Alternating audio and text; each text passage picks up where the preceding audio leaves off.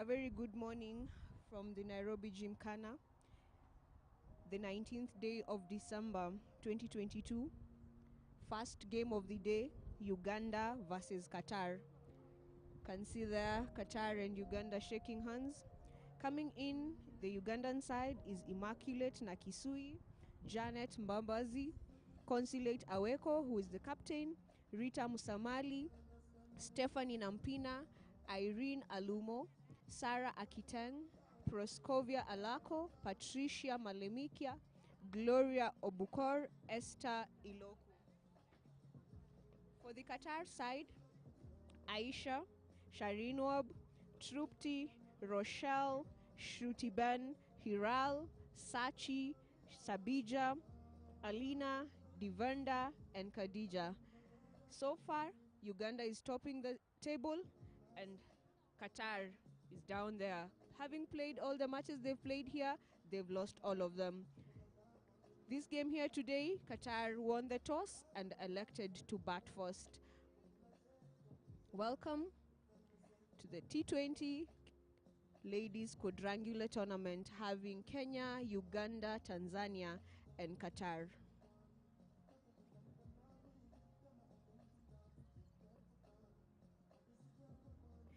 My co-commentator, Angera, welcome to the commentary box. Thank you, Chicha, for having me. It seems it's a very bright day. The sun is already out, and we can also see the umpires, Asgar Kasamali and Jack at the center.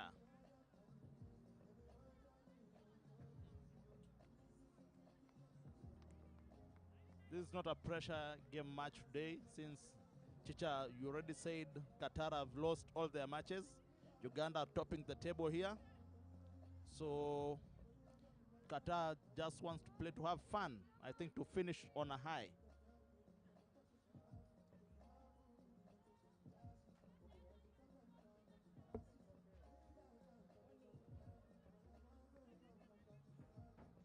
It's a sunny Monday morning in Kenya's capital, Nairobi. The cricket oval, the Nairobi Gymkhana, Uganda versus Qatar.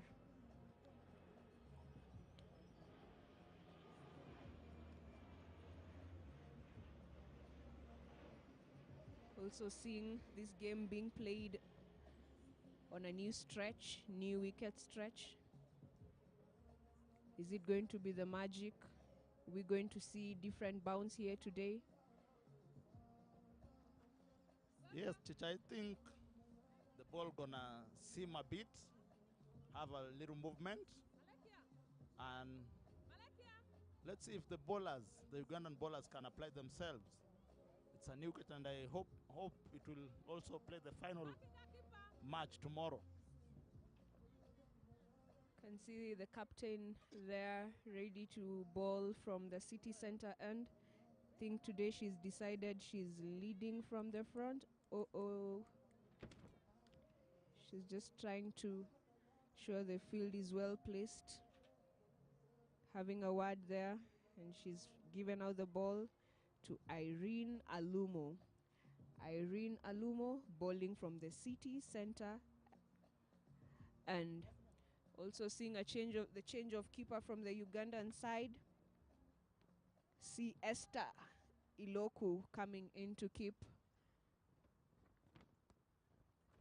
We can see the opening batters for Qatar. We have Shireen and Shrutiben.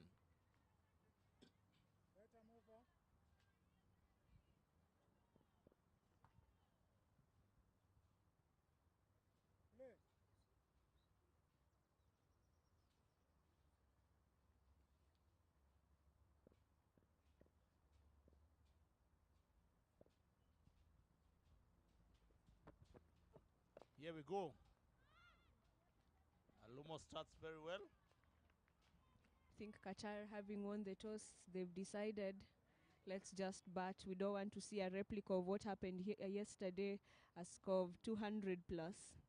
Let's bat first and see how much we're going to be able to score. Then we're going to come later and defend that and restrict the Ugandans. Yeah, after yesterday being smacked for 200 by Tanzanians, I think it had some. Oh, wicked second ball of the innings. Alumo dismantles the stumps of Shireen. Shireen Wabi is one person we've seen. She's really been holding the fort for Qatar. Fortunately, here, second ball, she's out. Maybe at this point, it will also be safe to ask you, what's your prediction score?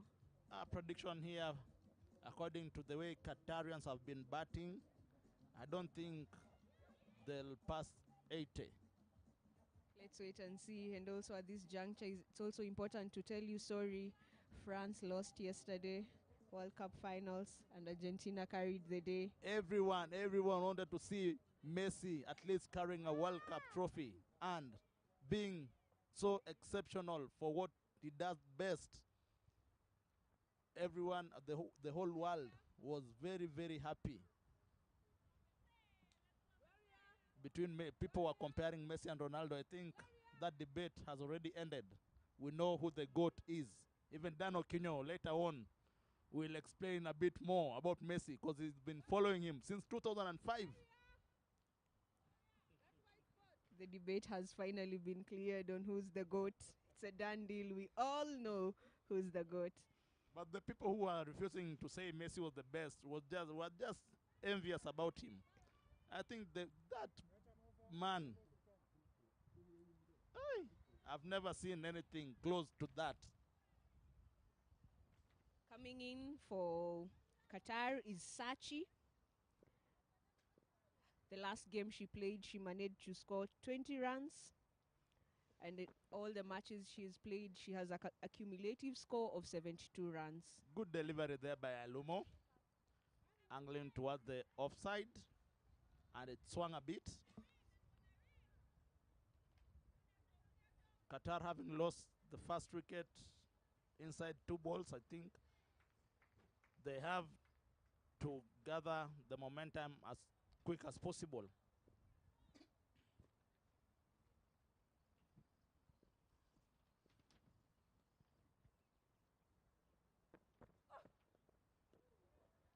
Another good delivery, angling away from Sachi into the hands of the keeper.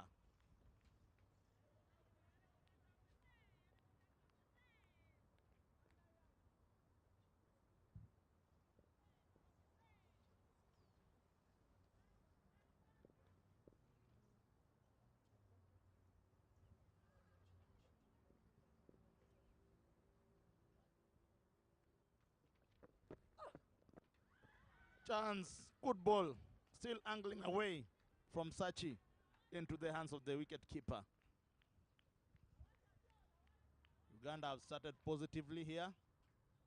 Even though they're on top of the table and they know they're in the finals, they're not taking this game for granted.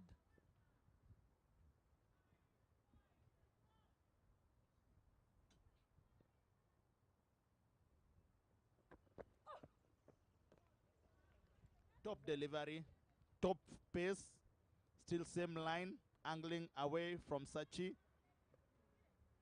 And after 1 over, the score is 0 for 1. Good start by the Ugandan side here. I think one thing we've been able to see from the Qatar side is they're really trying to finish up the overs as much as the stars are not aligned to their side, but they're really trying so hard. That was such a good over from Irene Alumo.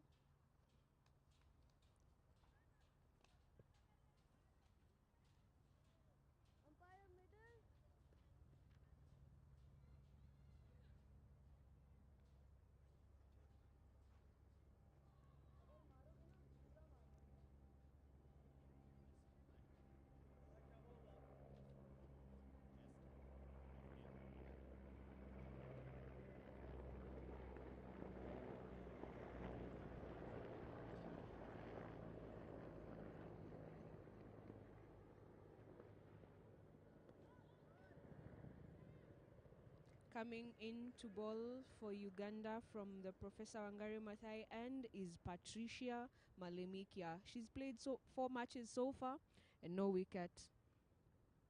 That was a wide ball from her first ball.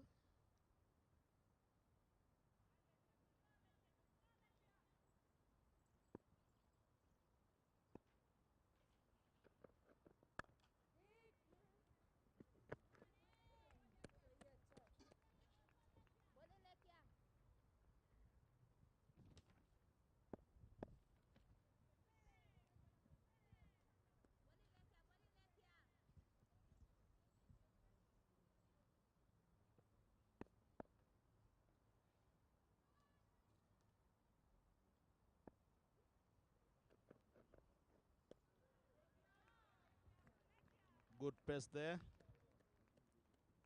And I can see former Kenya Ladies captain Margaret Banja just wishing she was inside there to smack those balls as hard as possible. Unfortunately, today she happens to be a fan. Come and support the girls. And she's gonna tell us, I don't know if she retired or she's just having a break. I don't know, cause I think the country still needs her. She has a lot to offer. She's very fit compared to when I last saw her. I had a word with her and she told me she's enjoying cricket from this side for now. Then she'll get back inside there. It's a matter of time. So wait and see. A few weeks I was with her, she told me that she's doing some umpiring courses and she wants even to do commentary. So is she reading for the exams? I don't know. We're gonna have time to debate about that. Good shot there by Shutiben. Driven towards the ground, along the ground to the offside for a single.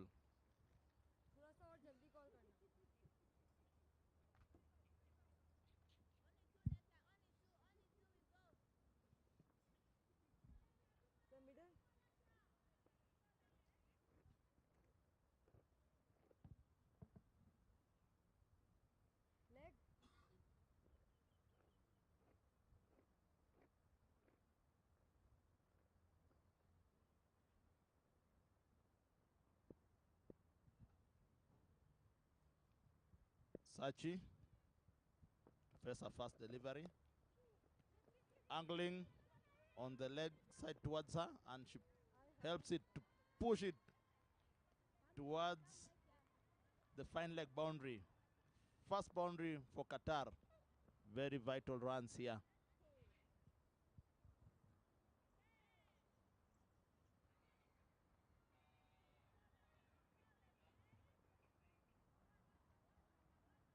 Can see after that boundary, the projected score is at 65.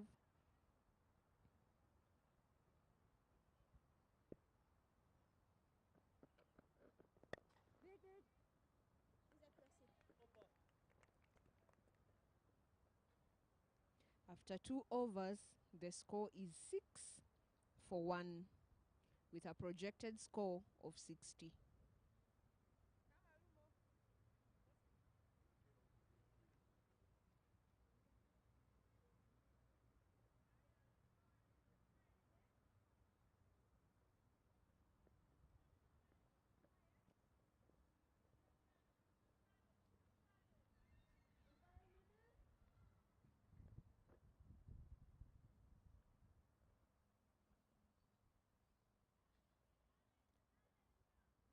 Irene Alumo coming in to bowl her second over from the city centre end.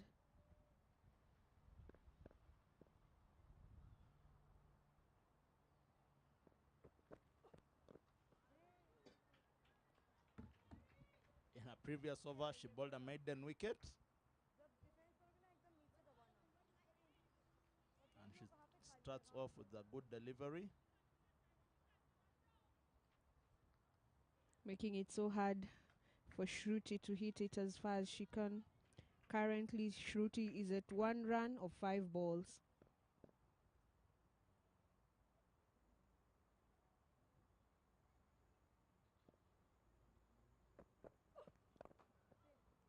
Good ball there. It was dipping towards Shruti's legs, and Shruti did very well to punch it back to the bowler.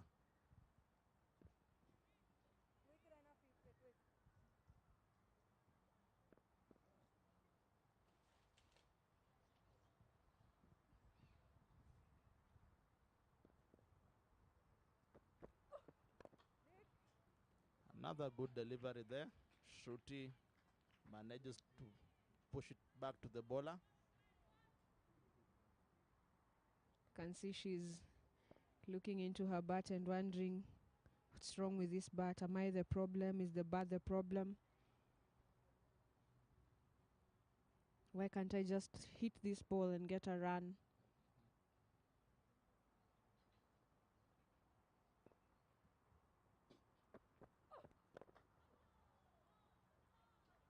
Another good delivery.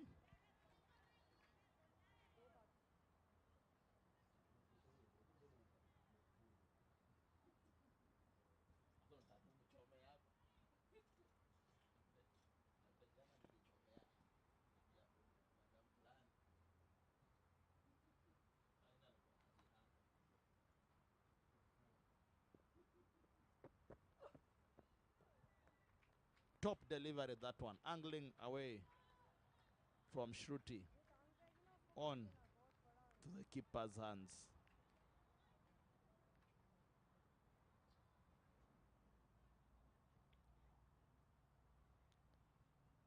Alumo there giving a headache to Shruti.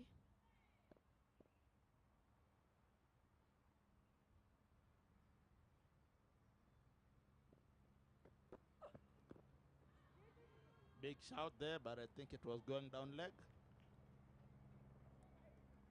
After 3 overs, the score is 6-1 with a projected score of 40.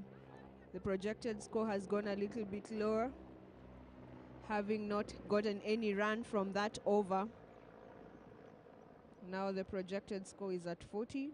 Shruti is at 1 run of 10 balls and Sachi at 4 of 6 balls with 1 4.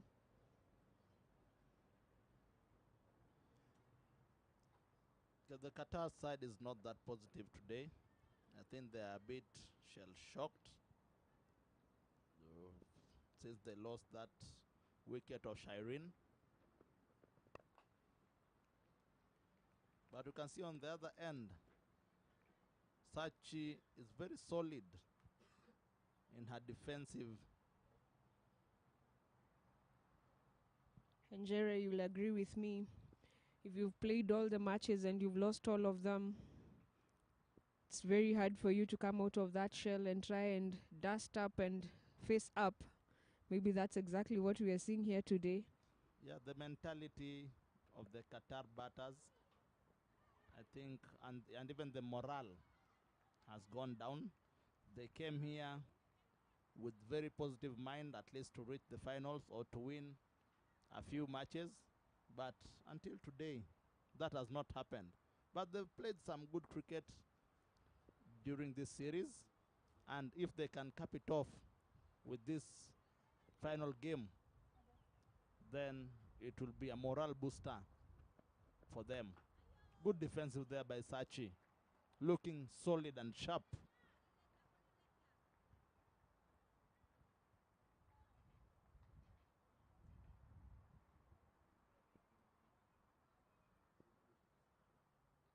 Patricia Malemikia bowling for Uganda from the Professor Wangari Maathai end here at the Nairobi Gymkhana in Nairobi.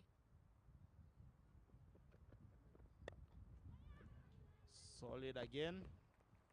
Sachi is doing good, but the problem is she's not getting runs on the gaps,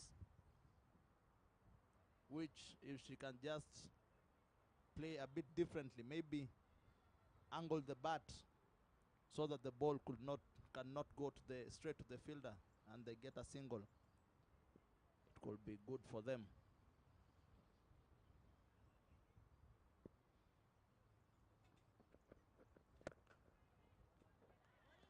Another solid drive there, but back to the bowler. We're looking at another dry over here. No run whatsoever. Yeah, the Ugandans are bowling really well. You can see Patricia here and Alumo, who has been taking the new ball ever since she landed here in Kenya. So they know what they're doing.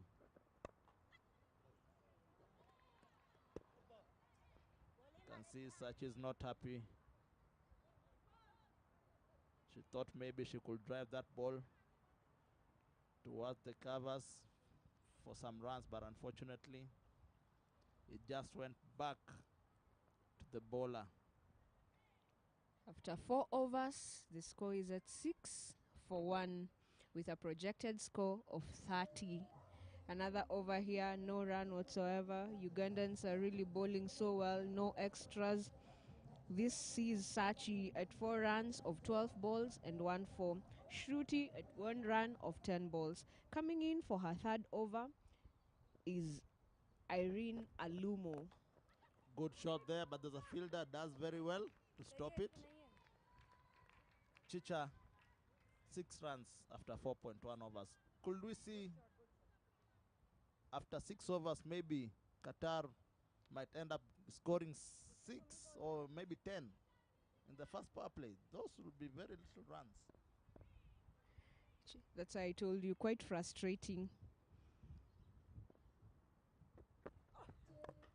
This is the lowest partnership or lowest runs in the first 4 overs of an innings since this series began.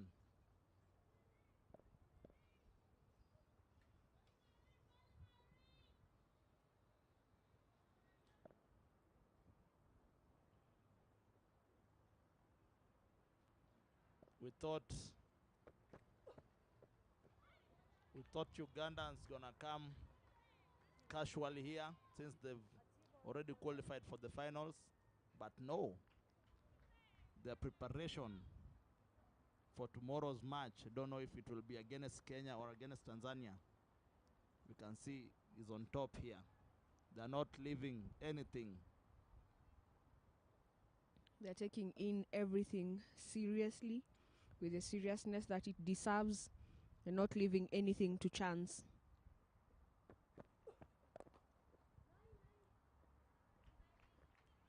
Another good delivery, driven on the onside, but still no runs coming off from it. As a batter, you need to get runs. You need to keep that scoreboard ticking. Maybe this is going to be the shortest game this series. The rate at which it's going at, having a projected score of 26 runs only. I know with time it will definitely change, but it has to start now. It's not that the Ugandans are bowling that good. I can see they're bowling a lot of volleys.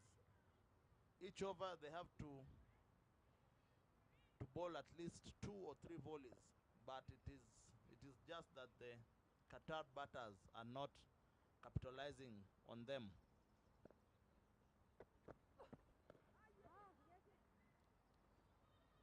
That ball swung on the leg side. The fielder does really well to stop a boundary. It's a leg by. After 5 overs, the score is at 8 for 1. Shruti at 1 run of 16 balls, and Sachi 4 of 12. Can see them in at the middle there having a little chit chat, trying to tell each other maybe we need to start now hitting these balls. The scoreboard is not looking so good. Just have to up our game and maximize everything. Coming in to bowl her third over from the Forest Road end is Patricia Malemikia.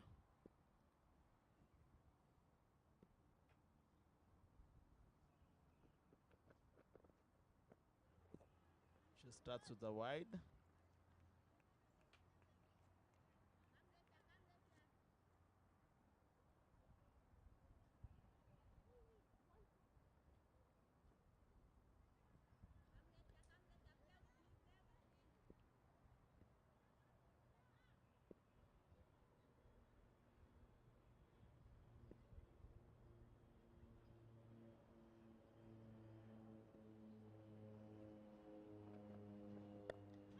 in the air. Good shot by Sex, the point fielder there, for the second boundary of the day.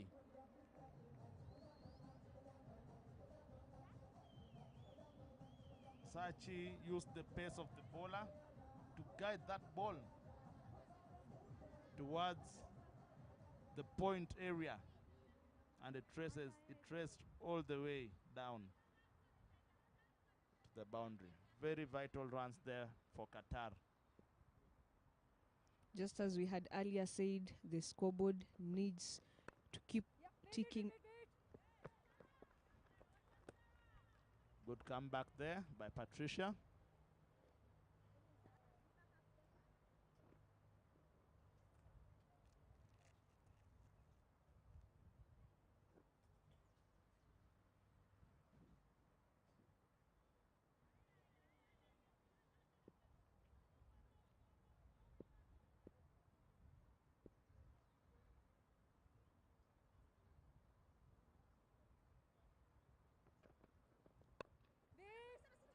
Another good delivery, angling towards Sachi, but Sachi does very well to push it away towards the point area.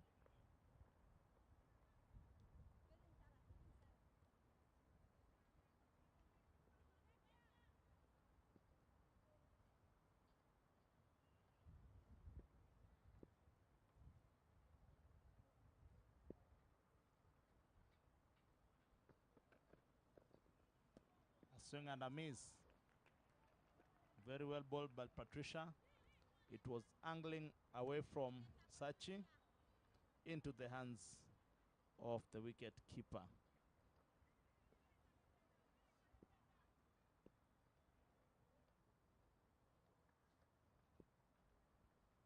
Sachi showing off some confidence. The middle there, ensuring she gets the runs.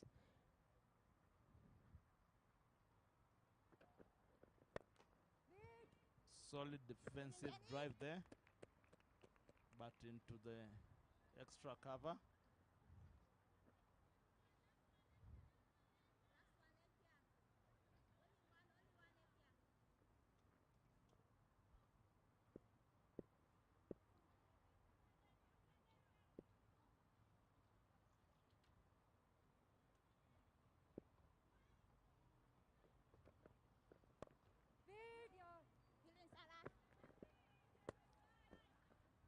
Good ball, it was on the offside.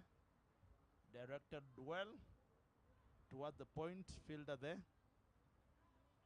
After 6 overs, the score is 13 for the loss of 1 wicket. Sachi at 8 runs of 18 balls, having hit 2 fours. Shruti at 1 run of 16 balls. With what we are seeing here, are we looking at a situation where maybe at the end of it all, Qatar is going to regret the overs that they didn't have any run? Yes, Chicha. I think they've wasted a lot of balls. You can see that at the end of power play. Now the Ugandans gonna open up the field. And so far, this is the lowest total of the power play since this series started. If maybe now they can start rotating, it's not a must they hit the boundary, but if they can just keep on rotating ones and twos, and the odd boundary will come and the score will keep on ticking. As I said, I was looking for them to score around 80 runs, but the way they've started, unless things change, then even that 80 will be a tall order for them. Change of bowling there. See Sarah Akiteng coming in to bowl for Uganda from the city centre end. So far in the games that she's played, 6 games, she's managed to get 6 wickets.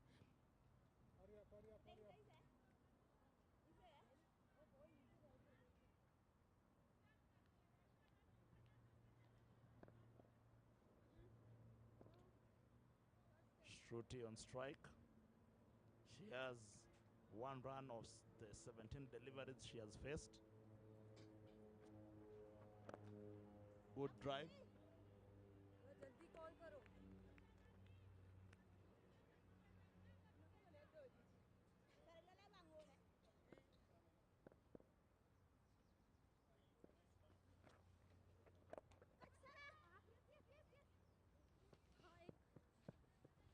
Right there for a single.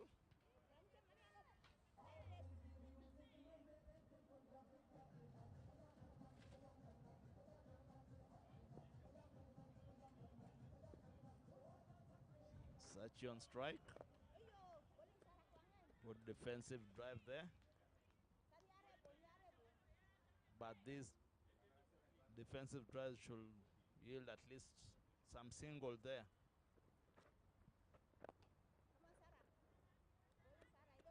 Another defensive drive back to the bowler. The Qatari are wasting a lot of balls here.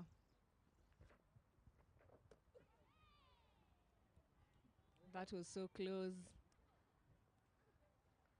And after 7 overs, the score is at 14 for 1 with a projected score of 40.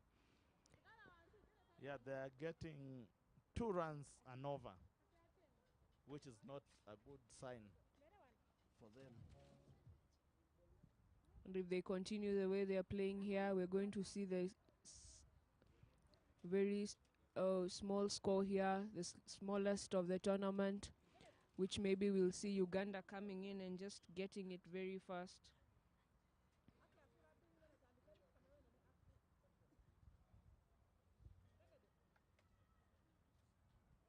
Change of bowling. The captain is coming into ball. Konsi. She's played all the matches, getting 4 wickets.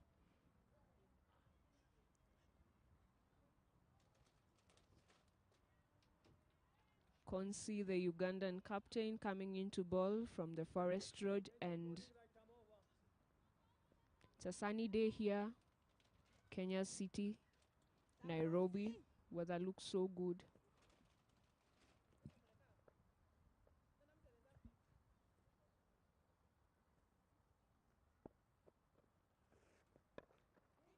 Cross bat there towards square leg fielder.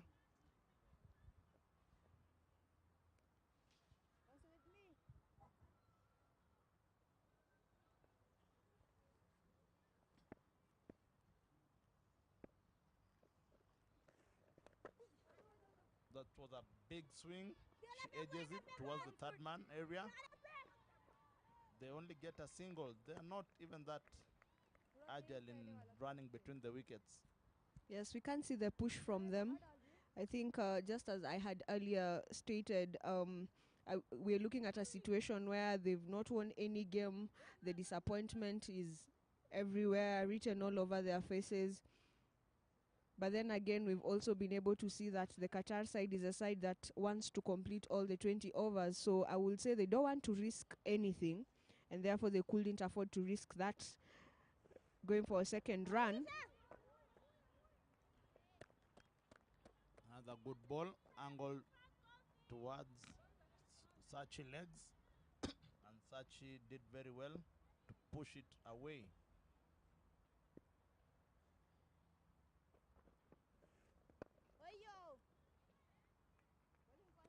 They look very solid when defending, but with these defenses, they are not bringing up any runs, and the overs are going very, very fast.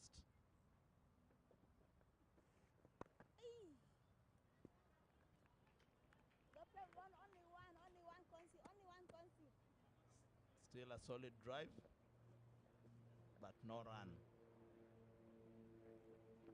Does it then qualify to be solid if it's Good not? shot there, slapped toward the extra cover, but the fielder, I think it's Janet, she does really well.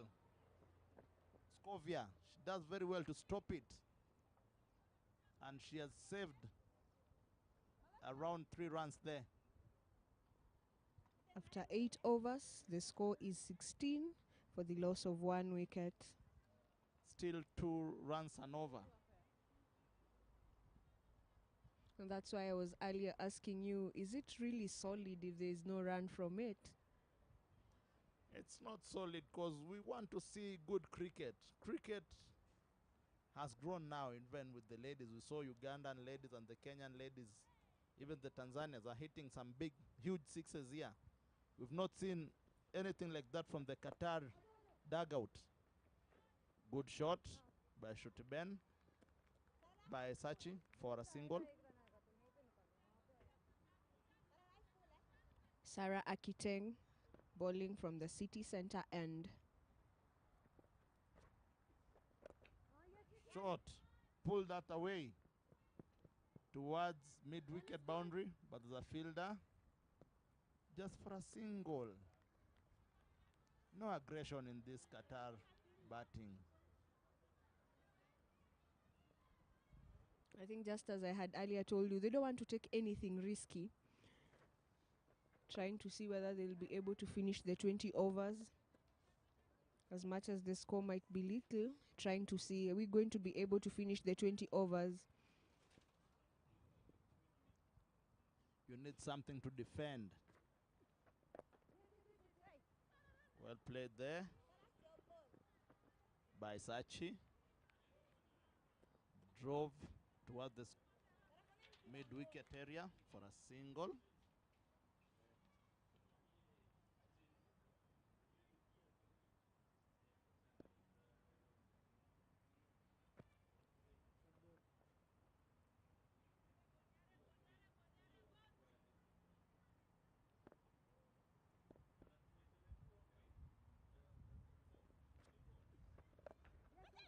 Chance dropped.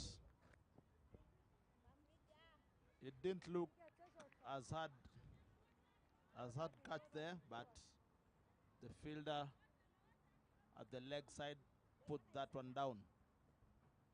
We've been able to see people who've been dropped coming back again to redeem themselves and getting quite a number of runs. So let's hope the Ugandans are not going to wish I knew, I wish we didn't drop that. And at the end of 9 overs, the score is 19 for 1 with a projected score of 42 runs. The way these Qatar batters are batting, I don't think it will be that costly because Ugandans are now on top. 19 runs after 9 overs. That is very good for Ugandan. Even if they don't get a wicket and the runs are not ticking, then there'll be no pressure. It's also quite frustrating to see Shruti at 4 runs of 24 balls. We even saw that with Kenyan captain Sharon. She consumed a lot of balls, and later I think it cost her team, because if she could just convert those dot balls into singles, Kenyans were heading to around 140, 150, and it could be a different match compared to the runs that they scored, 107. And that's now putting them under pressure today, because the game against Tanzania is what is the game that is going to be the determinant whether they are going to play the finals. And according to the cricket that Tanzania has been playing here, it's going to be very difficult for them. It's not going to be easy. It's not going to be a walk in the park for them. And let me hope wherever they are, that is the strategy they are trying to make. We've seen Tanzanians are the only team that have been playing aggressively and positively. Even if a wicket falls, the batter who comes in takes where the other one had already left and hits some boundaries, hits some singles, keep on rotating the strike, and that is good to the game of cricket. That was a lazy fielding there by Scovia, and it towards Qatar a single.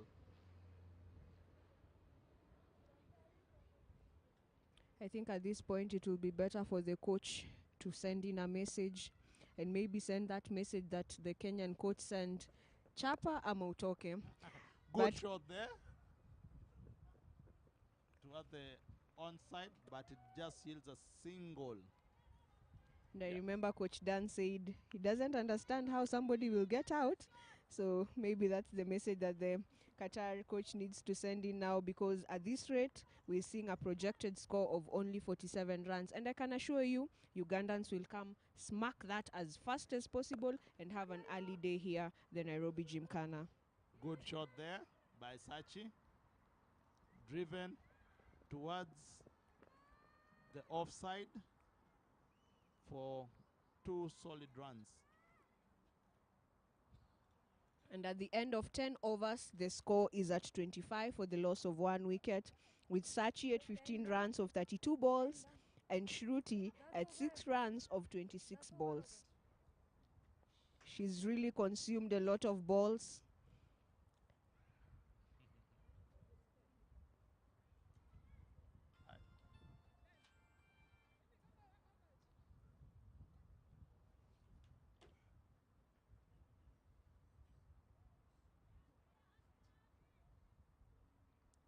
Coming in to bowl her third over is Sarah Akitang from the city centre end.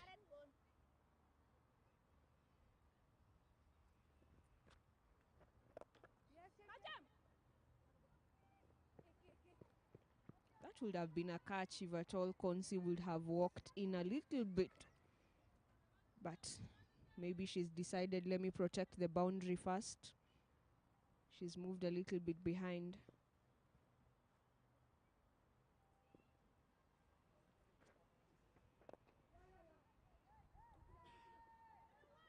Good shot there towards the cow corner by Sachi. Sachi is batting aggressively, even though she's still striking the ball at around 50. But at least she's rotating. But on the other side, Shruti has 7 of 27 deliveries, of which she has to up her game. And behind here, I can hear Coach Sarah quite surprised, wondering 7 of 27 balls. We know Sarah is a hard hitter and even has a record for the most runs by a lady. She scored, I think, 170.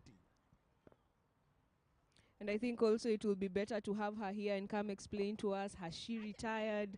Has she decided maybe to take another course of cricket, maybe to be an umpire or something of the sort? So once you have her here, please ask her that question. I know, so far I know she's a scorer and a coach.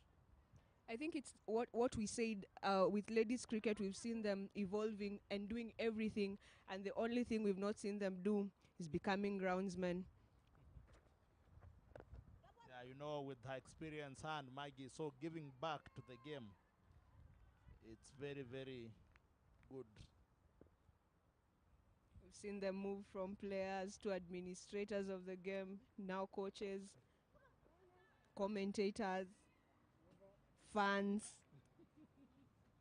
And they're very committed. I always see them here very early in the morning, and they are not playing, so they really support the Kenyan girls and even the cricket as a whole, which is a good sign. Some players, when they're out of the team, they even don't come to the ground. After 11 overs, the score is 28 for 1. I'm told they're coming early now, but back in the day, we didn't see that sense of time in them. And let's not forget, they have around 30 years between them.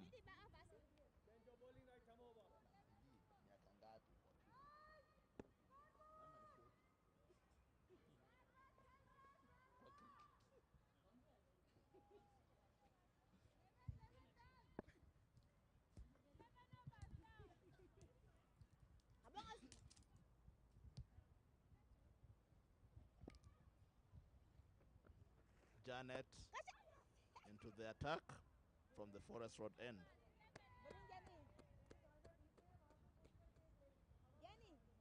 She starts with a dot ball.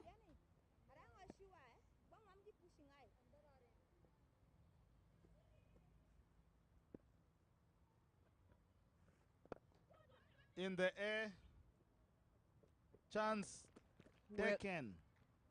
Good catch there by Immaculate. She did very well. She moved behind to get a hold of that superb catch. That is the end of Shruti after struggling for so long. Managing to score 8 runs of 30 balls.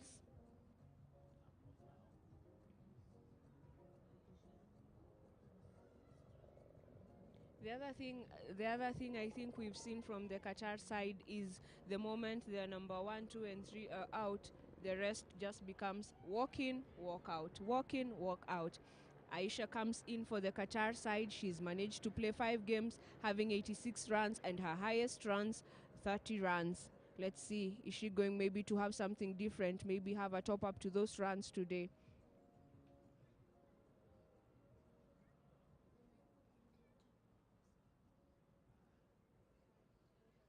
I can see Borabu's talk on the screens.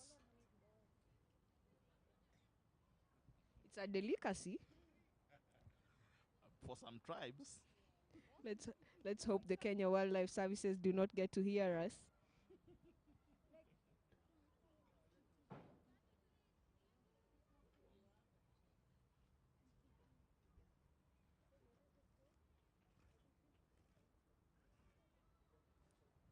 Janet is a good all-rounder, so she can bat, she can bowl, she can even field well. And she's a very vital player for this Ugandan side. Aisha drives towards the covers and gets a single.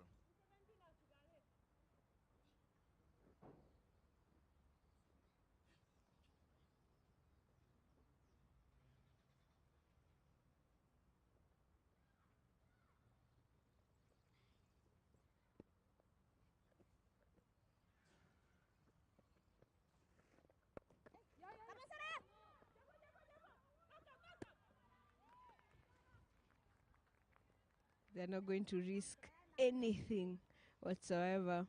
That would have been quick single, but they decided, not today. We are not doing this. I think their coach has just told them, you go and finish the overs. We are not interested in a lot of runs. You just bat through, get yourselves in. If you finish the overs, I don't care how many runs you're gonna score, but you make the Ugandans stay there with this hot sun.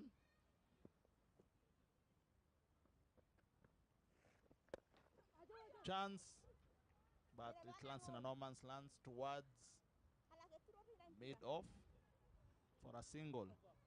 After 12 overs, the score is at 30 for 2 with a projected score of 50.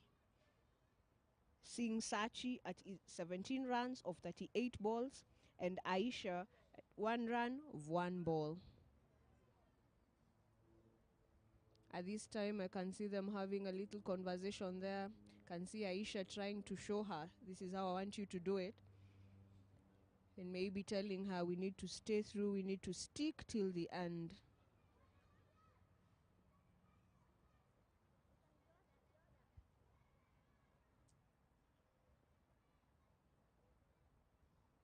Sarah Akiteng into a 4th over.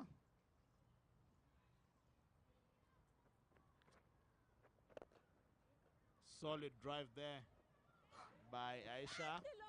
Oh, and unfortunately the skipper misses it, and it traces all the way to the mid-off boundary. That is one mistake nobody would want to try in the Kenyan side. You try that, you will not have anything to say for a whole year because they'll keep on reminding you, remember what you did, remember what you did. And that's quite unfortunate, especially from the captain. I think this is a game where now you need to go back to basics. Long barrier, get the ball, send it back. Unfortunately, the captain there. Another solid drive there by Sachi. She looks solid into her drives.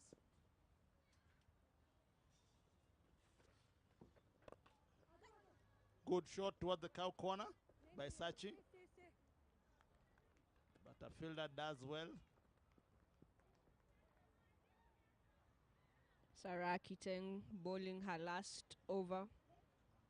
If Sachi plays that like this and goes on to score a 50, I think it will be a very positive sign for her and the Qatar side, because so far no one from Qatar has managed to score a half century, but we have 2 and a century from Tanzanians, we have 1 from Kenya, and I think we have 2 even from Ugandans. But don't you think 50 will be too much to ask for with the rate at which this game is going at?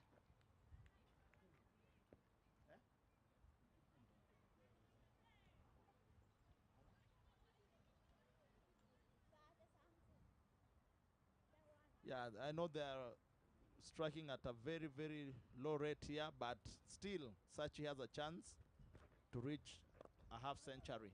And we can see she's aggressive now, playing at 23 now of 42 deliveries. At the end of 13 overs, the score is 37 for 2, with a projected score of 57. That sees Sachi at 23 runs of 42 balls and Aisha at 2 runs of 3 balls. Sarah Akiteng has finished her allocated 4 overs, and she has conceded 14 runs and no wicket. Janet Bambazi comes in for her second over from the Forest Road end.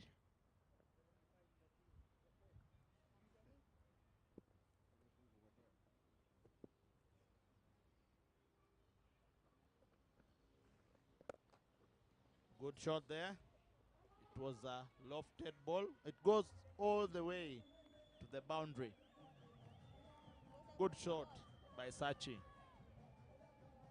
She has started to hit the ball well. And in the last few deliveries, she's got around 10 runs.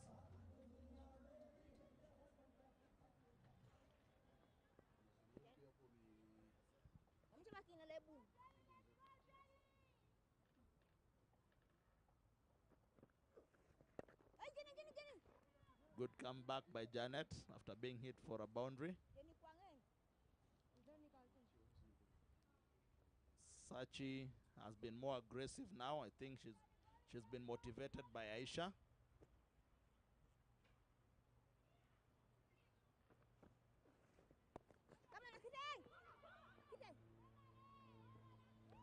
Good delivery. Angling towards Sachi, and Sachi does well to push it away. Can see her urge to run and maybe apply what we used to call touch and go. She just wants to run. Good shot there. But It's not yielding any results. She's hitting her balls directly into the fielder's hands. yeah, we can see Stephanie did well to stop it.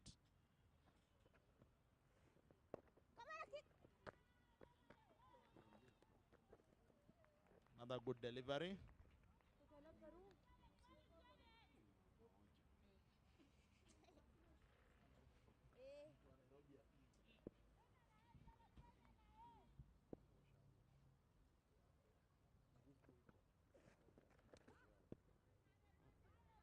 That's a wide delivery by Janet.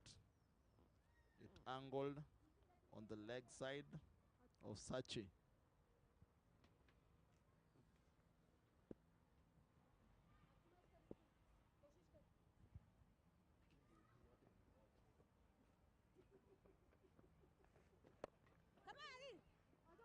Good shot. There's a fielder there, does well to stop it. I think that was not so good from the fielder because her anticipation just was wrong. And that brings us to the end of over number 14.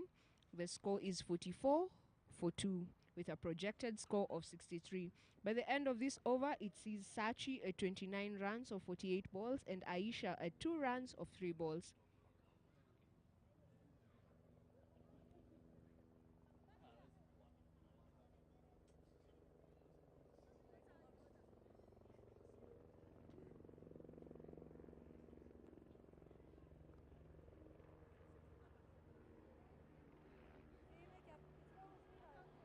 Konsi is coming in for her third over from the city center end.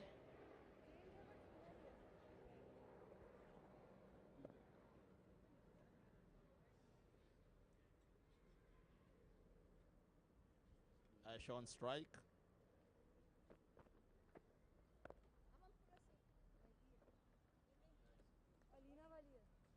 Good delivery by Konsi, angling towards Aisha.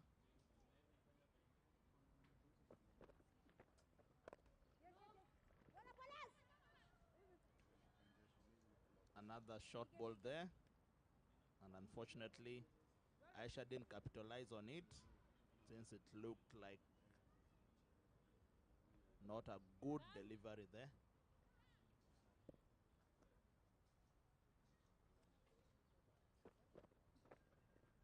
Swing and a miss.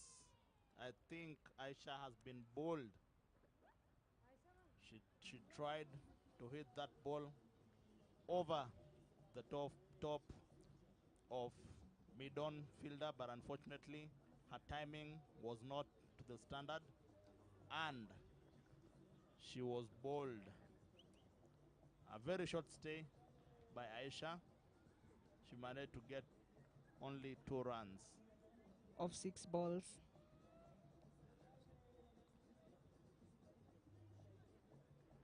Coming in for the Qatarians is Hiral. She's managed to play 6 matches, gaining 9 runs.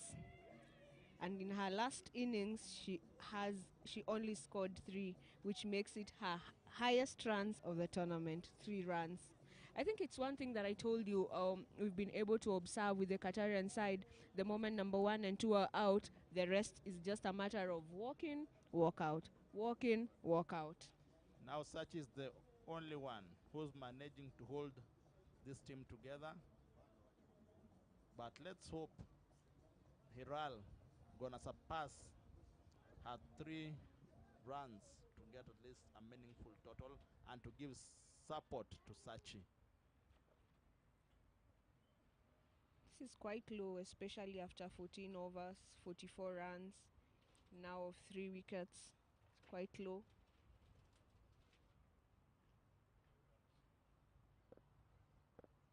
This is the T20 Quadrangular Ladies Tournament that has attracted Kenya, Uganda, Tanzania and Qatar, being held at the Nairobi Gymkhana.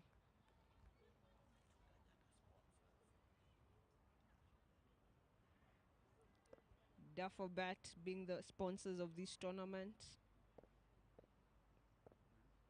And it's such a nice thing to see such sponsorship coming on board, especially for ladies cricket.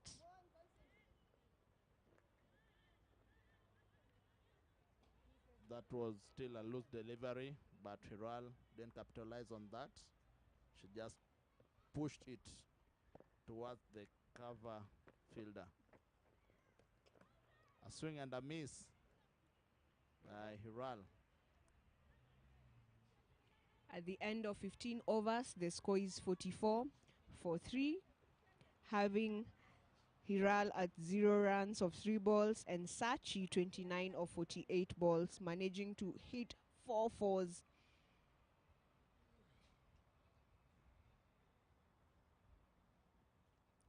Can see Janet coming in for her 3rd over from the Professor Wangari Maathai end here at the Nairobi Gymkhana in Nairobi, Kenya. You can see a lot of clouds now. In the morning, there was a bit of sun, but it seems the weather is changing bit by bit. And also a little bit breezy and windy. Hope that's not going to have an effect on the bowlers, or might be an advantage to them to trick the batters. Good cut shot there by Sachi. She's the only one who's not struggling for this Qatar side.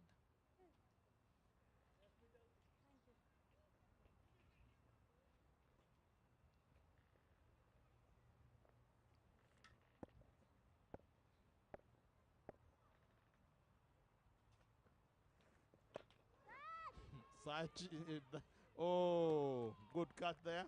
Hiral tried to hit the ball, but unfortunately, she didn't manage to give it more power, and it just landed at the extra covers fielder for a simple catch. Very simple.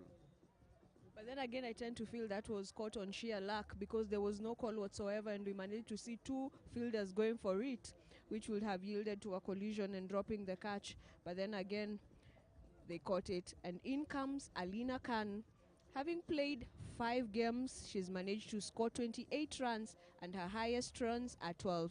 Just as I had earlier said, when the wickets come dropping for Qatar, the rest to come in as from number 4, it's a walk in, walk out. Come in the center, test the wicket a little bit, back to the pavilion.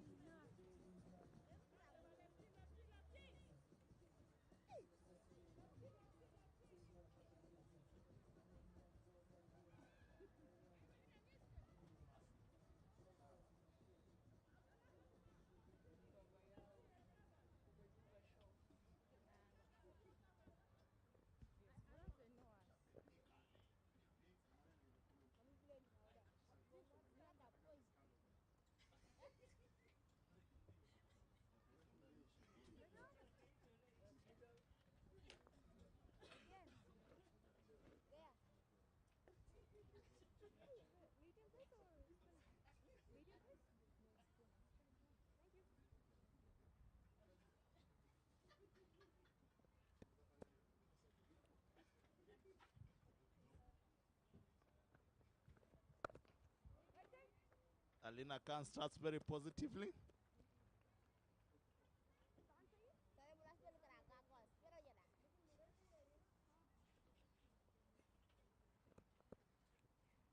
Can see former Kenyan international Peter Ongondo here at the Nairobi Gymkhana. That was a pull shot.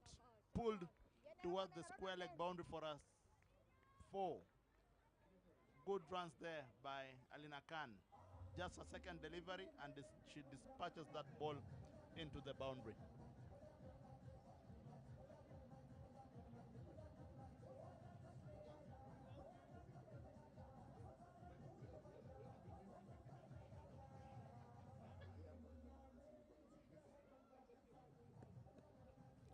.4 overs, the score is 49 for 4 with a projected score of 63. Another solid drive there by Alina Khan. She's just come in a few balls ago and she's very, very positive here. But that's the kind of positivity that you're seeing, but it's not going so far. Able to see batsman coming in, does a little bit well, and then along the way, they're out.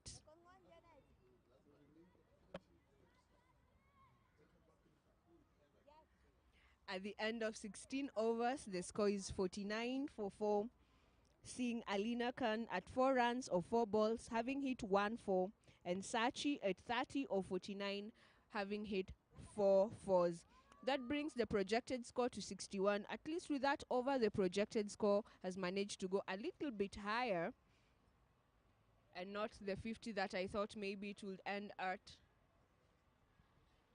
This is the T20 Quadrangular Ladies Tournament being played at the Nairobi Gymkhana, Kenya's city.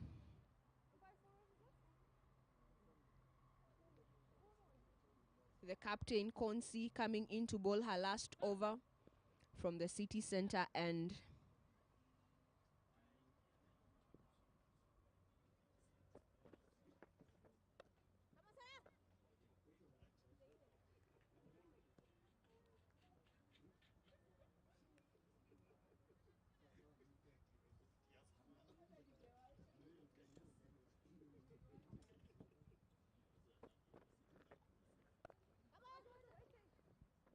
Good delivery there by Konsi. Sachi tries to push it away, but unfortunately, she didn't manage to find the gap.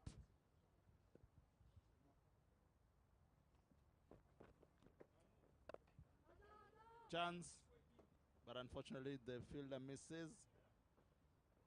And Sachi managed to get a single there, which brings Alina Khan on strike.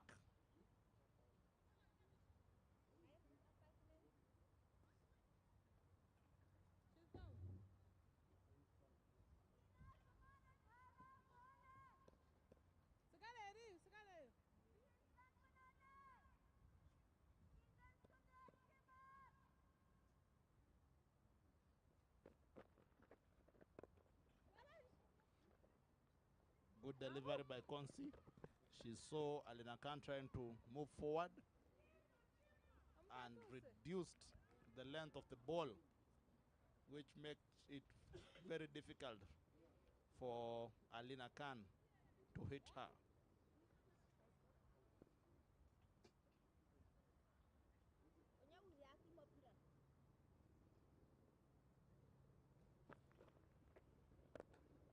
Good shot by Sachi. Goes all the way to the cow corner boundary for a 4.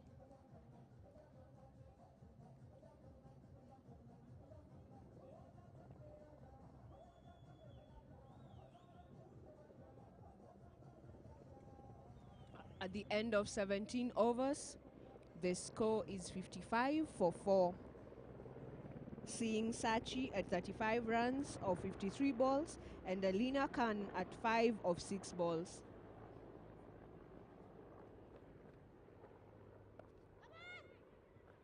Good delivery. Sachi managed to push it away towards the point area.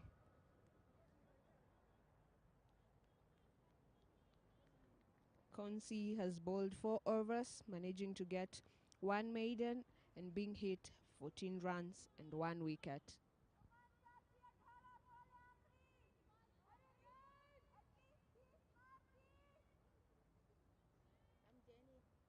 Three overs to go. And Qatar have wickets in hand. I think it's time for them to explode. 18 balls. Yeah, go big or go home. And I know Alina Khan, the way she started, she's very positive, so she can hit some big ones here. Let's wait and see. As Janet Babazi balls are final over. Good shot there. Hit very hard towards the cow corner boundary.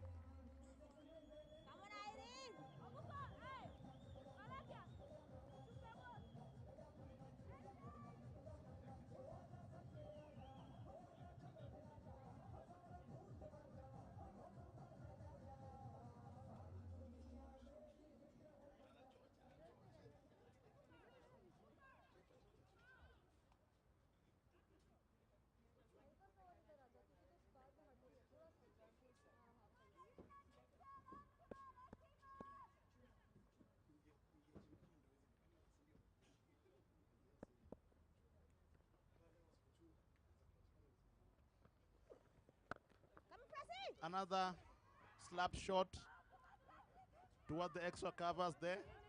Alina is very positive. She wants to take the second run, but unfortunately, she decides no. That was very well hit.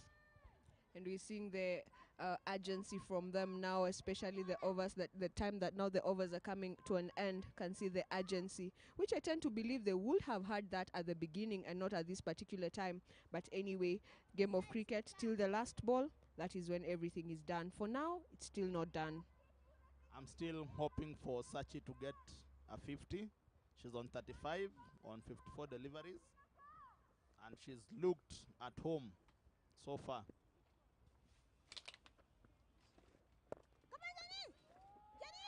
Chance, chance, chance.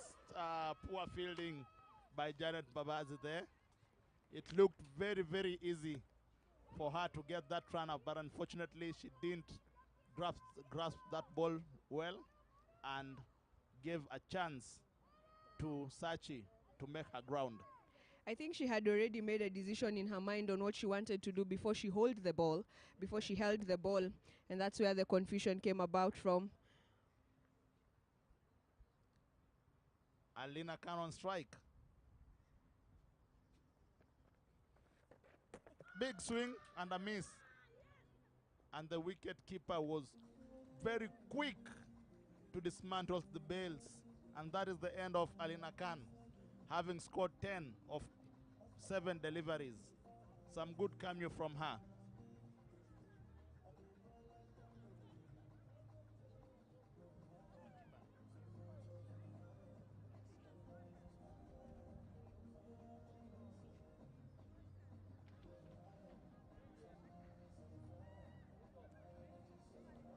Alina Khan is out. 10 runs of 7 balls.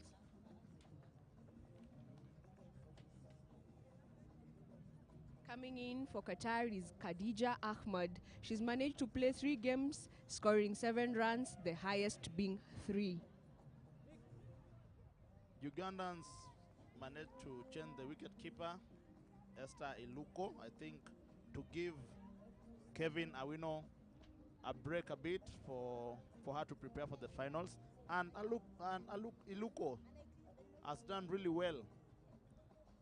She's got a few dismissals there. She even got a run out, which is healthy for this Ugandan side. They have a lot of options going into the finals tomorrow. I think the changes we are seeing on the Ugandan side, it's because this game is not so much of a headache to them.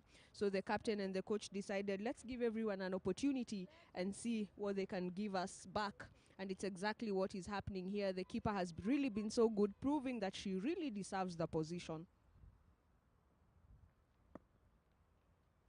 But with the experience that Kevin Awino has, I don't think tomorrow Esther will get that chance again.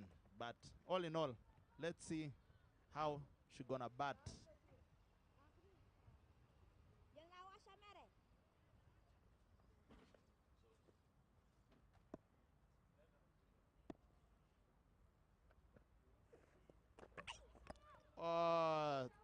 The ball missed the keeper. The ball missed the batter, missed the keeper, and it's racing all the way to the boundary rope.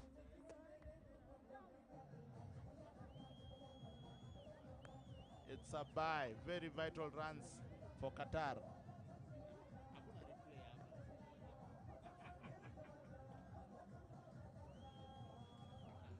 At the end of 18 overs, the score is 65 for 5.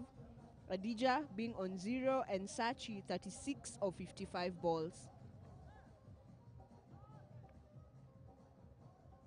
Still my bet on 80. Might get it. With 12 balls left, they might get it. Who knows? Yeah, and the way this Sachi has been batting, she has been getting boundaries at will and rotating the strike very well. So I don't think if 80 runs will be hard for this Qatar side to get. Sachi on strike.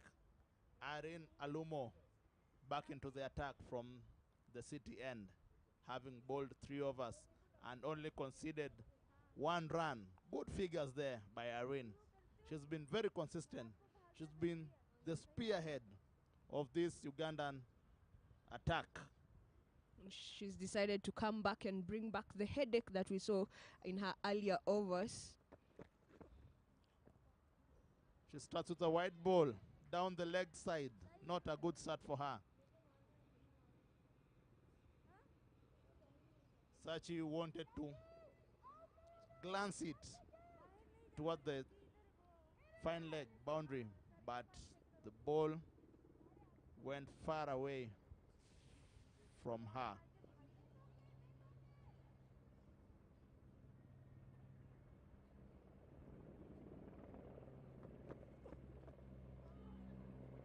Another top delivery there, angling towards her legs, but Sachi did very well to try to push it, and it was a leg bye.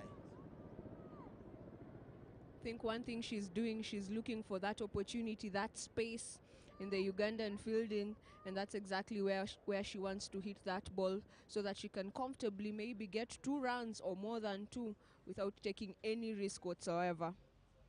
Let's see how Khadija Ahmed gonna face Irene Alumo.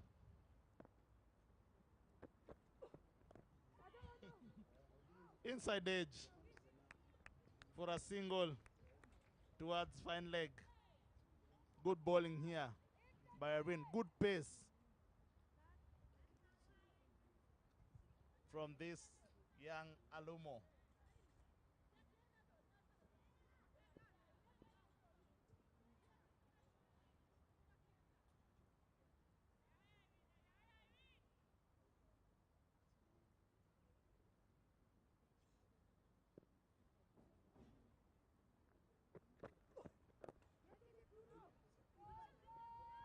Good shot there by Khadija. Racing towards the mid-wicket boundary there. And the fielder does very well to chase it as hard to bring it back, but they managed to get 2 vital runs there. That was not a good angle or good bowling from Irina Lumo. She has to try and keep all the balls on the offside. And Adija gets that space. The Ugandan field now rotating strike, and Sachi now comes on strike. Will she get to 50? See. She tried to pull that ball away, but it went on the leg side. And the umpire indicates it's a wide. Irina Lumo, her bowling has stopped looking so good as it was looking earlier on. But still her figures are mouth-watering. 3.3 overs and only conceded 5 runs. Two being extras, wide balls.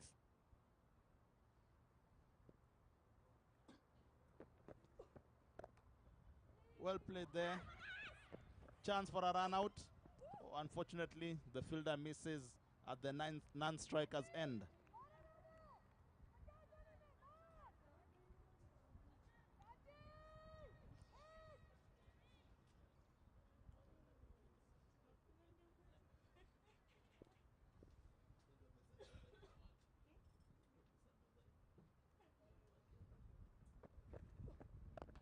Pull shot towards the cow corner boundary.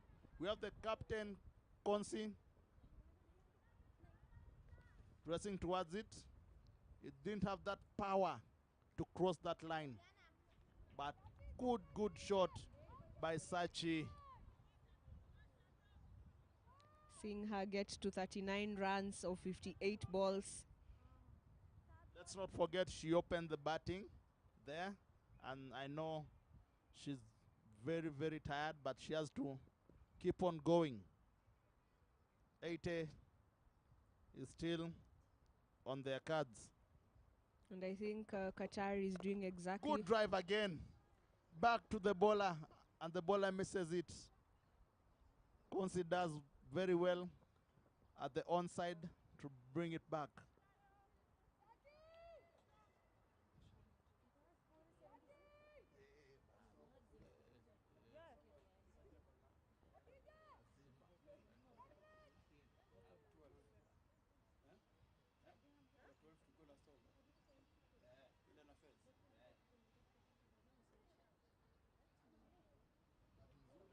After 19 overs, the score is 74 for 5. Seeing Sachi at 41 runs and Adija at 1 run of 3 balls.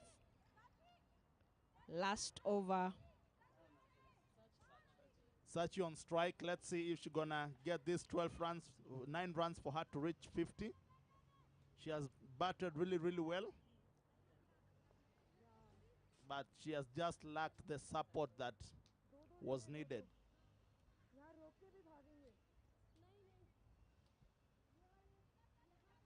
I think if we had seen that combination of Sachi and Aisha, we'll be looking at a score of 100. Unfortunately, that's not what it is here. Coming to ball. Good shot again, but oh, chance. No one is running. Easy run out for Ugandan side. That was a run, but I think it was just a poor communication between Sachi and Khadija, and that bring the end of a short stay by Khadija there. She has sacrificed a wicket for Sachi at least to get some more runs on the board. I think one thing we've seen, their calls were very poor. We didn't get to hear the yes, no, or wait. And as she walks, we can see the disappointment in her face. And in comes Rochelle. It seems we've got an injury there by a Ugandan. You can see a doctor running toward the fielder there. Let's hope it's not something serious.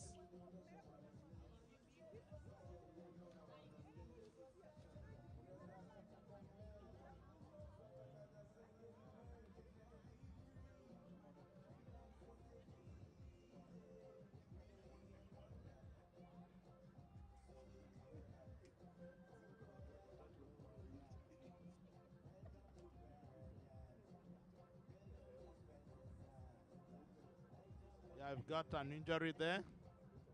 The ball was smacked very hard there by Sachi, and the fielder did very well to stop it and return as quickly as possible back to the keeper for the keeper to get that run out. She going to call for the stretcher? No. She's back stronger and ready to continue with the game. Last over of the game. By the look, I think that is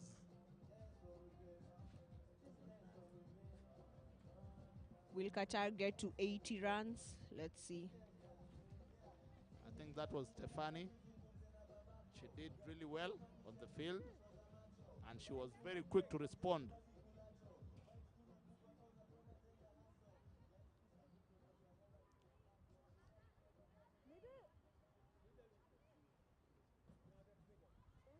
Rochelle is the new batter. Will she manage to give Sachi the strike?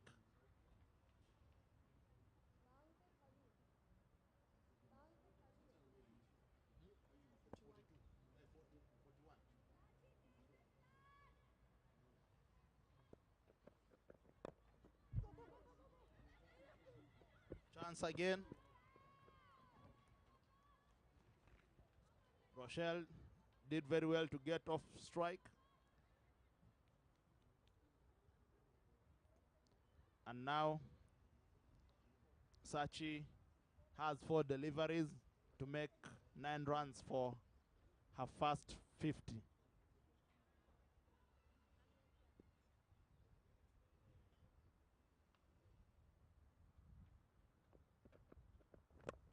Good delivery.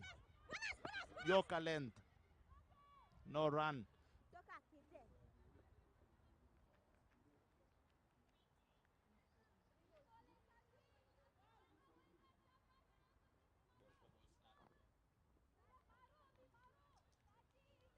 Sachi has 3 more deliveries.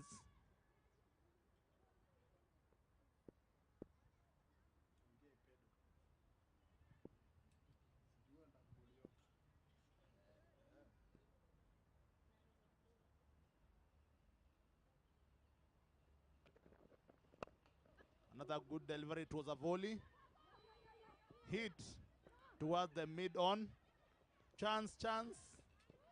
No, good running between the wickets by Sachi and Rochelle.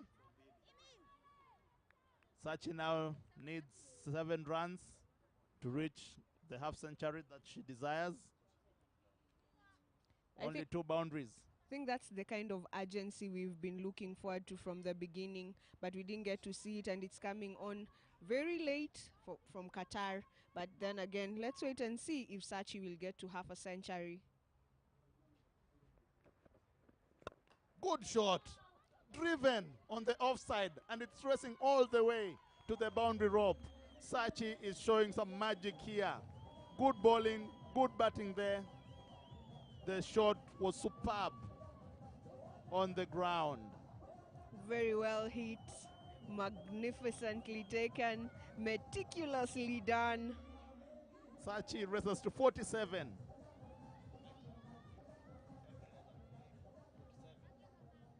Sachi needs 1 more delivery and at least 3 runs to get to 50. Very well deserved if she's gonna reach there. Some good batting, good strokes by her. Last ball of the first innings. What a shot! And there she goes. Superb by Sachi. She reaches her 50. What an innings from her. Finishing in style. Very, very excited. Sachi, wow. 51 of 65 balls. She finishes in style. Have a century from her. At the end of 20 overs, Qatar managed to score 85 of 6. Sachi, 51 of 65. And you can see the excitement in the Qatar side, which looks so nice and so well done from her. You can see Alina there congratulating her for a job well done. Uganda will need 86 to win 20 balls in 20 overs.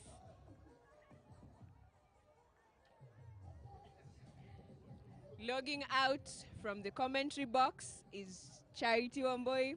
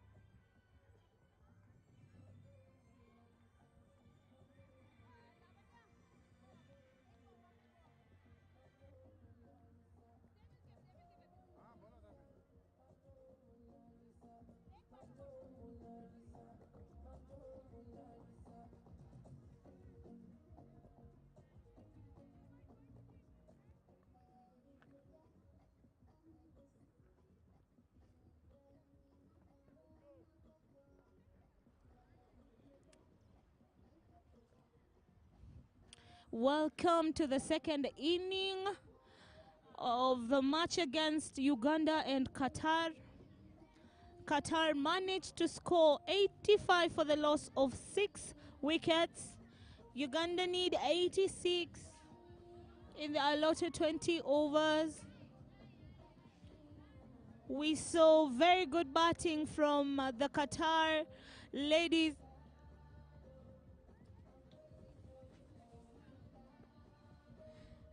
Sachi Dawal having scored 51 of 65 deliveries, giving Qatar their first half century in the team. Uganda is here to reciprocate. Let's see with how many overs they are going to chase this score. I let him welcome myself because Sarah has ignored me. It's nice being on the commentary box for the second inning of the match between Qatar and Uganda. This is Qatar's last match in Nairobi. With even if they win this match, still they won't progress into the finals. Because the final ready, Uganda has qualified so far. And afternoon match will be between Kenya and Tanzania, whereby it's a winner takes it all. So it will be a very, very crucial match for both teams. So Uganda are coming to try and score a target of 87. Target is 86 in 20 overs. Facing is Gloria Obuko, Praskovia Alako. Obuko is, the name sounds familiar, like Abuko. We have Paris Abuko, and on Ugandan side we have Gloria Obuko. First ball. Good shout from Qatar, but the umpire thinks otherwise. Aisha trying to redeem herself with a ball. Today she didn't manage to get runs. And I feel a partnership between Aisha and Asachi would have seen Qatar getting 100 plus.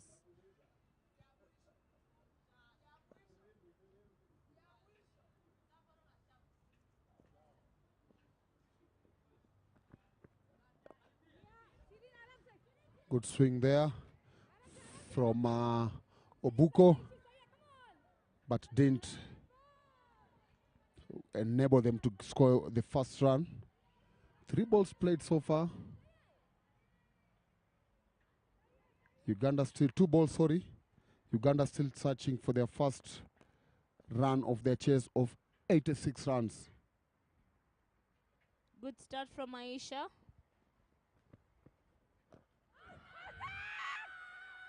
There was a bat involved. Good start from Qatar. Can see the captain encouraging a team. Let's go, girls. Let's go, girls. This is possible. And Qatar have just proved it doesn't matter how you start. What matters how you finish. They've struggled in the last 5 matches. But today they put on a very good show, with one of their batters scoring half a century. That's a cross bat there from Obuko. And I think, sorry to say, but I think, Sarah, their appealing is too much now. Because definitely there was a bat involved. Maybe they're just celebrating a good ball there, because Aisha has started off so well, having 4 dot balls so far, and giving a difficult time to Obuko.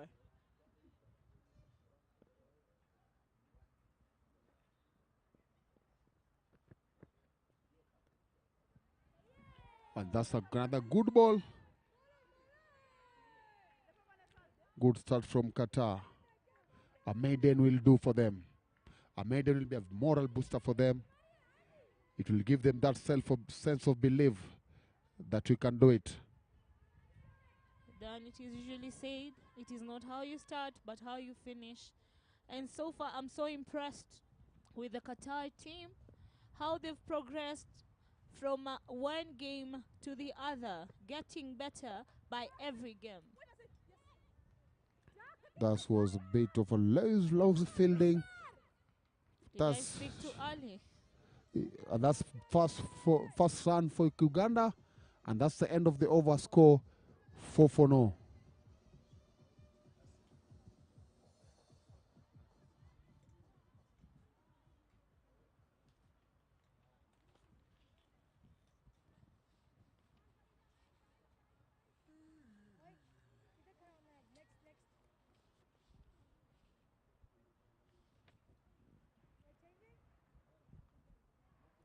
That was a good bowling, good opening over, good first over from Aisha, but was let down by Hiral. Was let down by Hiral, and Uganda able to get their first run.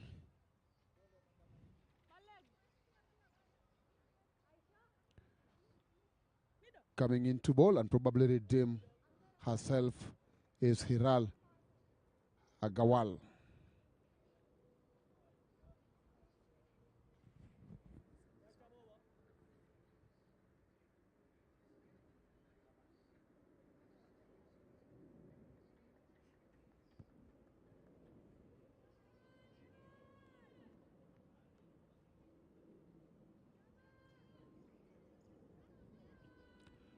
Proskovia Alako facing a first delivery in the chase of 86.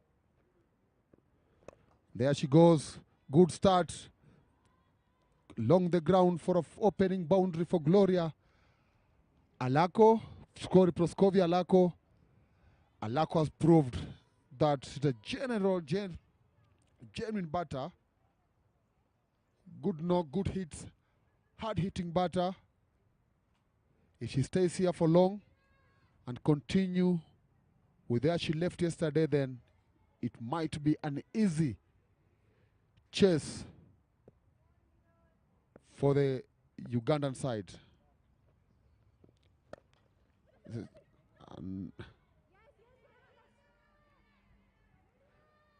There's a run there, but Proskovia thought otherwise. I said, let me try and face the third ball and see if I can get better results.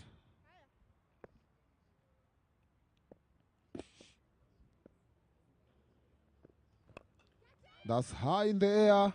Chance there. And that's the end of Proskovia Alako. Good start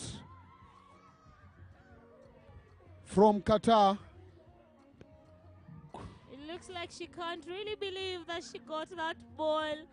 And by the celebration from the Qatar camp, it is one of the few catches that have been taken in this tournament.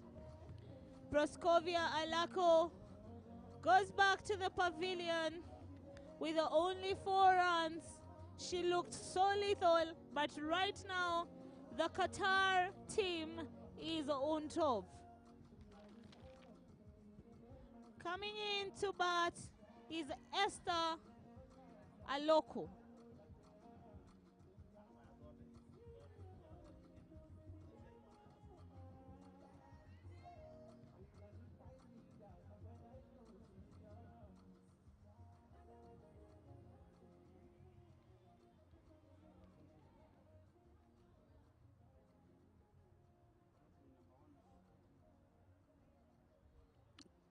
That was a big wicket for Qatar. We all know what Proskovia Alako can do at any given time. She only faced 3 balls. First ball was a 4. Second ball, there was a run there, but she thought, let me not take it. And then she perished on the third ball. So today will not be treated with a Alako special. Maybe a new one will be born.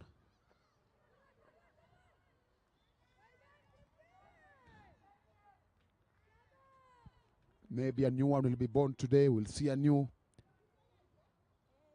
batter showcasing her talent. But as far as Alako is concerned, today wasn't her day.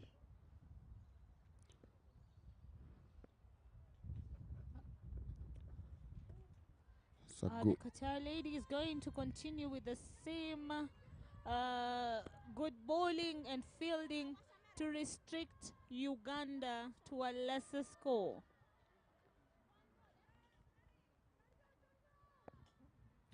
Last ball from Hiral. Another good ball from her. And that's the end of over number 2. Uganda are on 8 for 1.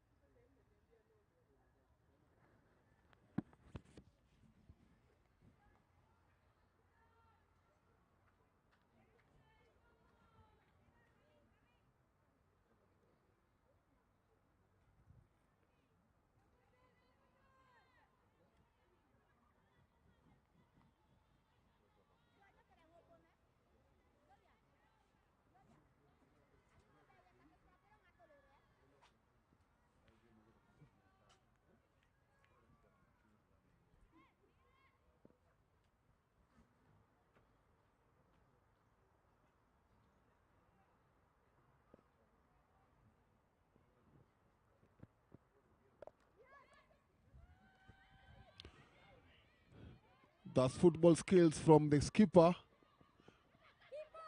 What's determination from that side? 3 fielders went for that ball. Just shows how serious Qatar want to end this tournament on a high note.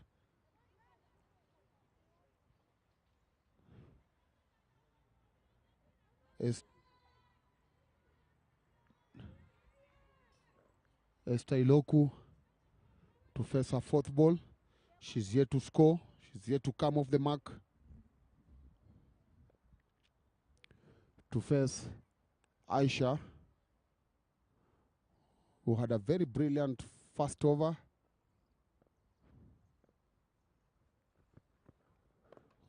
But played. Good bowling from Aisha.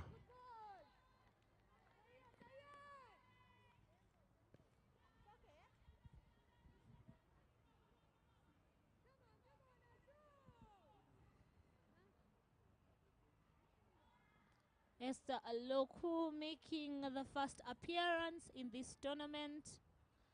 Let's see what she has to offer. There is Aluko and Iloku. They must be coming from one place in Uganda, from same place in Uganda. It's just like Otieno, Atieno in Kenya. So far, so good for the Qatar side. They still believe that they still have something as far as this match is concerned.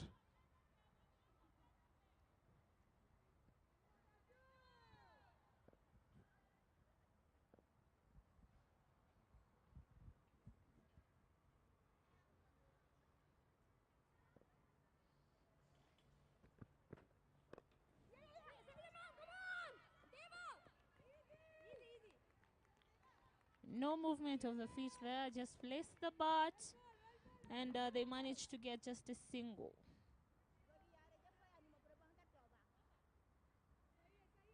Good bowling from Aisha. She's redeeming herself with the bowling.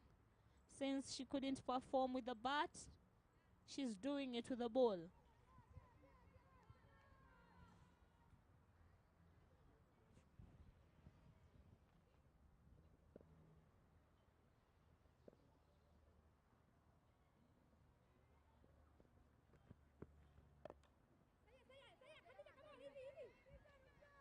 Well played from Gloria. Trying not to go big, playing each and every ball on merit. And that's one of the things that as coaches are supposed to encourage their players. Don't go for every ball. Try and play each and every ball on merit. And that's what Praskovia Alako didn't do. She knew, first ball I've got a 4. Second ball she swung. There's a chance there. Big shout. But the umpire has said no. And with that we come to the end of third over. Uganda 12-1.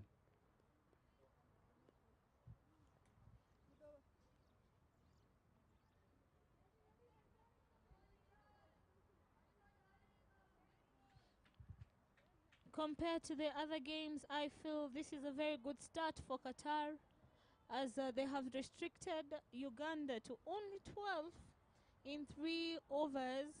And right now, Uganda are going at a strike rate of 4.4 flats. They require 74 runs in 102 balls.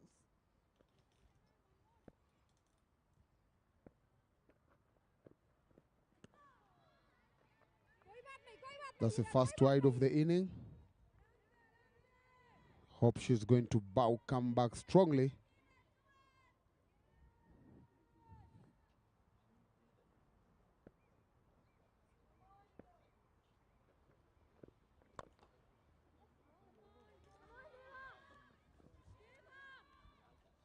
That's another lazy fielding, poor fielding from Qatar side.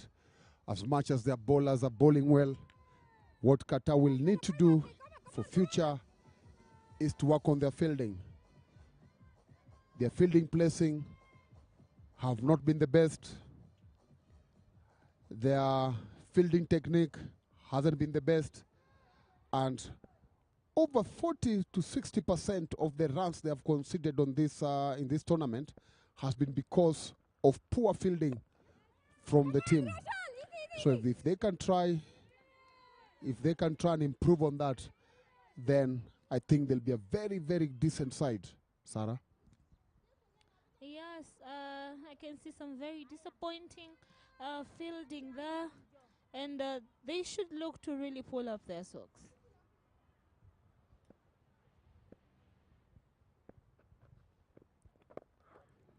I wish they can pick lessons from the Tanzanian side, who so far they're the best fielding side in this tournament. Tanzania have given everything as far as fielding is concerned. And even if you score against them, it's not as easy as one might think. And that's a lesson that probably as Qatar go back home at the end of this tournament, they should try and pick 1 or 2 lessons that will improve their cricket. Some good piece of fielding from the wicket keeper. The keeper has been superb. She's not let their opponents get easy runs behind the wicket. She's one of the players that has been superb in the Qatar side as far as fielding is concerned. So another good stop, but it was straight. She could have done better. Gloria Obuko is one of the good opening batters in Uganda, but we haven't seen her top performance in this tournament. We hope that she will recover. Once again, poor fielding. And this time from the captain.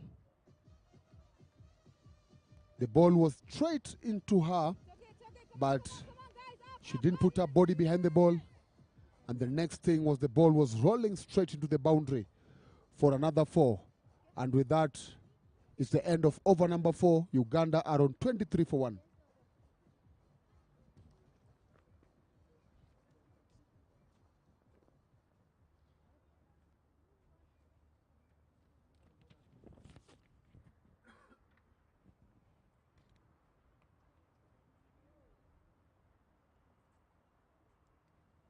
We have seen that all the balls, the boundaries that have come in this inning, they've gone directly to the fielder, but but it is just misfields, and they managed to get the boundary off. Very poor fielding from the Qatar ladies.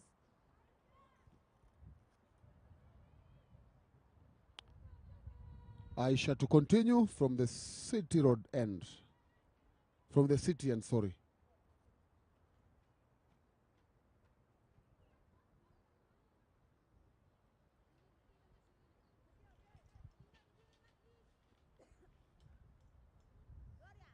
They started off so well, but right now I feel like they're loosening up, and the Ugandans are really taking advantage of it. It's a wide. It's a big wide.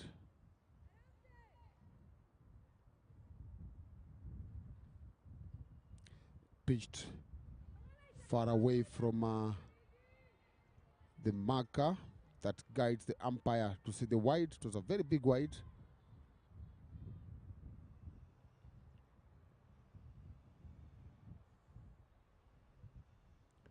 We've got a new strip. All the previous matches have been played on different strips from today. It's a good appeal there. Obuko seems to be trying hard.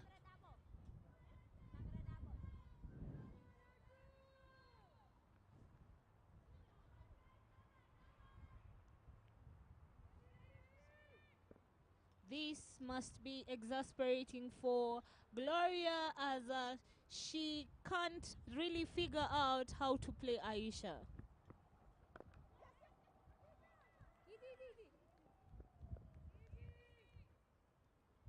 Good piece of running from the Ugandan side between Esther Iloku and Gloria Obuko. Can see tight bowling from Aisha there.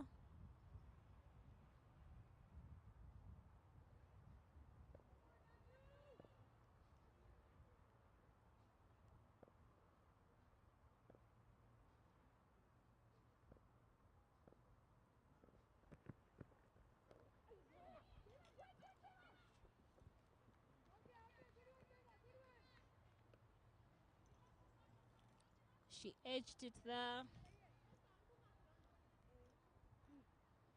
and they managed to sneak a run.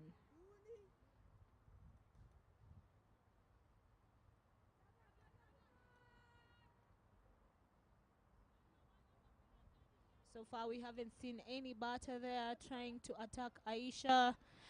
Clear indication that she's hitting her sweet spot, her good spots, whereby the batters are not able to just mark her anywhere.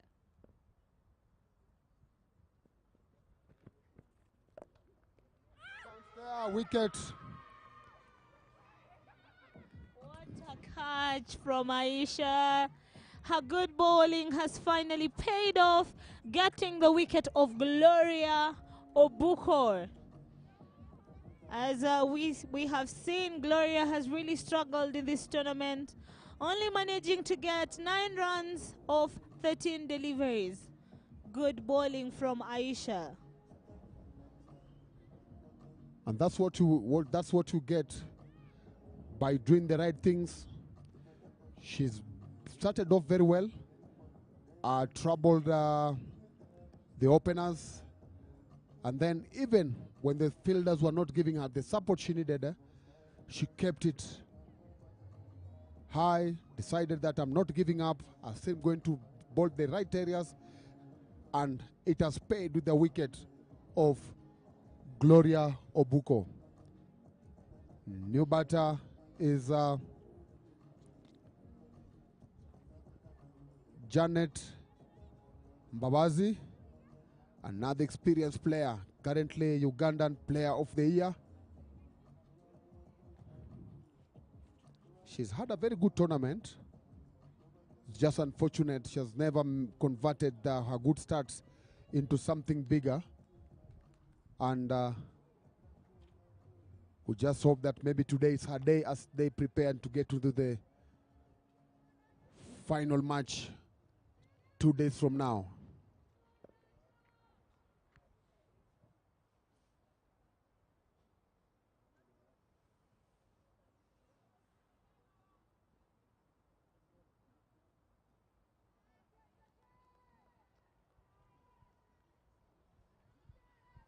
Aisha on the attack. Will she manage to get another breakthrough for the Qatar ladies?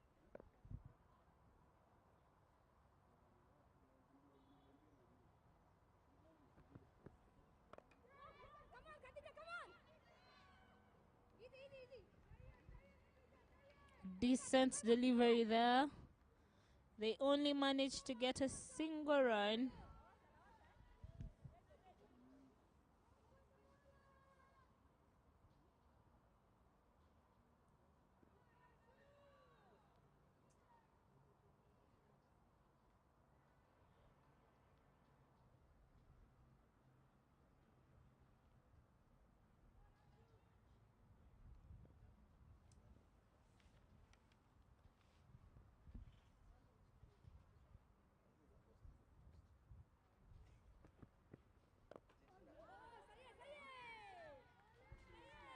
Good bowling from Aisha there.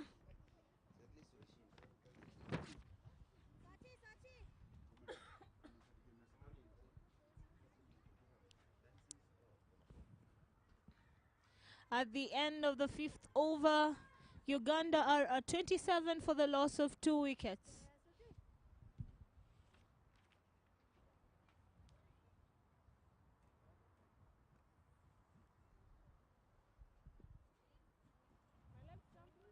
Sachi, Dawal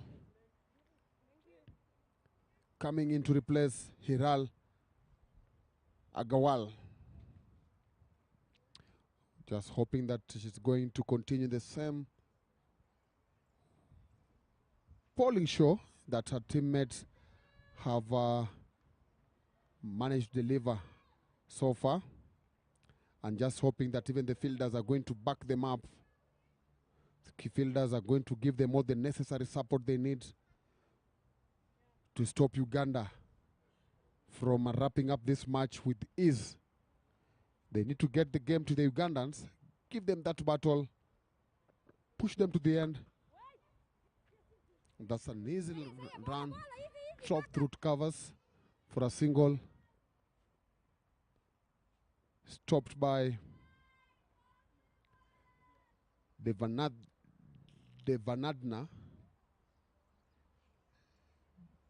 Devanna.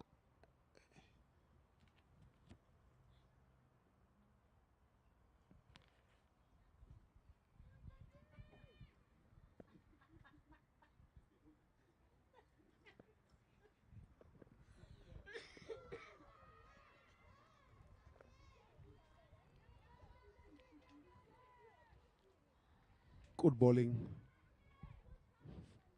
from Sachi.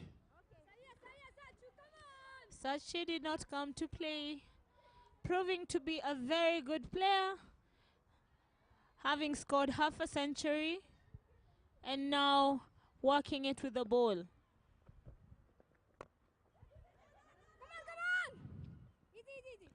If you were to pick a team for the team of the tournament, which player will you go? 2 players from Qatar side that you'll pick if you are selector.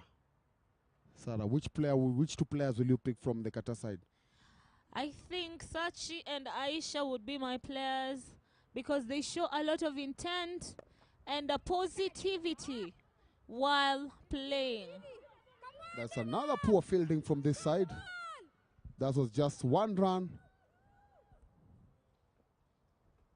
That was 1 run, but now she decided not to stick to the basics, and with that, Uganda managed to get an extra run and complete 2.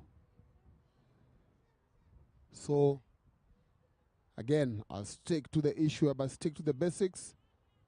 Eyes on the ball, body behind the ball, and with that, you'll be doing your team a big favor.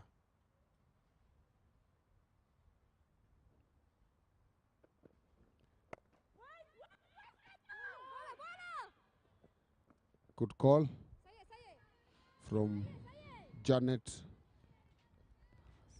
asking Esther to go back. There was no run there. I think one thing that will not give Uganda any pressure here is the Qatar fielding tactics, because they let a lot of balls go through, so they take simple runs that would be avoided normally. And that's the end of over number 6. Uganda are on 32 for 2.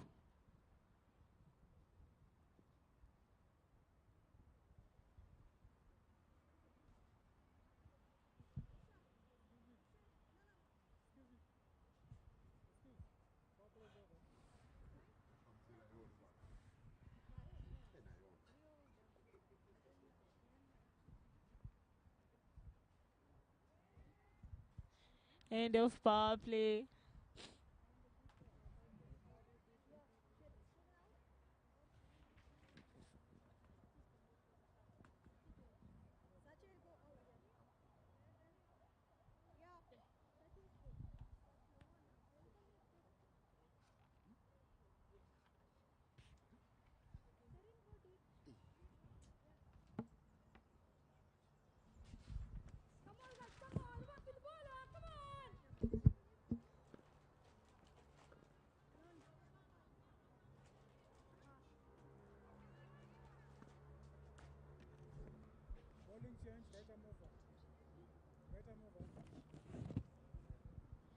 Change of bowling from the Qatar team, and coming in place of Aisha is Roche.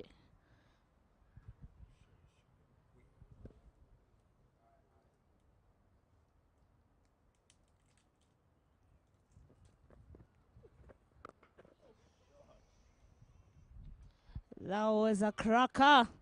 An amazing shot from Janet Mbabazi, sending Roche for a boundary of her first ball.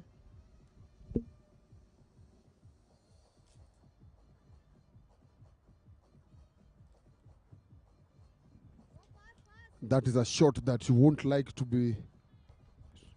face if you are coming to replace somebody that had had a very good spell. You feel that probably she's going to play the same way she was playing your teammate. But if you're welcome with that kind of a shot, then it gets you on the back foot. You wonder, how do I even start?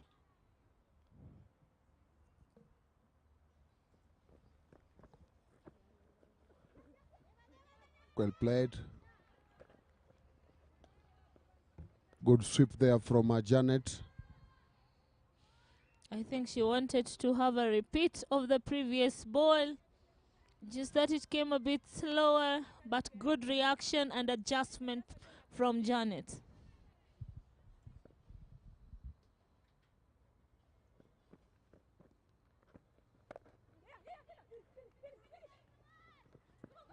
Asking for 2 and safely home. Good running between these two. And that was predetermined, knowing how weak the Qatar fielding is. They even made the call before the ball reached the fielder, knowing that they will comfortably make it to the crease.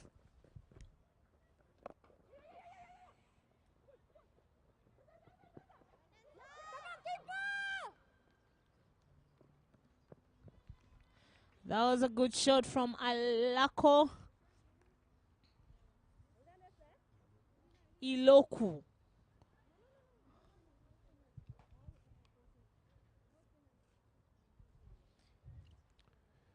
This over so far, we've got 9 runs. So they're just wondering, where do you go from here with 2 balls to play? They have had a small gathering between the bowler, Aisha, and the skipper. Good comeback, good bowling. I hope that's small. In Kenya, we call it kamukunji. I hope that small Kamukunji has produced some results. Let's see the last ball.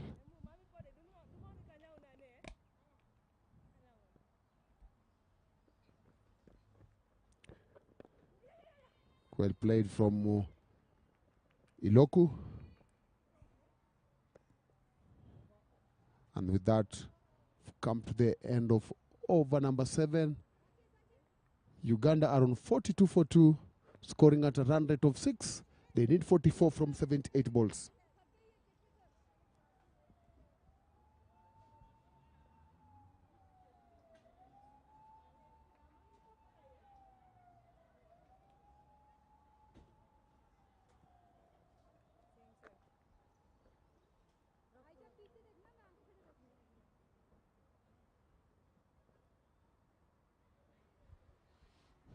It's such it to the attack.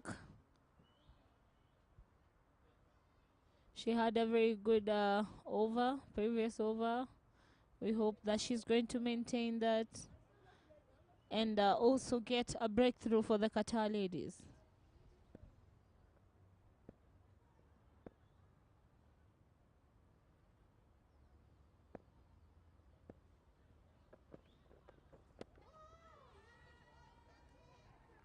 Good bowling from Sachi there, holding her head, indicating that it was a close call.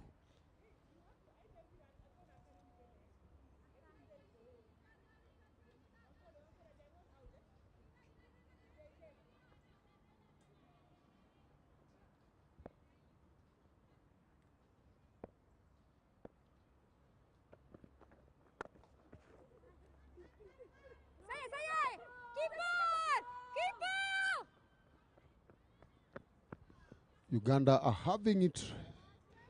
It's a short run.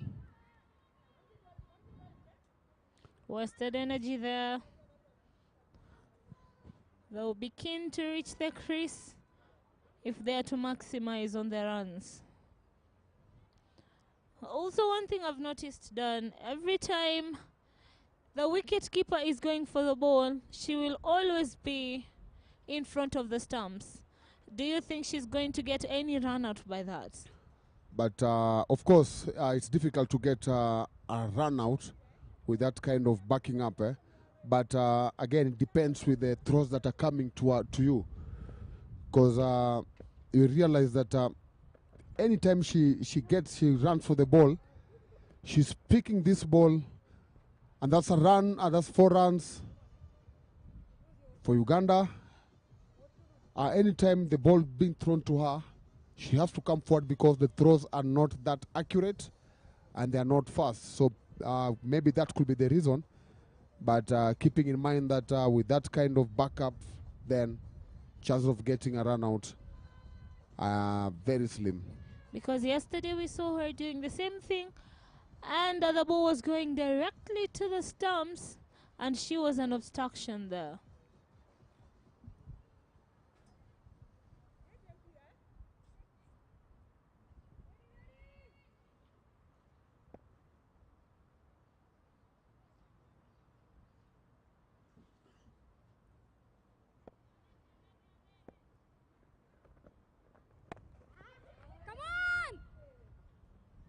Something that I've picked up, every ball that Ugandan are hitting inside 30 runs, they are getting a single.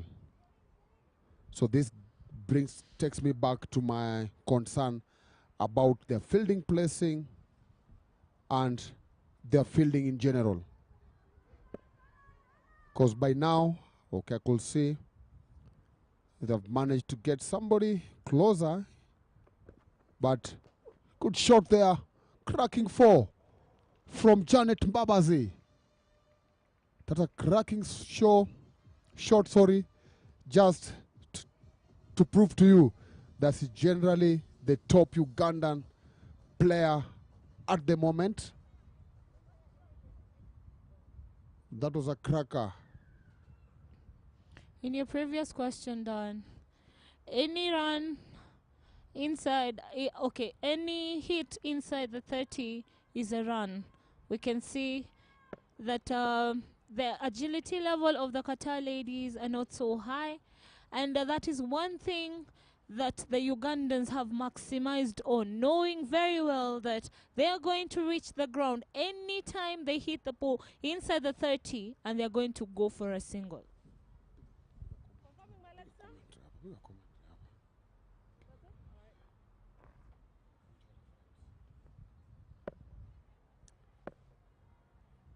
Asachi, last ball of that over, and again, once again, good shot, but lovely fielding, better fielding, stopped a boundary, but again, Sarah could just see that throw again, it over 4 bounces, so tells you, that answers my question, your question, sorry, on why the fielder is coming past the stump to collect that ball. And that's the end of over number 8. Uganda still need 33 runs with 8 wickets in hand.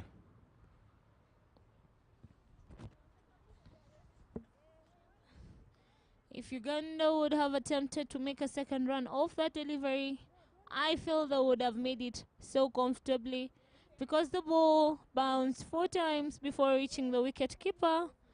And that is one thing that I'm sure they have observed and are going to do.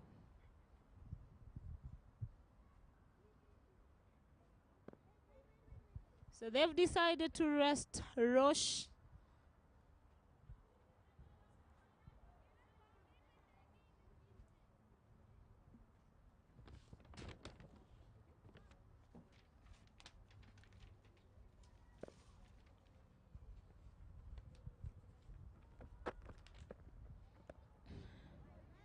Into ball is Shireen.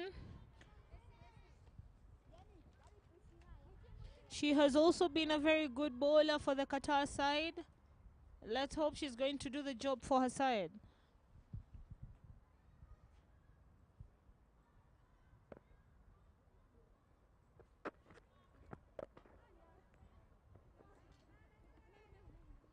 Good bowling from Shireen. 2 dot balls so far. Good recovery from the Qatar ladies.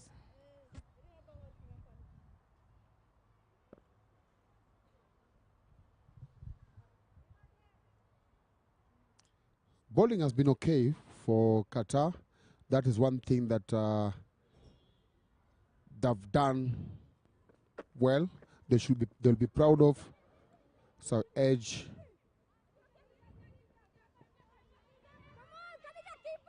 Two runs.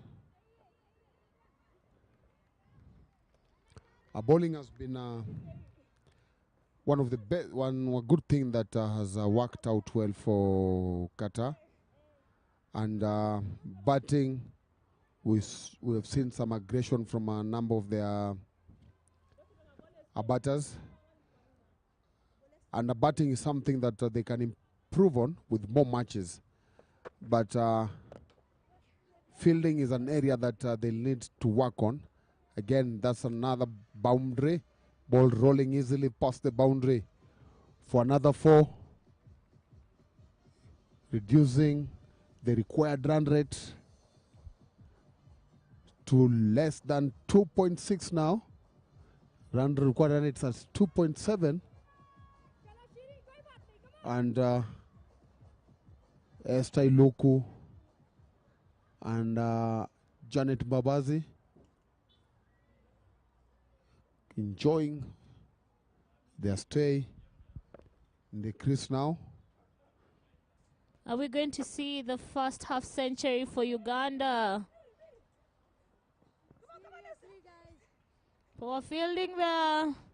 That's another boundary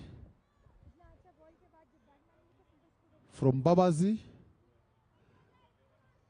Getting a 50 will be tight unless one player, unless Esther Iloku decides to face every ball and no extras. But as it is now, maybe Uganda will wait until on Tuesday to see if they can score half a century, but they still have to wait for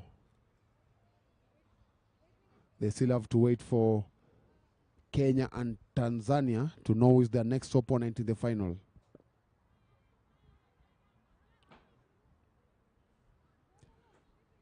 Shireen Nawab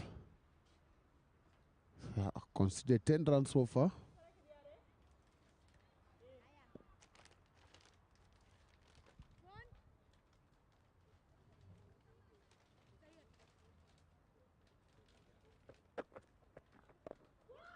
It's good bowling from Shireen.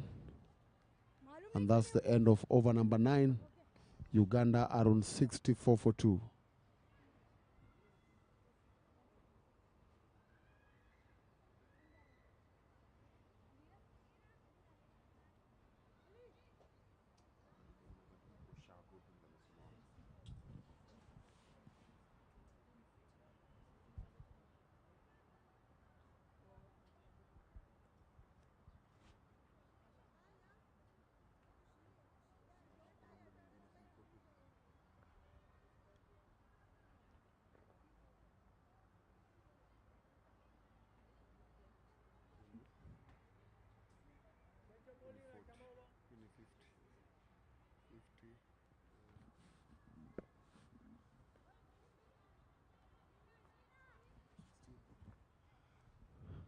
Alina Khan coming in to bowl. Qatar ladies trying out their luck, switching bowlers to see if one of them would do the work.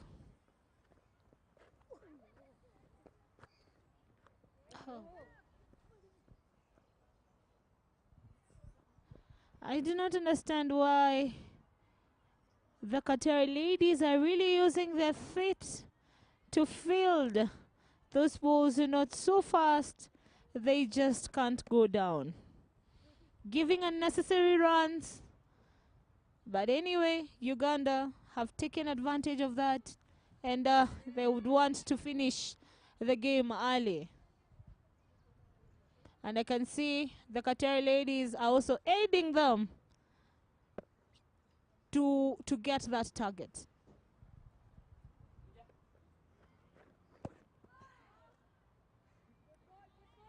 Attempted reverse sweep there, but missed for wide. Good to see batters trying their best, showcasing what they can, as long as score is ticking.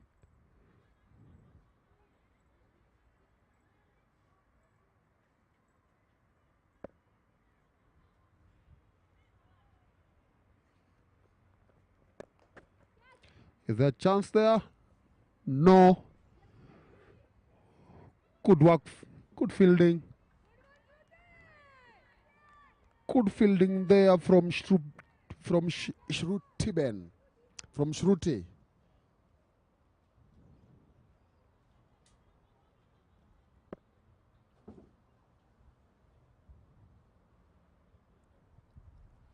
Uganda need 15 runs of 64 balls. That's a cracker.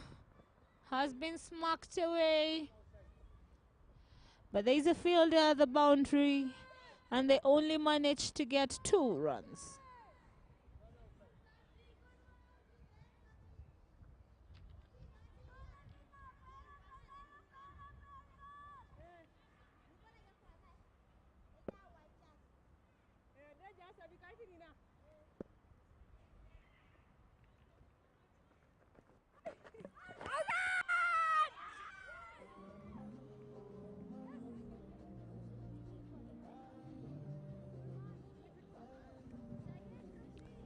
And that's the end of Janet Mbabazi's stay with from 34 balls, from 18 balls. That was a good piece of wicket keeping.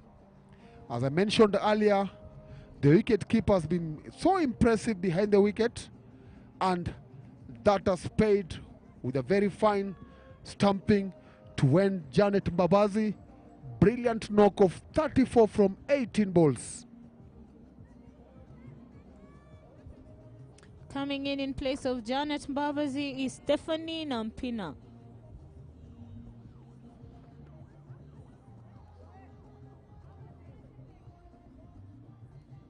Uganda need 13 runs off 62 balls.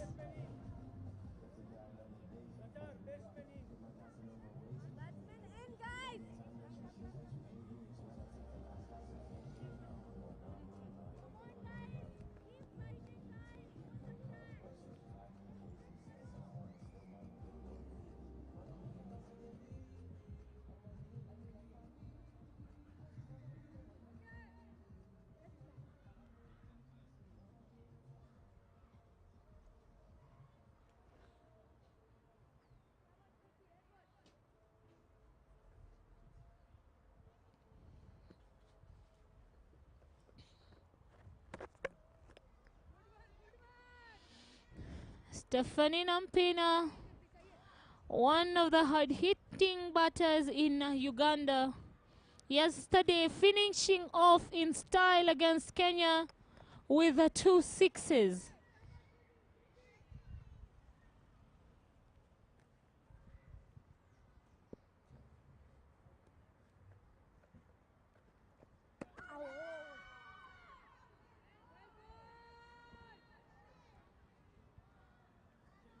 Good bowling show there from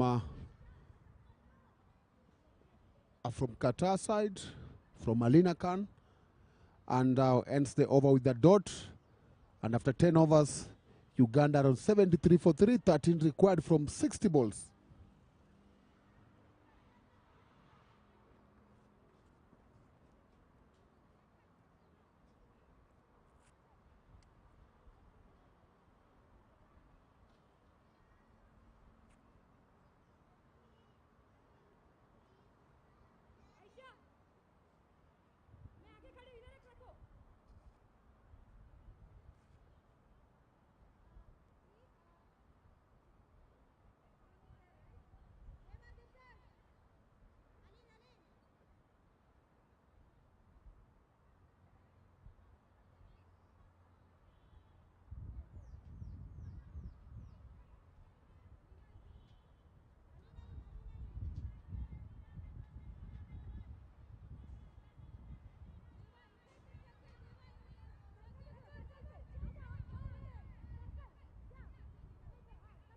Aisha back on attack and see if she can pick some few wickets, because as it is at the moment, it's for Uganda to lose. Good single there. Good running. Good swing from Aisha. Her balls are really swinging in. And Iloku has been able to pick the line and the length, sneaking in a single run there.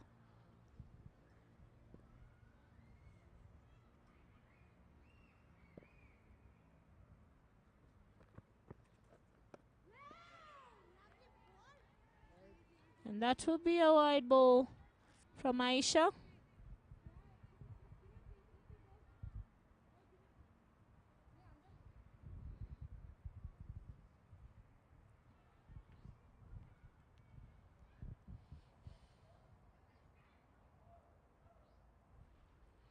Uganda need 11 runs off 59 balls.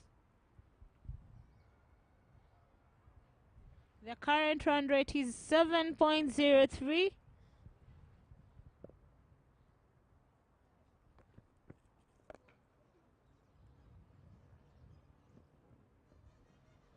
That's a 4 from Stephanie Nampina.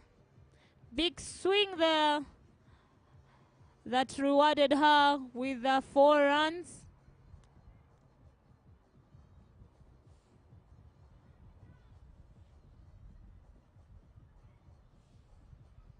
Now Uganda requires 7 runs or 58 balls.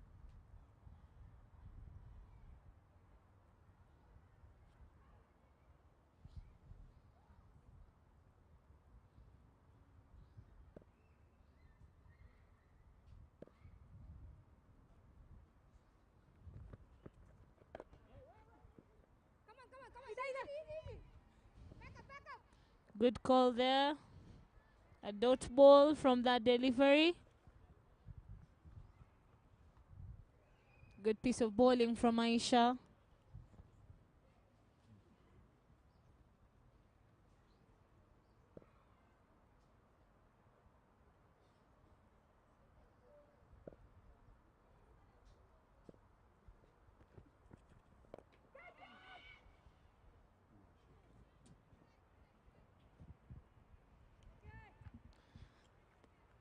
Stephanie Nampina edges the ball, gives a chance, but the Qatar ladies were not so interested in her wicket, and they get a single there.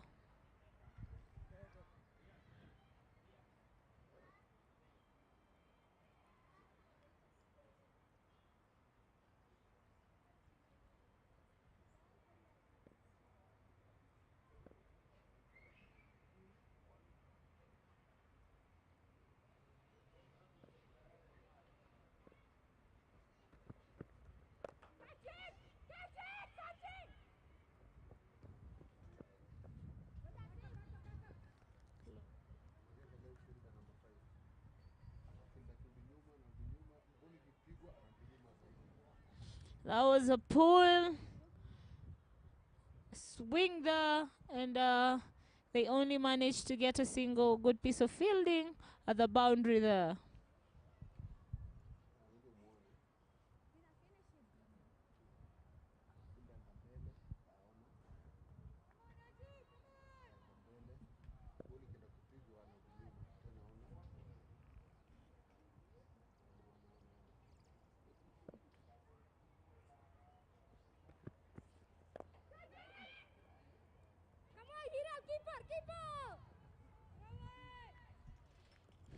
Get a single run there.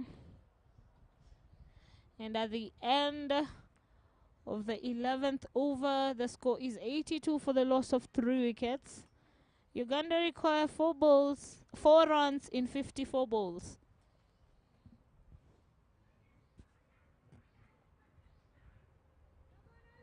At this time, Uganda can decide to bowl to give out maidens and go for the last over. And they want to finish this and wait for the finals. They can go and rest. They can now tour Nairobi. And they're lucky they have a very good liaison officer. Liaison officer who knows Nairobi pretty well. And so they are in safe hands. They can have their lunch. They enjoy their lunch. And then decide.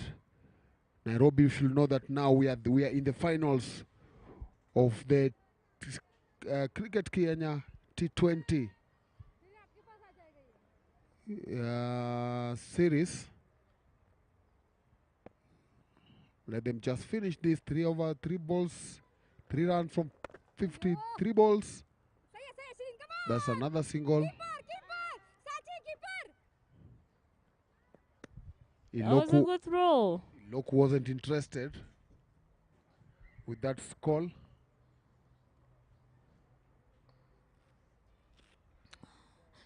Uganda require only 2 runs.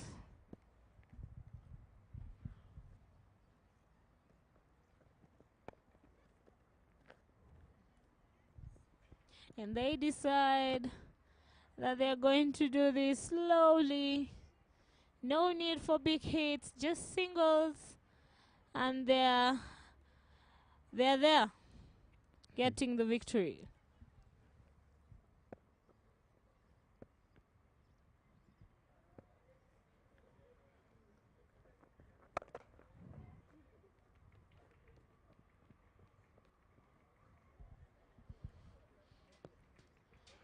And that's the end of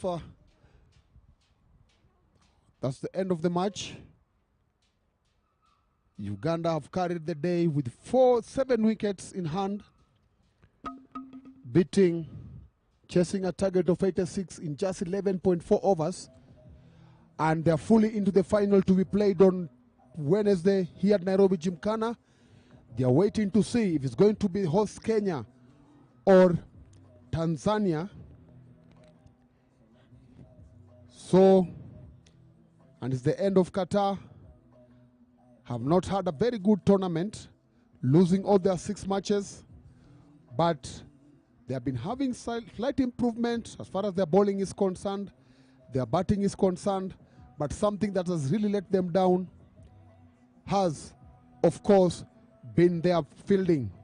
If they could have worked on their fielding, then story could have been different, because there are matches that the bowlers did well, but were only let down with the fielding. So, thank you very much.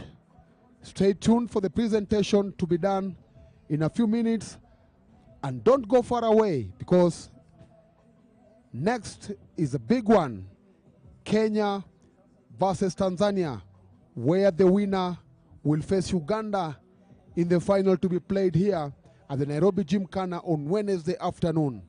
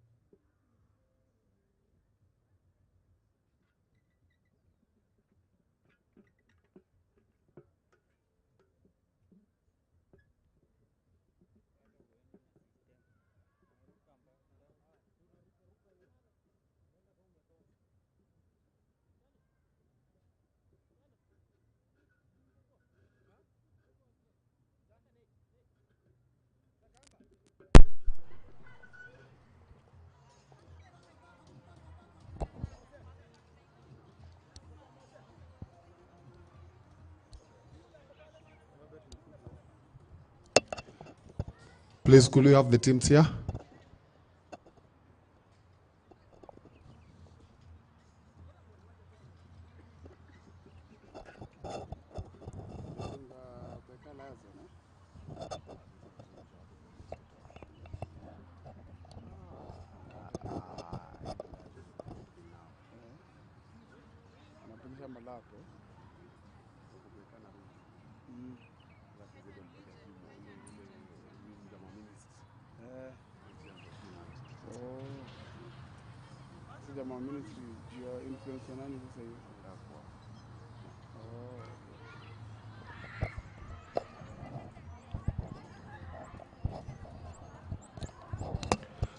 Please, we have the teams here for presentation.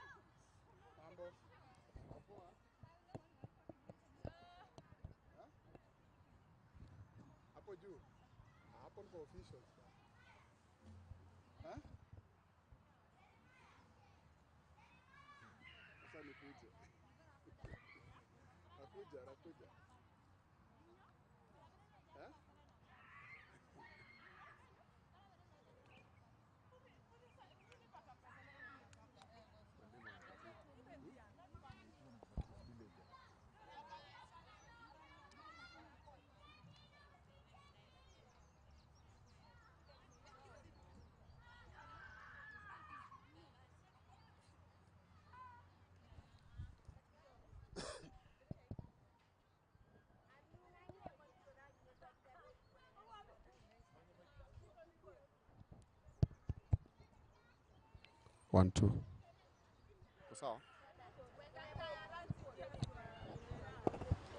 One, two. One, two.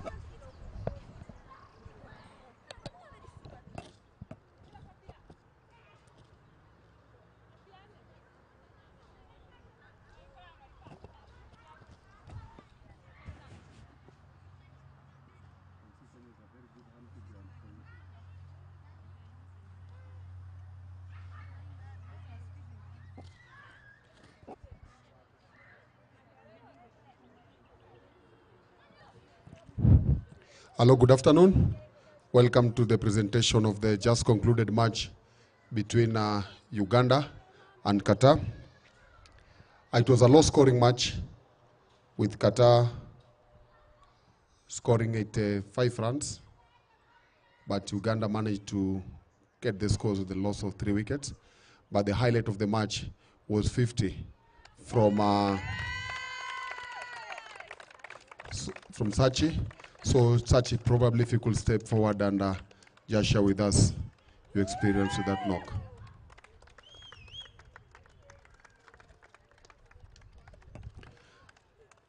Congratulations for your 50. Just take us through how the inning was against a strong Ugandan bowling side.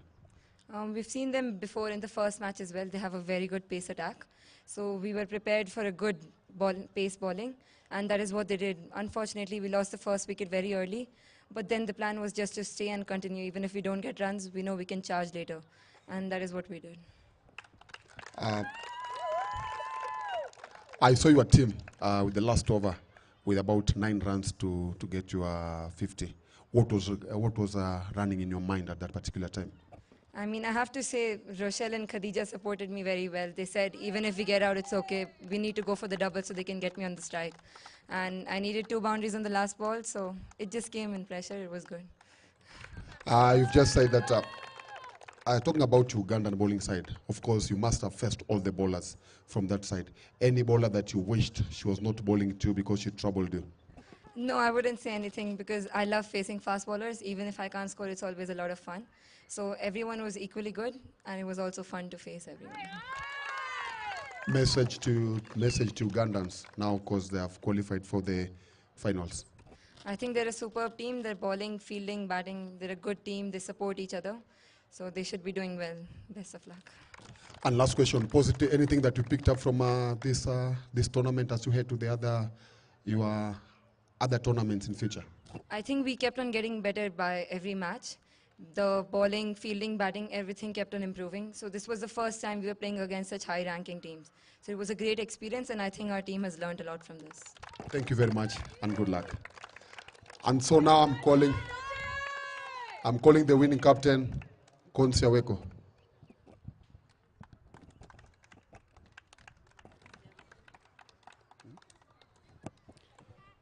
Konsi, another day, another win. Just share with us, what is the secret of this good performance from your side? The secret is teamwork. So my team backs me up. We decide as a team, and also when it's going bad, we don't lose hope. We always back up each other. Now, as you get into the final, probably playing Kenya or Tanzania, we are yet to know. Anything that you picked from this tournament different from something that has stood out from your team?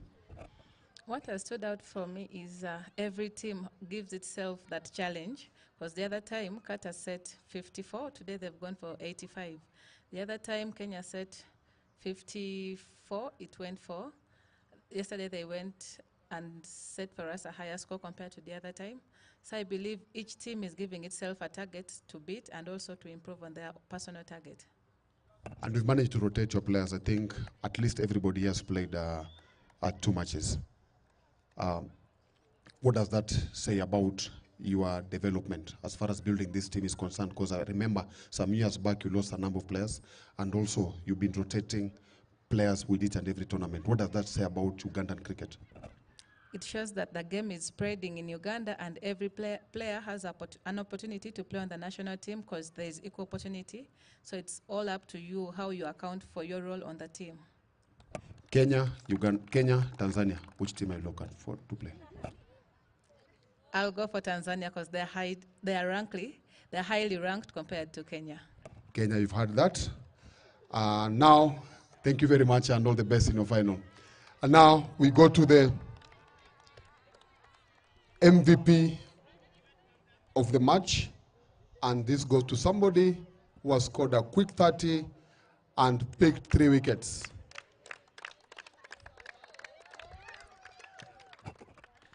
And the presentation will be done by former Kenyan opening bowler, Peter Ongondo.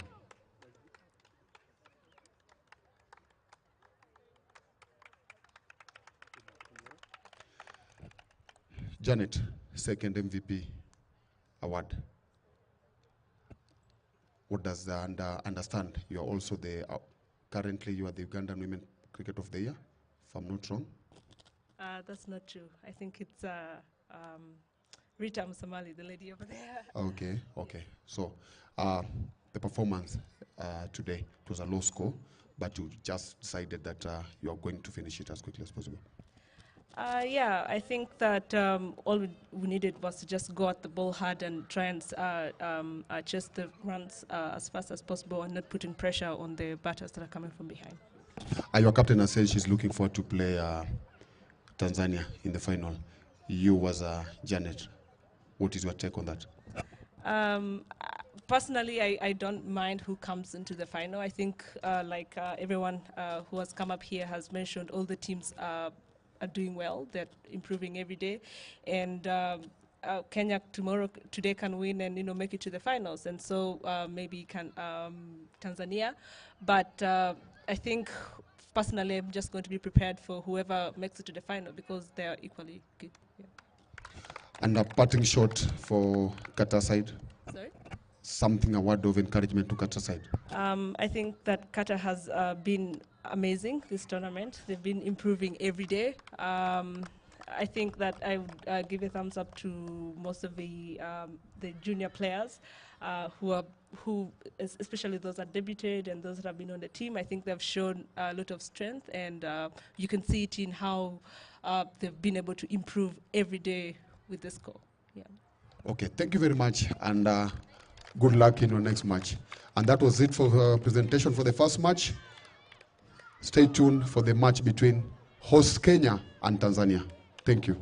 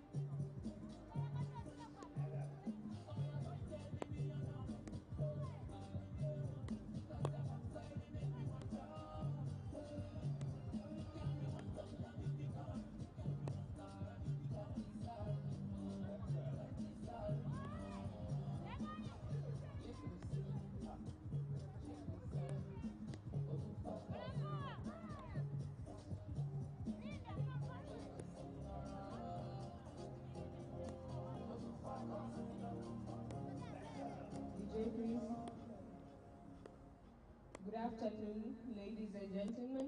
The second game of the day, Kenya versus Tanzania. Currently on the log, Kenya and Tanzania have the same points, so this match is going to be the determining match on who will play the finals against Uganda on Wednesday. With me here is the match ref, Mr. Dennis, and the third umpire, Mr. Asgar. Time for the toss.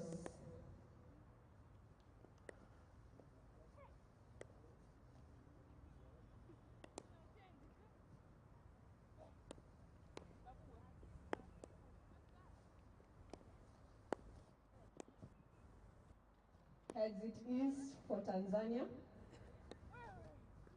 Tanzania win the toss and they've elected to bat.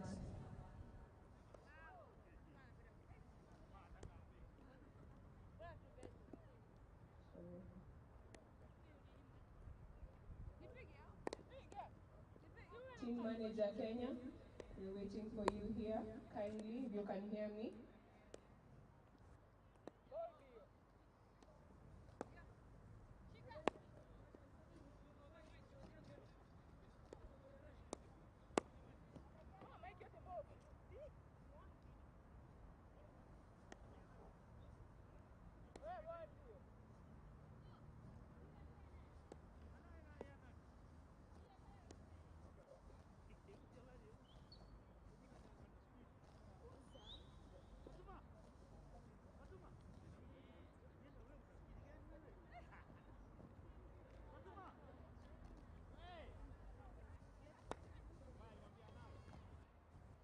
Tanzania have won the toss and they have elected to bat.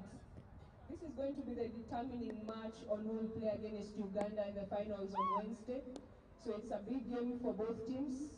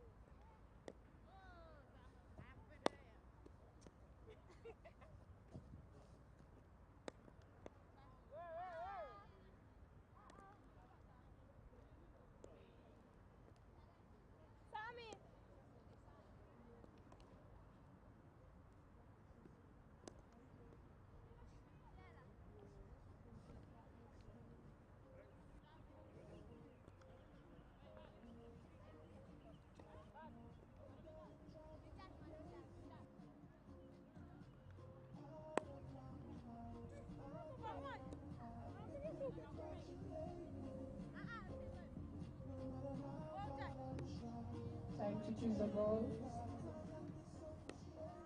Sharon has invited over her main bowler to come and help her in this task.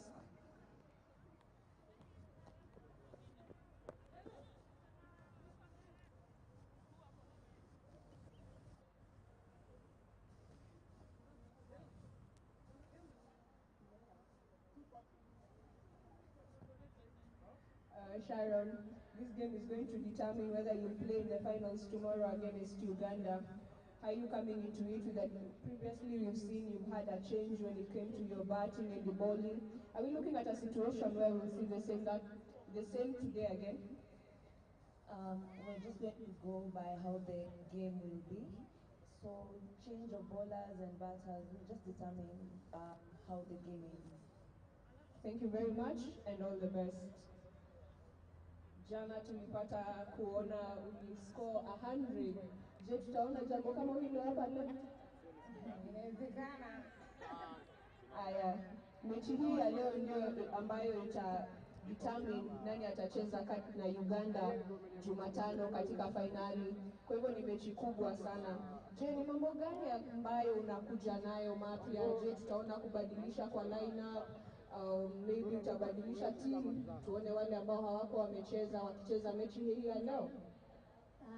Kubadilisha nibadilisha mmoja tu, sijabadilisha sana na jana kuna ile ilibadilika sana. Tutacheza tu kwa misingi kama alivyotuelekeza kocha, tutapata ushindi mema. Asante sana na kila laheri. Majina yangu ni Chicha Wamboi.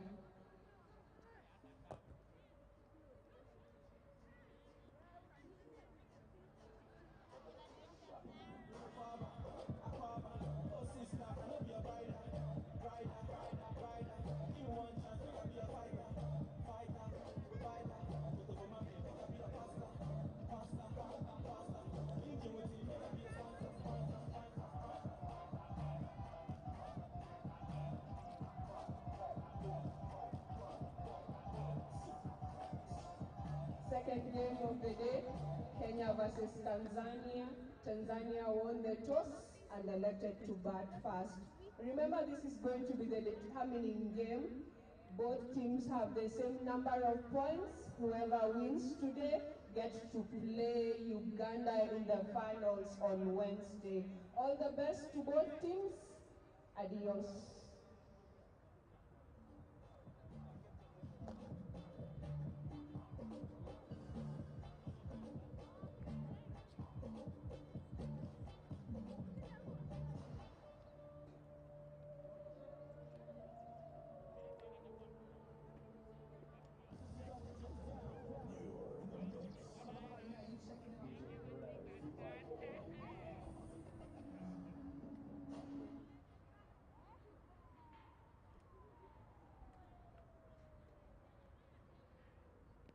I used to have that in the fridge in the bank. I'm not going back. I have bed bugs, I have roaches and rats. I'm not going back. Making this cheese cannot be this easy. Must be a catch. Spinning and making it back. So maybe it's balancing that. I used to have that in the fridge in the bank. I'm not going back. I have bed bugs, I have roaches and rats. I'm not going back. Making this cheese cannot be this easy. There must be a catch. Spinning and making it back. So maybe it's balancing that. I used to have that.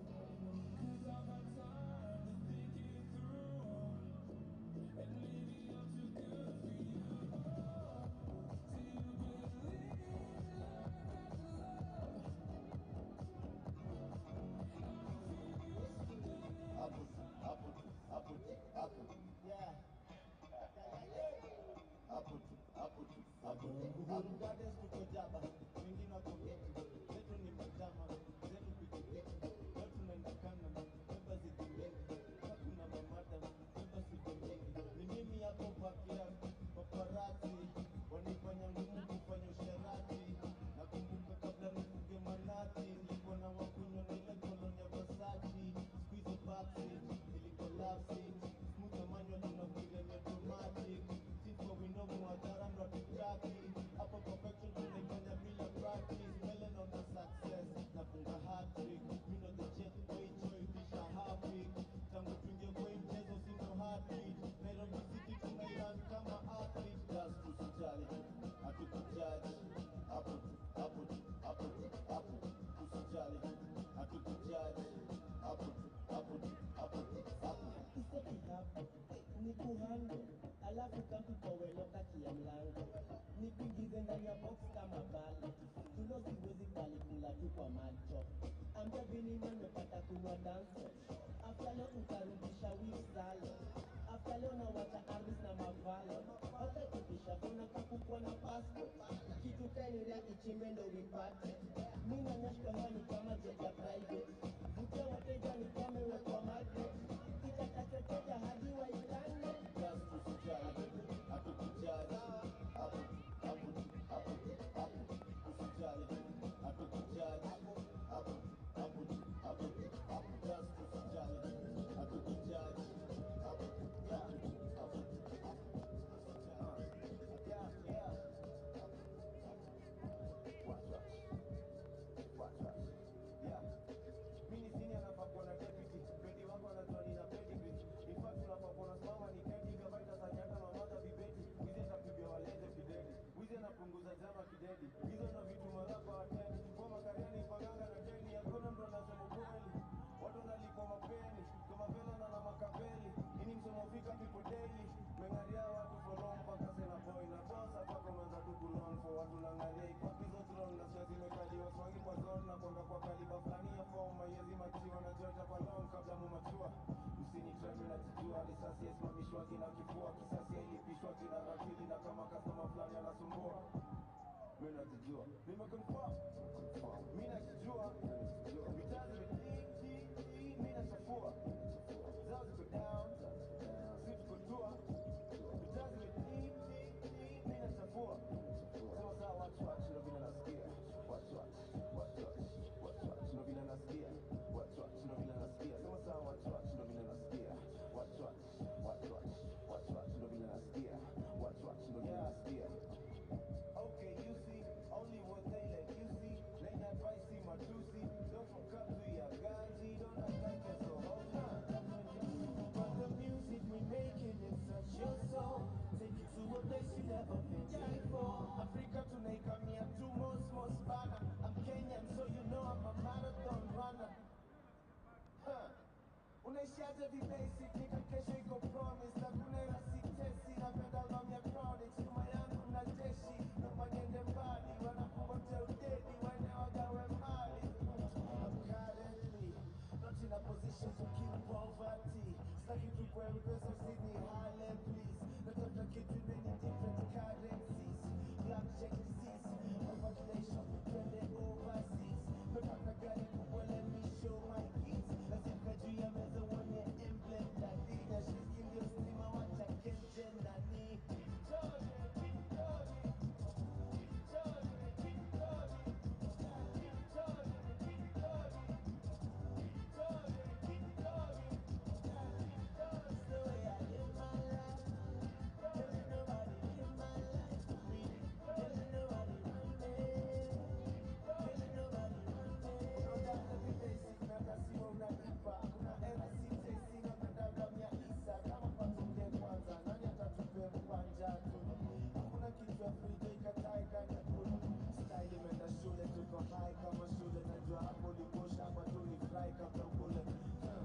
Kila dogi kona siku yake. Napaka maisha tisa ni unfair. Kila siku kiamka na asante. Mayele uko nayo acha kujikompea. Ule na mimi ndo naongezewa tu yake. Mtu alisemanga eti mimi don't care.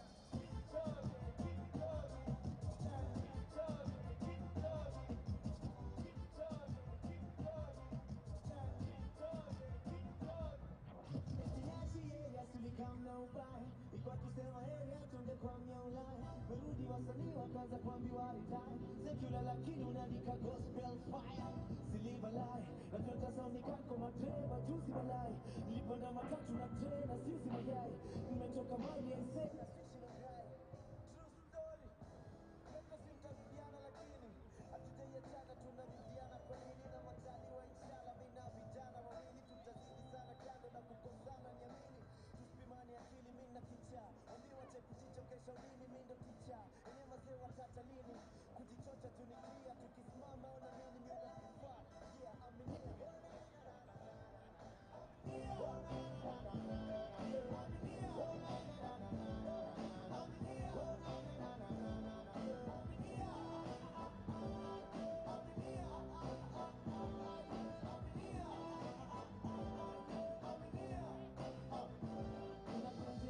mteja tu au kitoka ni achange kwa keja tu najua ikilia ni mtu anataka favor tu kila conversation ni deja vu maisha imejaa na watu fake si uongo na visu za kuidunga nikiwageuzia mgongo shashes za kafunga sana nyemele seze kwa kumwaga unga na jitegemea Seki imani kwa binadamu mimi naika imani kwa God si kwa sanamu mimi kasi kupendi sikufichi no pretend hata simu zenu misishiki kwe beast kwa nini siko beast niamini niko bia na go through vitu real ka nyinyi mimi pia maybe drug you beats out Pozi ya getiko rapa na jua hits ka mimi aminia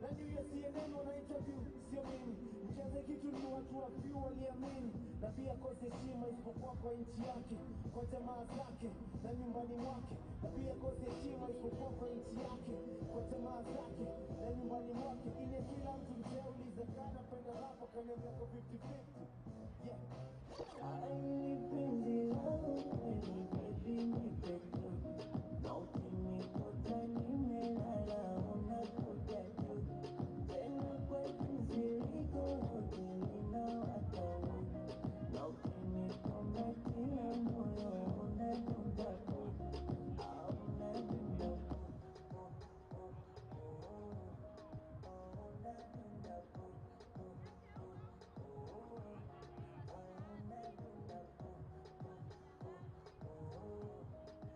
unadunda tu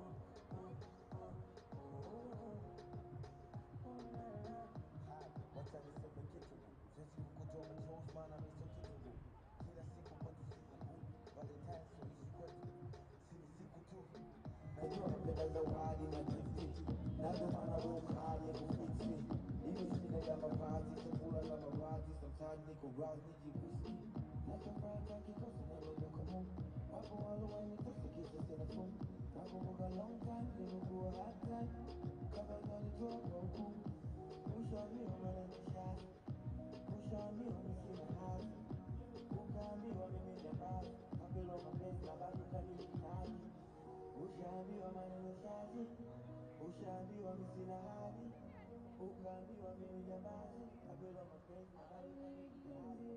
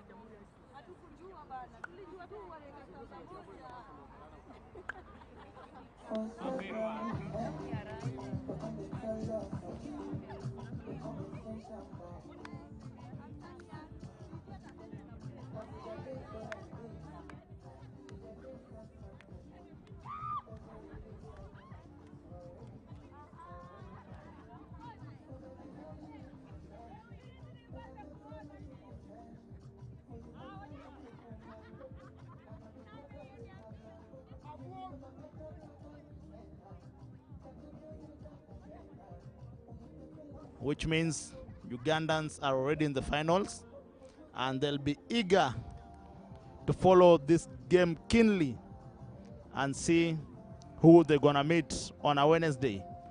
This is the 6th day of the quadrangular series between Kenya, Uganda, Tanzania, and Qatar. Unfortunately, Qatar have not managed to win any match, so they'll go home empty-handed. But hopefully, when they're invited here again, hope they're gonna come back. We have the umpires walking in, ready to take on this game. I can see Karaoke here and Jack, who will officiate this game in this bright afternoon. Kenya sacked up. I don't know what they have in their bag. Tanzanians, we can see Kibasu Mtai, who have done really well. Kibasu has 150, while Mtai has a 50 and a 49 in her belt. So let's see if they're gonna continue this good form. So far, Tanzanians and Kenyans have met once in this series, and Kenyan emerged the winners. So I know Tanzania gonna keep up a good show and see who's gonna come out on top. You can see Lavender Idambo taking steps from the Forest Road end. Fatuma to face the first delivery there.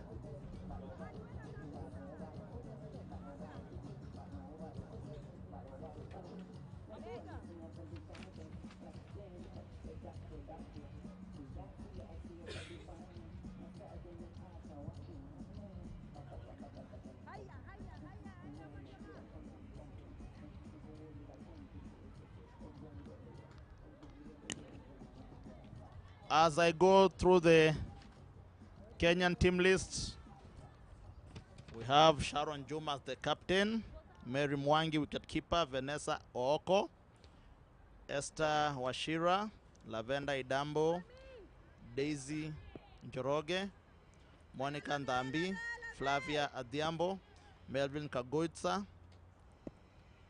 Calvia Ogola will be the 12th lady.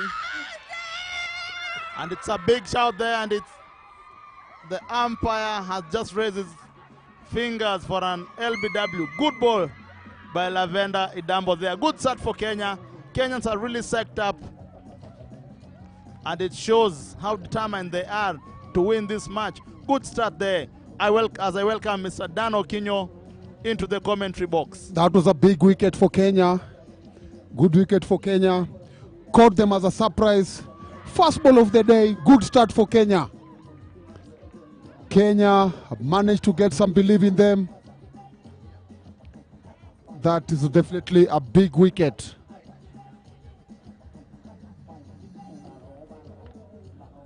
That's the end of Fatuma Kibasu. Dangerous Fatuma Kibasu, walking back. That long walk back to the pavilion.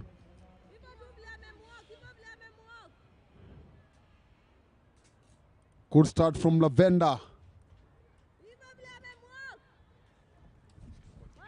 Yes, Dan, as I was going through the team list, unfortunately, Kenya's got a wicket.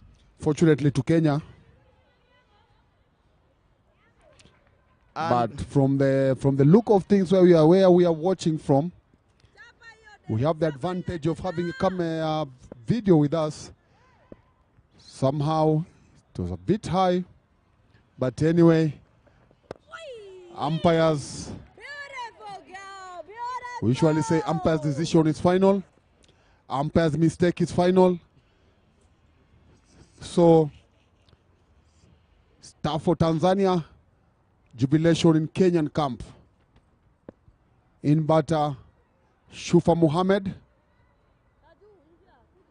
Kenya still playing without their captain, Quinta Oko.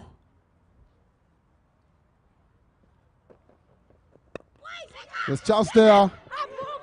Lazy approach from Wangare. Lazy approach from Veronica Buga. That was a chance there. What she just needed, what she needed to do, not even start, what she just needed to do is to go for the ball. it's so unfortunate there for Fatuma. She has been in fine form, hitting sixes and fours at will. Straight from 100. Less than 22 hours ago, she scored a magnificent 100 yesterday. But today, the beauty about cricket is another day is different from the other day. So first ball, she was back in the pavilion, while yesterday she batted through the inning. And maybe it's going to give somebody else a chance to shine today. And that's a cracking shot there. Good fielding. Good fielding from Masia Ono. Stopped a boundary. Tanzania managed to score their first run there from a cracking shot from Shufa Mohammed. Masia Ono is just back into the side after being dropped yesterday. And we can see she did a very good piece of fielding to save a boundary. I still don't understand why she didn't play yesterday. Maybe it's a strategic decision by the coach. Good ball by Lavender Idambo. Shufa tried to sweep it, but it went direct to her legs and went towards the fine leg. And that's the end of over number 1. Tanzania 3 for 1.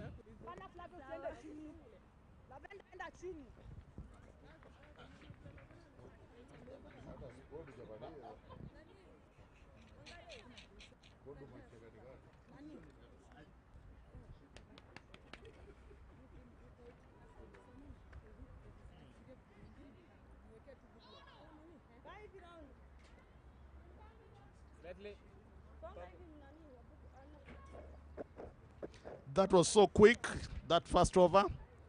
Even the commentator didn't manage to finish the team list. Bowling from a city end is Melvin Idambo. Sister to Lavender Idambo.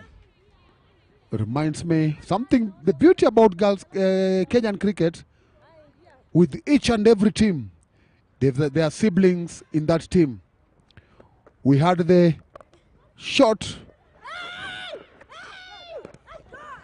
What a chance. It was a chance. But unfortunately, the fielder didn't hit those sticks at bowler's end. As I was saying, something unique about Kenyan cricket, with each and every team that comes up, you've got siblings. In this team, we've got Lavender and Melvin. Again in this team, we had the Ngoches. Again, in the men's senior team, we had the Tikolos, the Odumbes. Once again, the Ngoches, we have the Obuyas, we have the Sujis.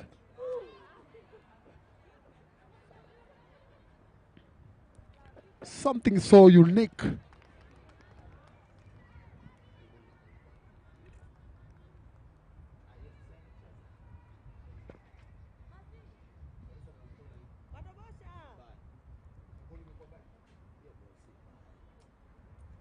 Karis pia anatuenjoy.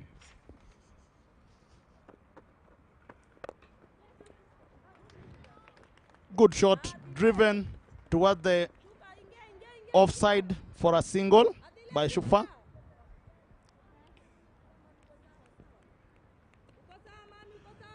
Tanzania still have some tie in the middle. She's capable of doing any damage to any bowling side. She's proved that so far. Another good shot there from Somtai towards mid-on. And good piece of fielding from Vanessa Adhiambo.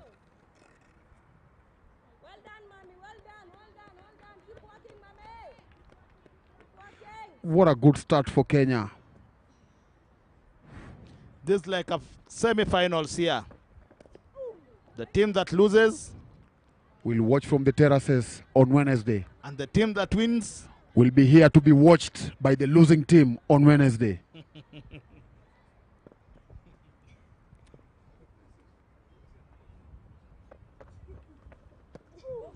good ball there. The ball kept low.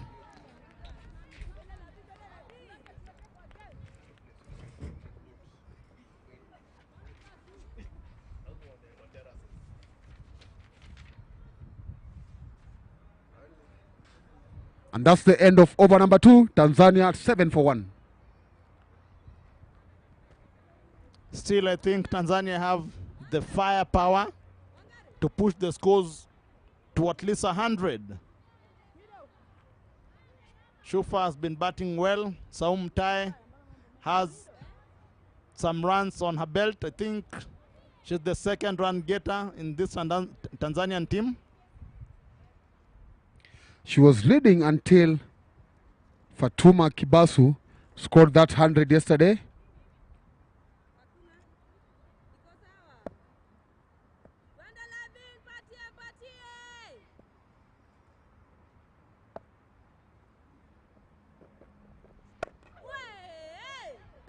Good ball by Lavender. Angling away from the left-hander Saum Tai.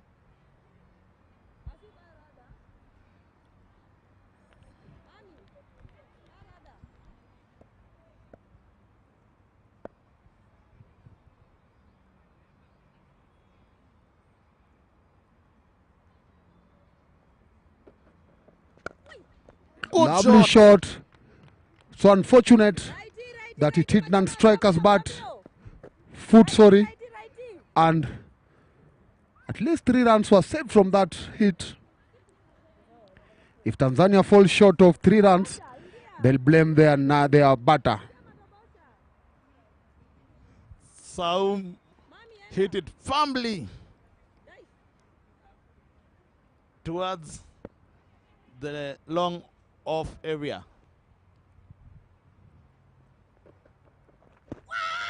Big shout, big shout. That looked more straighter to me than the first one, but the umpire decides not out.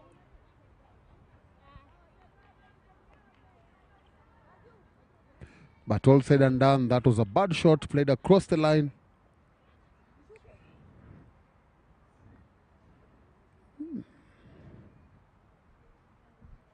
Kenyans are really psyched up and hoping to restrict Tanzanians to a respectable total. Tanzanians also have some good bowling.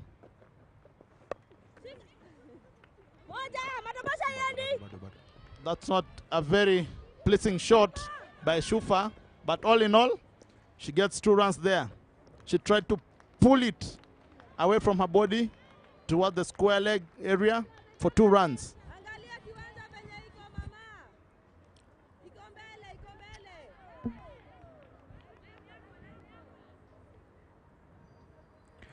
Tanzania trying as much as I can to capitalize on the singles. So far, they've not managed to get the boundary, but last 16 balls, they've managed to get some singles, and that's a wide but good sprint there from Marcia Ono. Marcia Ono has trying to justify her selection after being dropped yesterday, a day after she put on a very good performance with the bat against same team, Tanzania, against Qatar, sorry. But when she was expected to play, she was dropped, and today she's managed to get her place back into the team, replacing Molet Josephine Abuom.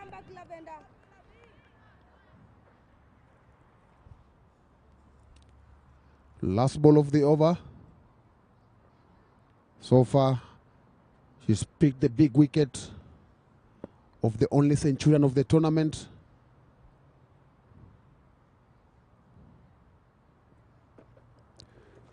That's a wild miss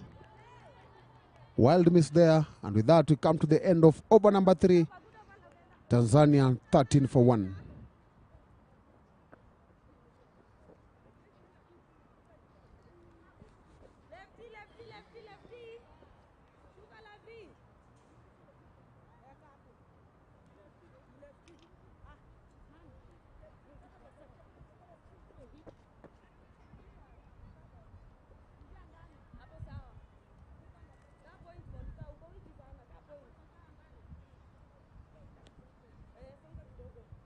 To continue from City end is Melvin, another product of the East Africa cricket character development. Good shot there by Saumtai. Good fielding from Wangare. Wangare does well to save at least 2 runs there. It was firmly driven towards the offside. Wangare dived. Will it be Sharon's day to register her first win as a captain, or will it be 2 losses in a row? If she loses, then unfortunately, that will be the end of Kenya playing. What a shot. What a shot from Sahum Tai.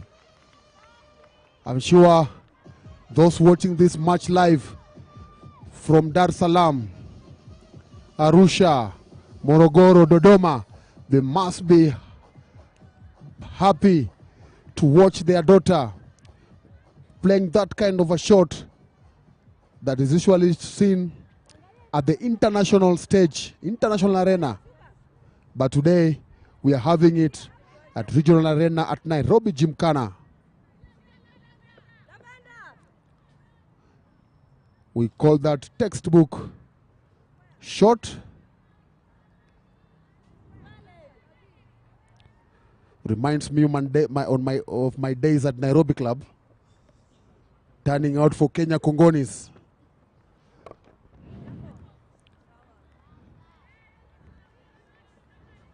Another good drive there, but Melvin sticks with it.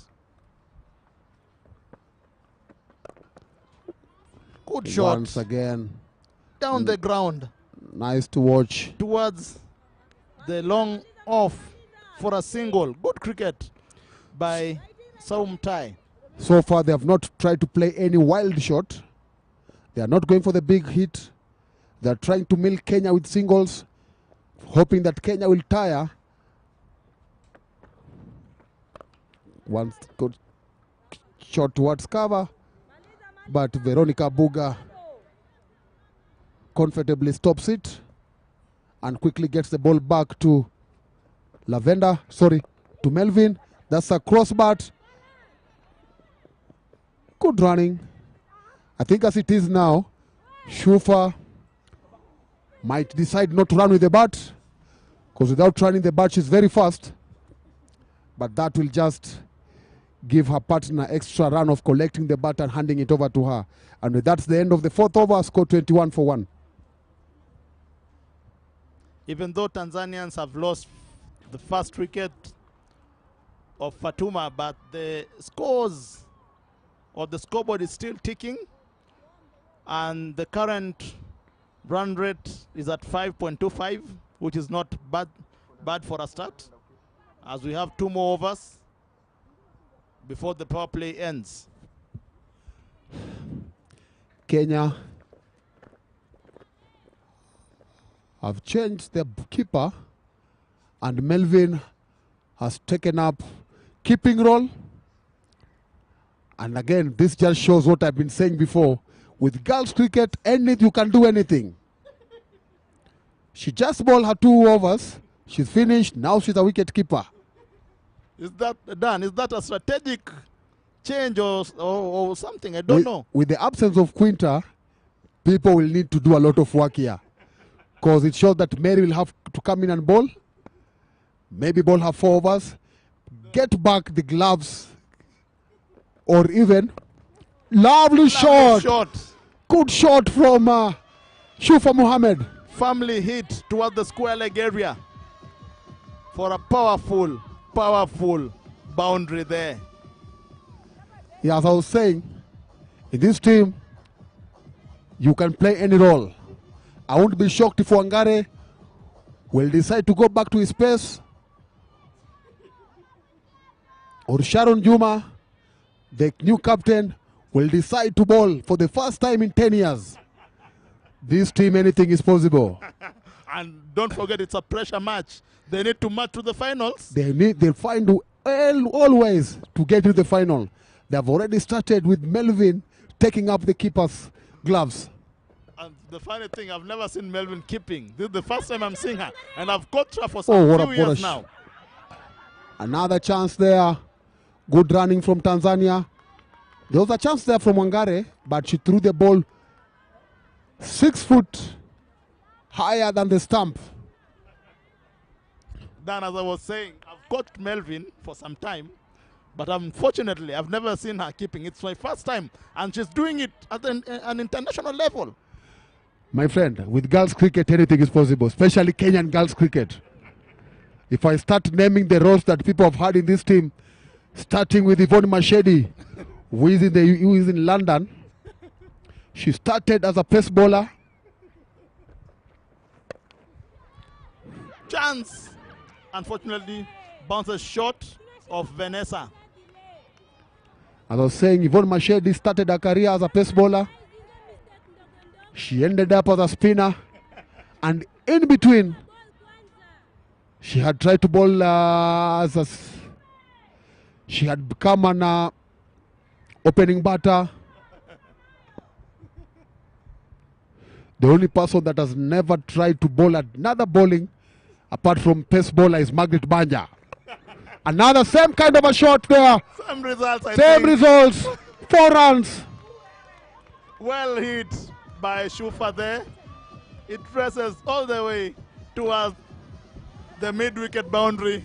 And with this over, already part of our commentary team has become members of the technical bench. And the supporters too. Pressure is piling up here. Already part of the commentary team has become member of the technical bench. Issuing instruction, but from all over Gymkhana, one is about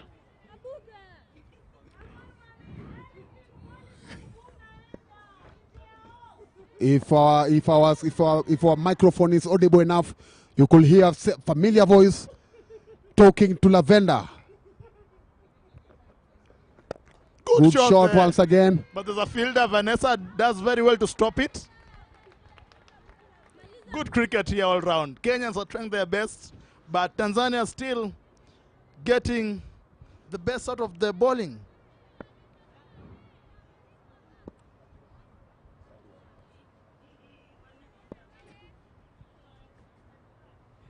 Lavender has been expensive in her over. Good ball there. Good Yorker. Almost a Yorker.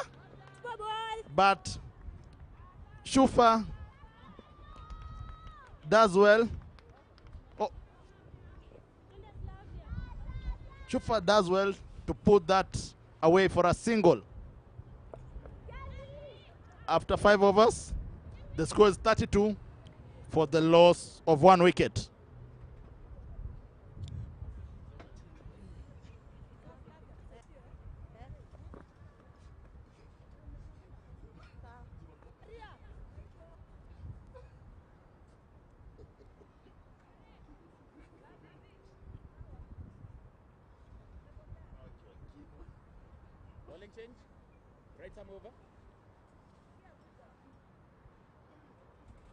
That was a very big over for Tanzania.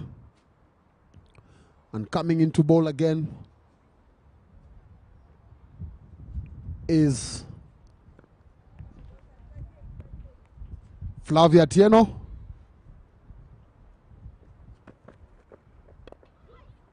Well played. Good single. I think the Kenyan fielders are very slow. That should be, if they could be agile, then they could have extracted something.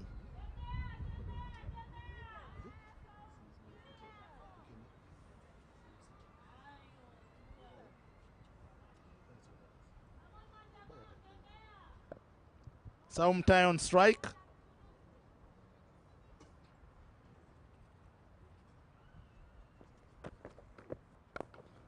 Good shot there.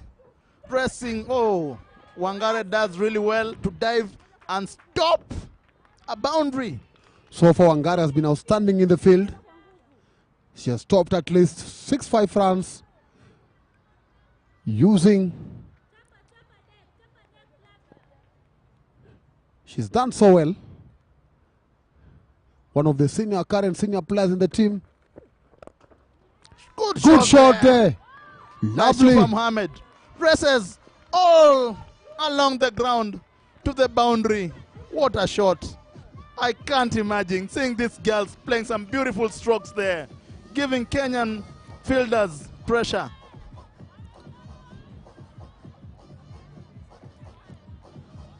Dan, remember, it's a do or die match here between Kenya and Tanzania. Who is not on the ground, we kindly request you to come and see what's happening here. As I said, some members of the commentary team have turned into co-coaches because of the virtue of this match. There's a chance there once again. Good field. Good piece of running from the Tanzanian side. Pressure. As it is now, we might end up commentating this match, me and my partner, because our colleagues have decided to be members of the technical bench.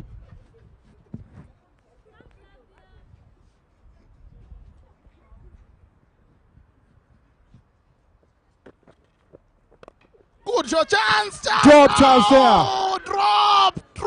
You can't be dropping catches like this. Catches win matches all the time. But unfortunately, it didn't seem that difficult catch by Daisy. Oh, chance missed. Flavia Tieno is not happy. She did all she could do to try and get Shufa out. Oh, what a stroke there. She hits that family. Oh, another misfield by Wangare. What is not happening to this Kenyan field? They started really well, but now it seems they're switching off. What? And with that is the end of the over number 6, 44-1. Everyone here is under pressure. We can see the fans trying their best to cheer the Kenyan team, but unfortunately, the girls now are letting the fans down.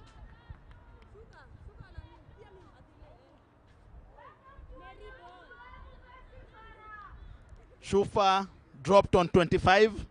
Let's see how many runs she's gonna add before she gives the Kenyan girls another chance. So far, she's playing on 29 of 26 deliveries, and Saumtai playing on 10 of 9 deliveries. As it is now, Shufa is the one anchoring this inning. She's faced 15 balls more than Saumtai. Saumtai, we all know, she's one of the danger batters in this tournament. And Kenya have made a change. Mary Wamboi coming into ball. Let's not forget Mary Wamboi was the wicketkeeper when the game started.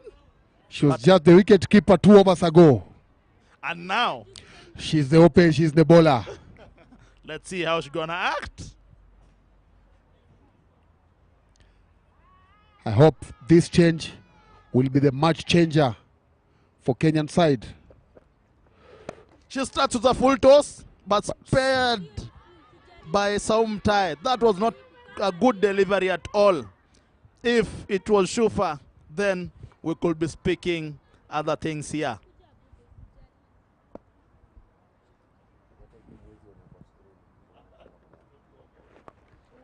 Pull shot. Just lands safely toward the square leg area. Chance. Poor communication there by Shufa and Saumtai. Another bad delivery by Mary. We can hear the fans saying it's Fupi, Fupi. Meaning it's a short ball.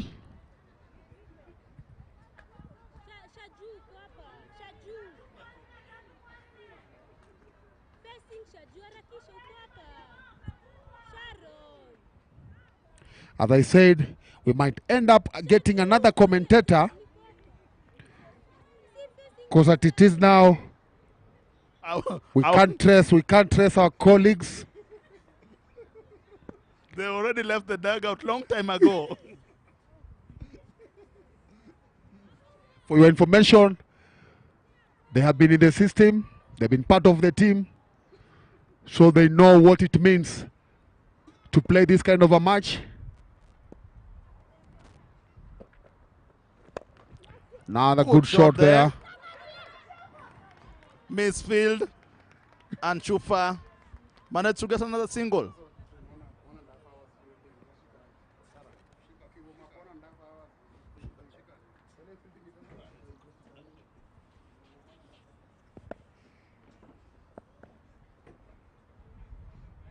Saumtai on strike. Poor delivery again by Mary there. Angling toward the leg side, and it was just tapped away toward the square leg area for 2 runs.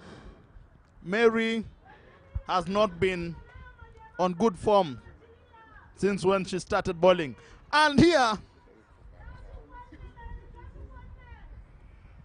I'll take this opportunity to welcome former national team opening bowler Peter good Mondo shot. Good shot. There's a fielder there. to help us with the commentary as Tanzania get into 49 for 1. Yeah, thank you, Dan.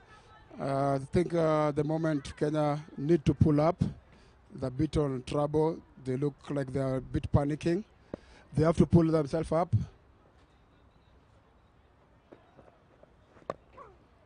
What do you think will bring everything down? Do you think they need a wicket, or do they need to just... Peter, as the game started, we remember Kenya took the first wicket on the first ball, which brought their morale very high. But unfortunately, I think now they are losing the plot.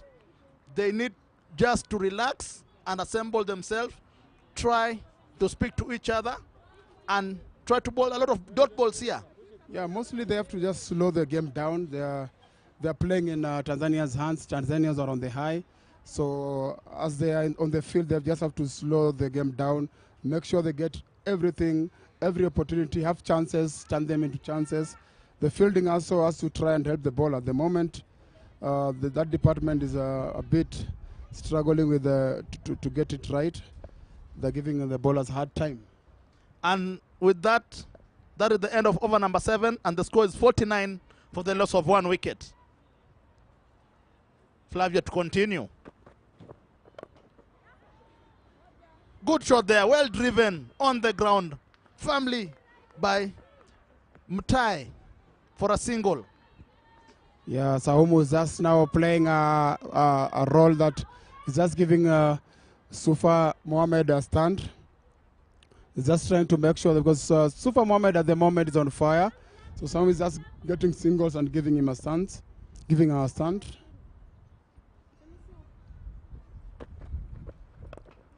Another great What? shot. Towards the cow corner, and it's racing all the way for a boundary. Yeah, more frustrations there. More frustration there for Kenya team.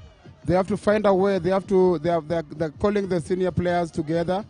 They have to pick up something that will change. And if you're on screens, you can see our commentators already evaded us long time ago. They're live there. We are short of commentators now, but it is the way it is. They're even under pressure. They need Kenya to regroup themselves and start again. Yeah, another great shot from Sufa Mohammed. Sofa is on fire. He's on 29 balls. What will happen next? Oh, great comeback. Great comeback from Flavia. We need more of those. We need more of those. Again, if you are on the screens, you can see our commentators who are former national team players. They did very well in their time there, and they've retired. Oh, what a chance, but it was very difficult. It was firmly hit back to the bowler there by Shufa. Yeah, we say now they need all these chances. They need to take all these chances to bring them back to where they're supposed to be. We can see the Thomas Odoyo watching the game there. Newly appointed development director.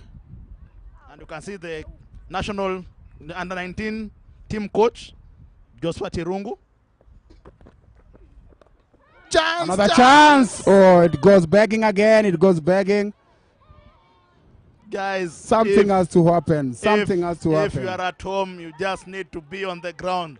There's a lot of pressure to this Kenyan team. Something has to break. Something has to happen. They started off very well, but now things have gone haywire on their side. Great ball. Great ball to finish the over. After 8 overs, score is 54 for the loss of 1 wicket. Shufa playing on 34 of only 33 deliveries. And Saum Tai on 15 from 14 deliveries. Yeah, current run rate is 6.75 per over. Projected so far is 135. And the partnership between Shufa and Saum Tai is 54. Very well batting between these two ladies. Yeah, after getting the first wicket on the first ball, it looked like it will be a Kenyan day, but it has already turned out the other way around. I think they have to now see how Kenya can hold themselves up and come back. I remember, Peter, when I was with you at the lunch break, I remember telling you these Tanzanian players, they don't stop. That's a good shot toward the offside for a single. Peter, I remember telling you, they don't stop even if a wicket falls. Whoever comes in, he keeps on the momentum, and that's what we are seeing again. Yeah, the first wicket didn't slow them down. They came in like it's a normal business day. So far, so good. Everything going for Tanzania. Good shot again, but towards the mid-wicket fielder. Yeah, I think I still feel that Kenya is still rushing too much. They should slow down everything to make sure that the momentum breaks. This is the second over for Mary Wambui. I think that is the only delivery that she has bowled well since she started. And if she can manage to keep all the balls there, then she can slow down the run out of the Tanzanian players. Yeah, she can also slow down the way she's going back to the run up there, because the Tanzania on top, they need to cool down the tempo. Chance! No, just lands in a no man's area. Races away, but the fielder does Great change of fielding. What poor throw. Very poor throw there. We don't want to see things like this happening. Kenyans need to relax a bit. They need at least 1 wicket to break this partnership, to bring it down. This is Mary Wamboi's second over.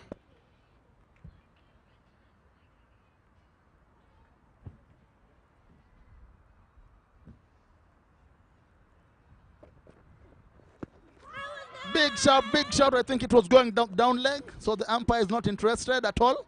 Yeah, a bit. It's sliding down the leg side there.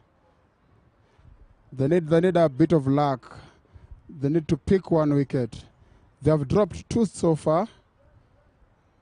Abuga being the culprit there. Sleeping on the job. She has to wake up. Another big I think it's got bold. Very good ball.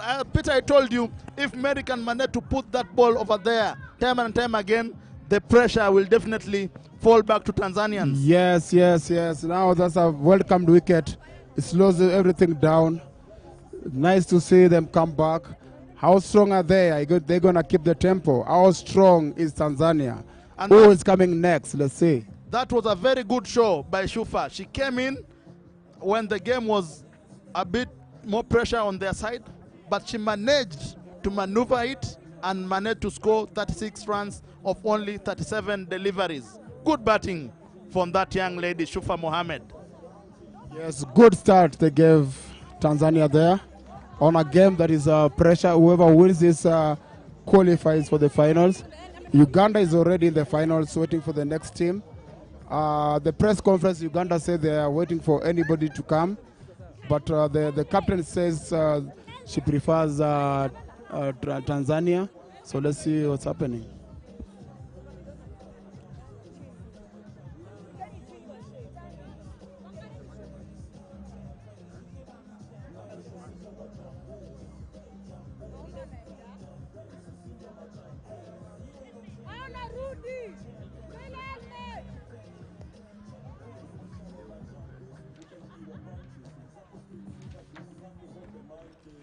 Incoming batter.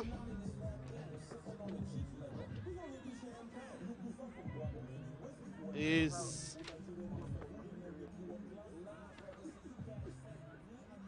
Huda Mrisho. At the end of over number 9, the score is 57 for the loss of 2 wickets.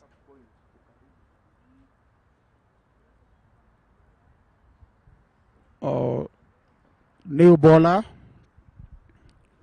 off spin, Esther Wangare.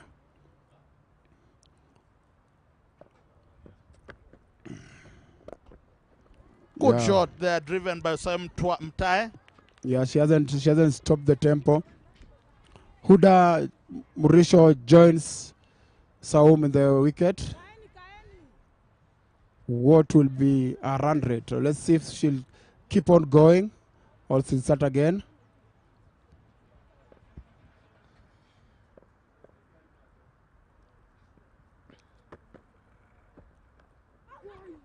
Straight away, she's on the money. She swings it very hard, but I think she edges it. Yeah, great fielding there by Abuga and Marcia Ono.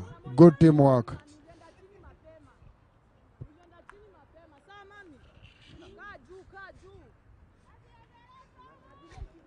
Mrisho off strike immediately with 2 runs there.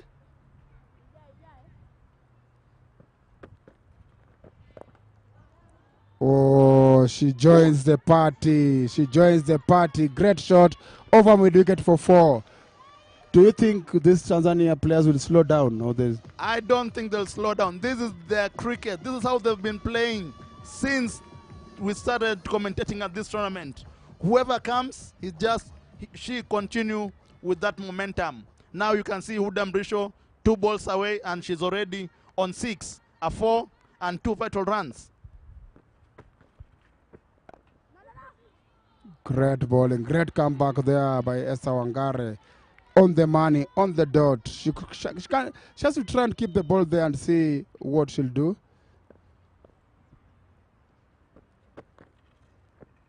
That's a loose ball. Short, angling on the offside, and Mrisho cuts it away toward the covers. Yeah, Saum is also a dangerous batter. She's still in. And the combination of left-right also gives some of the bowlers a bit of trouble. Good shot there, but Wangare does well to stop it. It was firmly hit back to the bowler. Yeah, for a moment I thought it was a catch, but clearly that's a bump catch, and brings the end of over number 10. Score 65 for the loss of 2 wickets. Yes, after 10 overs, you can see Tanzanians are on 65. The projected score here is 130, which is a very challenging total. If they continue like this, they can reach 130, 140, or even 150. Yeah, what do you think is the best score that Kenya can score on this wicket, the way you have seen them playing so far? Tanzanians, the way they are playing, I think they can reach 120 easily. And if they reach there, it will be a doubting chase for Kenya. Yeah, one of the guys also has to wake up and see the tempo. See, there's a difference when they are setting, and now they will know what run rate they have to go to. If they're chasing 120, from the start they have to know that they have to keep up with the run rate. Mary Wambui into a third over. Good delivery, but driven firmly toward the onside for a single. Yeah, everything a bit slowing down there. If you see Huda, you can think that she came in a long time ago, but she's less than 6 balls inside.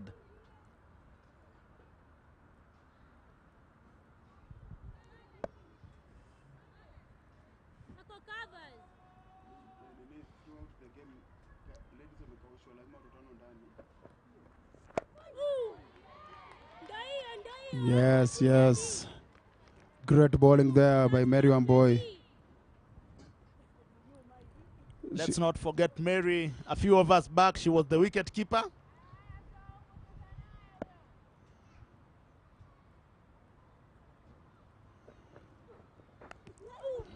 Oh, inside edge. Lemukat. Oh. That was a chance missed. Yeah, chance. If you could have just picked it and thrown, it could have been a very good one.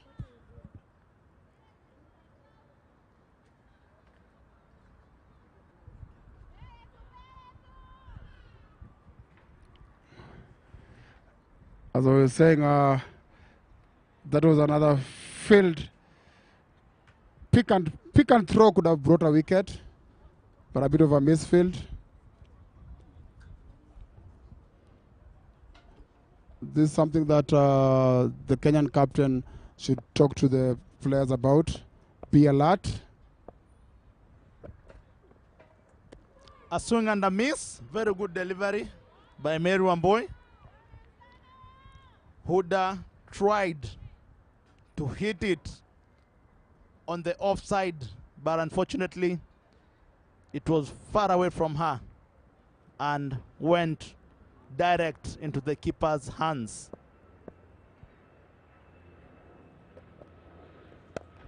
Good shot there. Driven firmly toward the offside for a single. Lavender does good work there.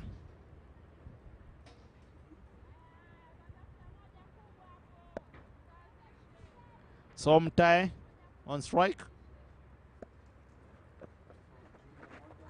Poor delivery by Mary. Bowling on the leg side of Somtai. This left-right hand combination, I think, is really confusing the Kenyan bowlers.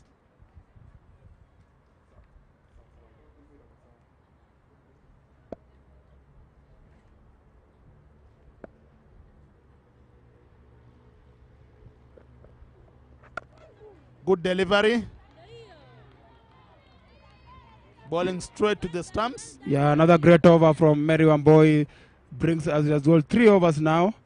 1 wicket, 12 runs. Saum was on 18. Huda Mrisho is on 9. 69 for 2 at the end of 11 overs. 6.27 per over, the current run rate. Projected score just goes a little bit lower than 130 at 125. Still a lot of action coming. A lot of action our way. We have 9 overs to go from the Kenyan side. Then we see the second inning. But so far, Tanzania are on top. It's for Kenya to bring them back. Who will break the yoke? Wangara into a second over from the city end. Mrisho to face. Good shot. Driven along the ground towards the offside boundary, but there's a fielder who does well. I think it's Vanessa. Yeah, so far Saum is stable. She doesn't try anything that she can't play. Just getting singles, driving along the line.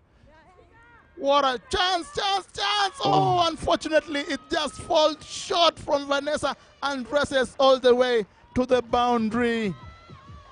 Yeah, that's not, on this standard you should be picking those. This standard you cannot afford to let those go because it comes back and bite you. But let's see how expensive that drop is. Goes for 4 from Saum when I was just saying she's stable. 22 from 21 balls, 74 for 2. Wow, wow. No, they're not letting Kenya relax. Pressure all the time. Keeping them on toes.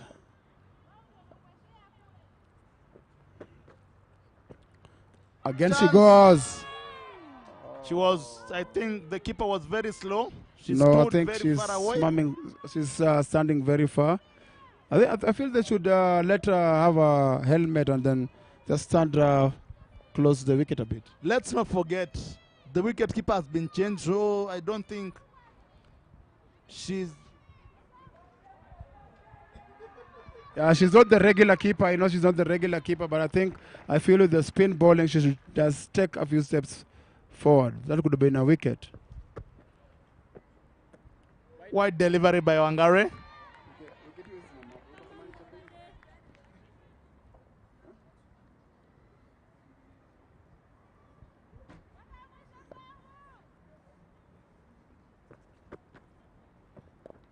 Chance, no, just fall short.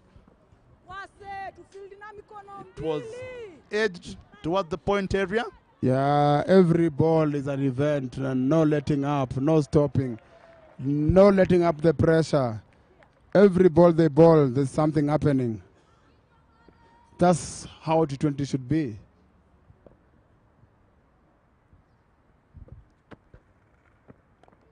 Chance, edge, taken! Finally, Abuga gets one. We can see Huda Mrisho is not happy. She tried to hit that ball with a lot of power, but unfortunately, she edged it. And a very good wicket for Kenya. And I think every wicket they get is a good wicket for them because, as you say, Tanzania, everybody goes for the ball. yes, you can see Huda didn't last long, but she had 10 of 8 deliveries. So Kenyans bring them down like this will at some point slow down the runs.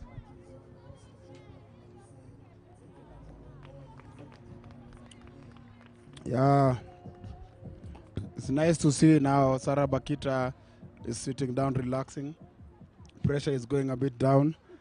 It's just for some few minutes. I know if Kenyans drop another catch, you can even see her down there.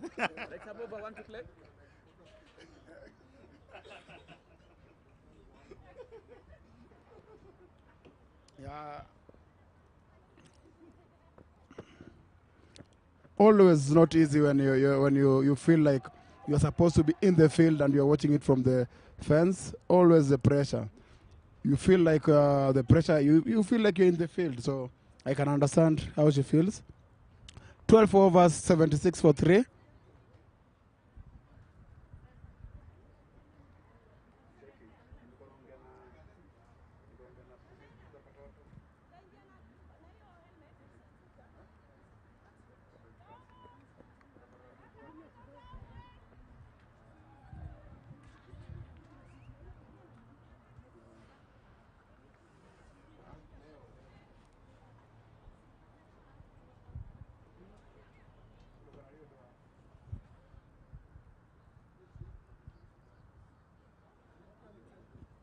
Yes, 12 overs. 76 for 3. From the Wangare Madai end, Mary Wamboi bowling his last over. So far is 12 runs, 1 wicket.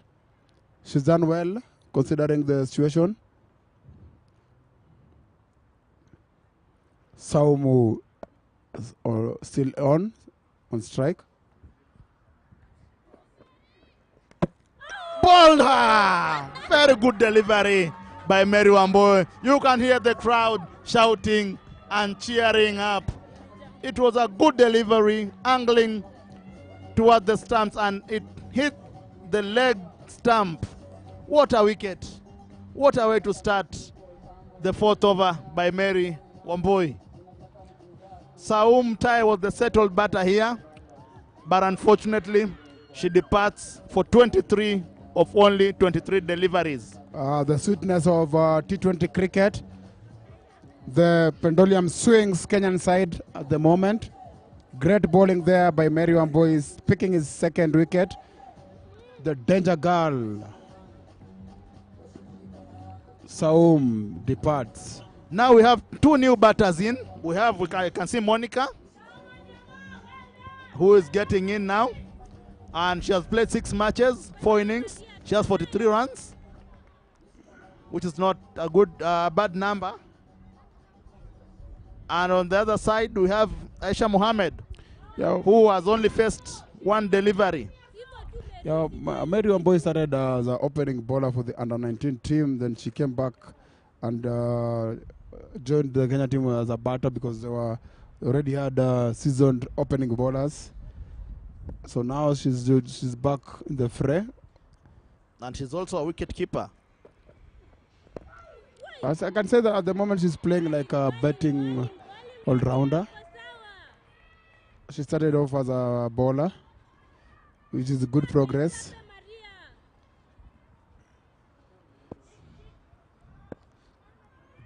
Wherever you're watching from, this game is evenly balanced. After that, we get a nice piece of fielding by Sharon, who is the captain. Great fielding. Great Good fielding. piece of fielding there. Sharon dived towards her left side to save 2 runs there. Yeah, that's a great change. Great fielding. Leading by example there from Sharon. And I think Saum Tai was giving Kenyan bowlers some headache and even fielders, because she was a left-hander. Good shot there by Monica. By Aisha Mohammed, sorry, for a single. We can hear the crowd cheering.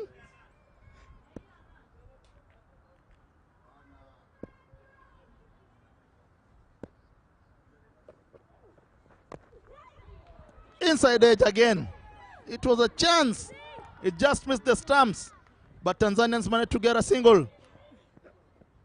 Monica tried to drive it, but unfortunately, it got an inside edge.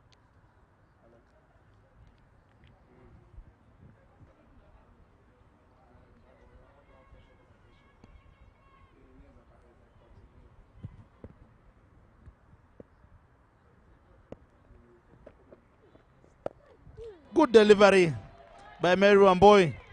And that brings the end of over number 13. And the score is 79 for the loss of 4 wickets. Mary has done really well, bowling her 4 overs, getting 2 wickets for only 15 runs. Yeah. And there we can see she's picking up the keeper's equipments or the gadgets and ready to go behind the stumps again. This cricket is funny. In fact, for the ladies' side. Wow, wow, wow. Melvin, I think she's going to come back to bowl. Yeah, Melvin, she's developing to be a fine cricketer. Very good prospect for Kenya.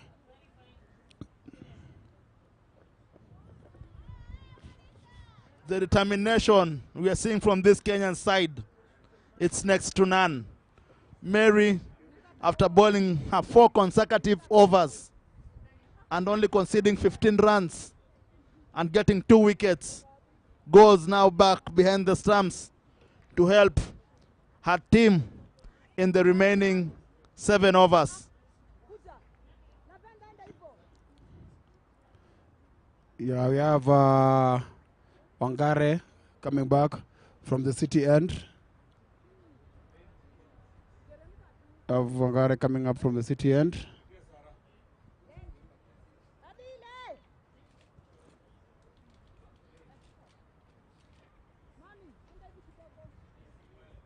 Esther Wangare has bowled 2 overs, 1 wicket, 15 runs. Yeah, Good delivery there. It kept low a bit. You straight away see the position of Mary Wambui while she's keeping compared to what we had earlier. I feel Good delivery. I feel with a bit of training also Melvin can be in the right position, because if she's going to be helping with the keeping, she should try and do a bit of practice. Yeah, she just needs a good wicket-keeping coach to guide her through. Good shot there, but well stopped. Well set, just for a run out. Oh! It wasn't the best of throws there, but the keeper, Mary, could have done better. If she could have gone down, she could have taken that ball very easily and stamped Aisha Mohammed. And now we could be speaking other things, and Aisha would have been going back to the pavilion. Yeah, I feel the fielder could have taken a second there, because they were far away. Could have taken a second before throwing. She was a bit in a rush. There was no need to be in a rush, because they're already stuck in the middle. They get a single there. It was well driven by Aisha Mohammed towards the extra cover for a single. There's no letting up pressure. Everything is happening. Again, another drive. Long off this time. They pick another single. If you see the way Tanzania are going on with their business, there's no dot ball. Very rare. They keep on rotating the strike, and that is their trick. They are winning matches because of this simple thing. That was a poor delivery, and it was pulled away.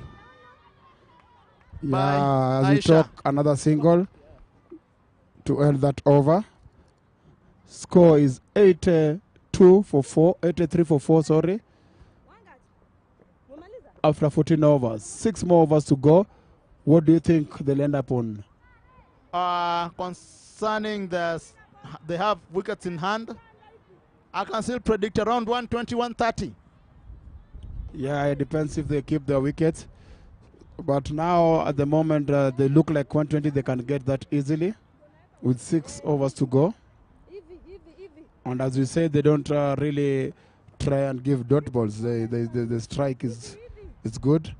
Coming into ball for the first time in this tournament, Monica Dambi. Monica Dambi has been doing well with the bat also.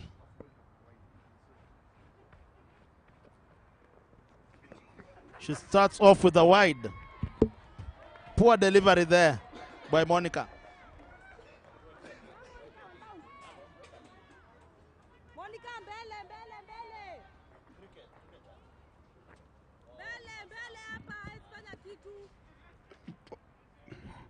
Monica starts with the wide ball.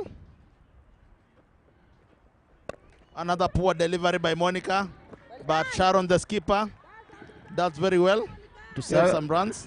I think they've thrown Monica into the deep end, which is very good. She's a very good bowler who always don't bowl enough overs. Let's see how it goes. Another short ball there, poor delivery again. Hits towards the fine leg boundary by Aisha Mohammed. Yes, another boundary, another welcome boundary. As it's going 88 for 4, 14.2 overs, We can see the Tanzanian dugout are very happy with that ball. It was very loose. And Aisha Mohammed didn't hesitate to push it away to the fine leg boundary. Big appeal there, but I think it was going down leg. It wasn't one of the best deliveries also. Yeah, as I said, they have thrown her to the deep end. She has to swim. She has to get out. She has to try and call his experience into play and get the balls going.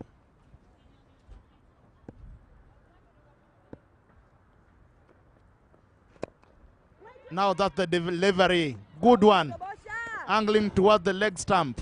Yeah, she still has 2 to go. She's getting better as she goes on. She's settling down.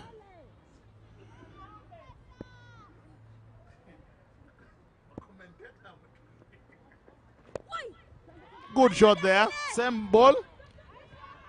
Driven toward the onside. Great fielding by Vanessa there. Great fielding.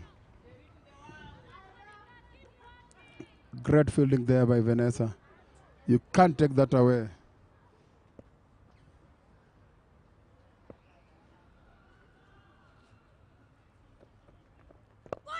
Good delivery there. Oh, no ball. Oh, expensive. Oh, very expensive to the Team Kenya. It's a free hit. Let's see what Monica Pascal can do with it. Monica Ndambi has not had the best of starts with her bowling. Free hit. Monica Ndambi to Monica Pascal. Yeah, not a lot of damage done there. To finish the over there, they pick 1 run. The score is 92. No, the score is 90 for 4. 15 overs.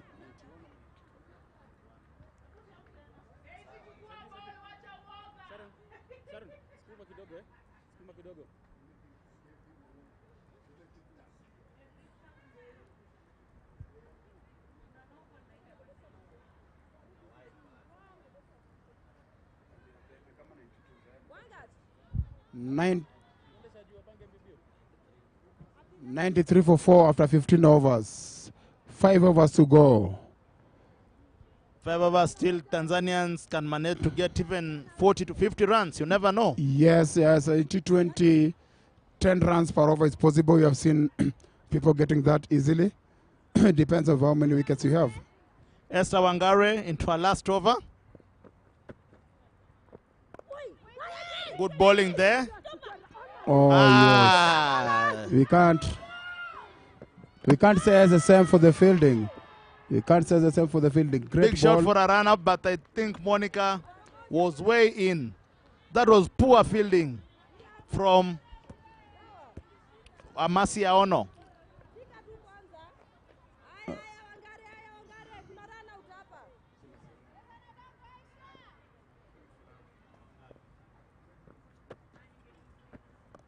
Pull shot, pulled away. Nobody move. It goes to the square leg boundary. Yeah, a bit of a loose ball there from Wangare. A loose ball that Kenya can't afford at the moment. Yeah, if Flavia could have just managed to hold that the previous ball, then I think that boundary would have not been there. But all in all, Kenyans have been punished for their poor fielding there. Top delivery. Top comeback from Wangare. Great keeping.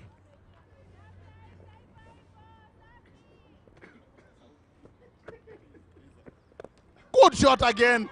Flavia now does really well. It was firmly hit towards her and she stops it. Better fielding from Flavia. Good comeback from her. Nothing stops. With Tanzania, nothing stops. Same ball, same results. Every ball is an event.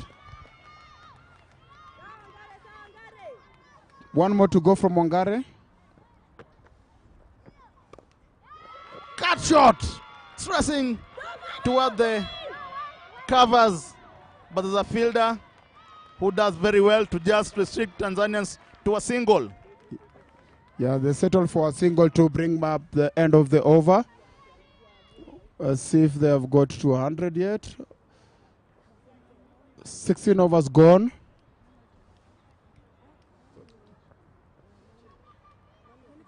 I think it's 99 for 4. Yeah, 1 run for Tanzania to get to a century here.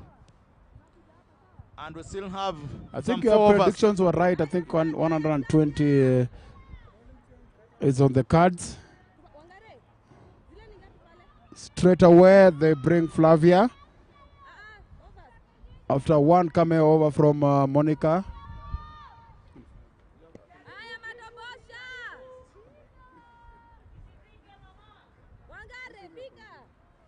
Flavia managed to bowl 2 overs and conceded 17 runs. Let's see how she's gonna work out with this, her 3rd over.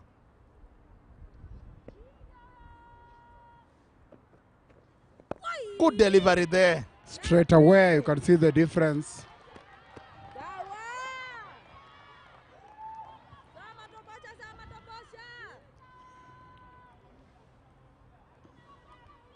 We have still 4 overs of action, 24 balls of events.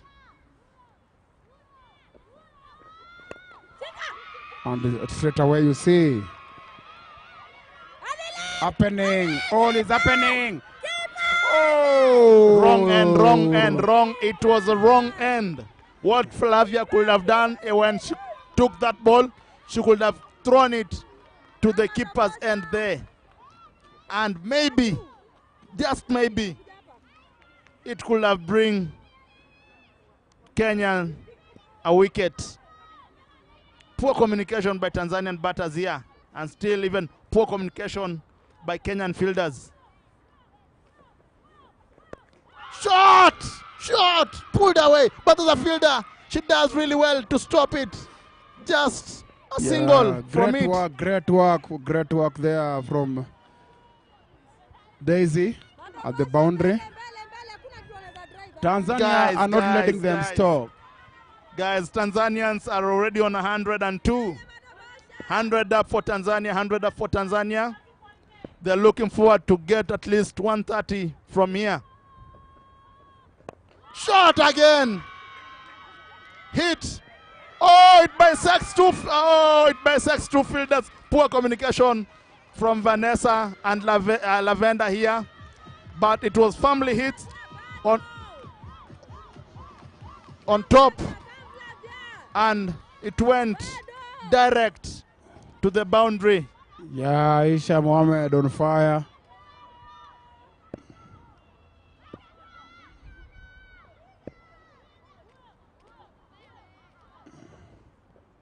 Monica Pascal joins the party. Oh. Same ball, but different results now.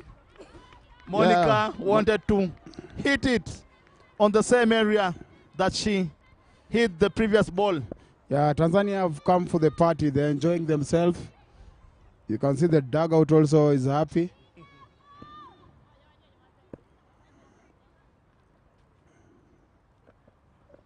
Short ball missed. Monica tried to cut it between point and covers, but unfortunately she ended up missing it. And that's bring the end of over number 17. And the scores are 106 for the loss of 1 wicket.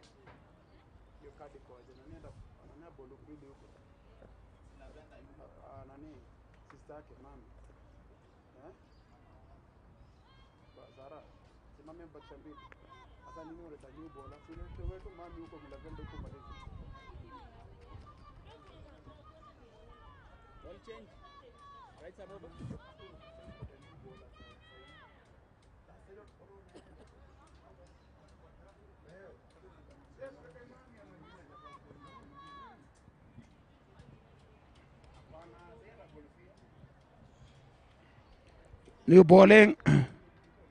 Masia Ono. Big shot there. but the umpire is not interested.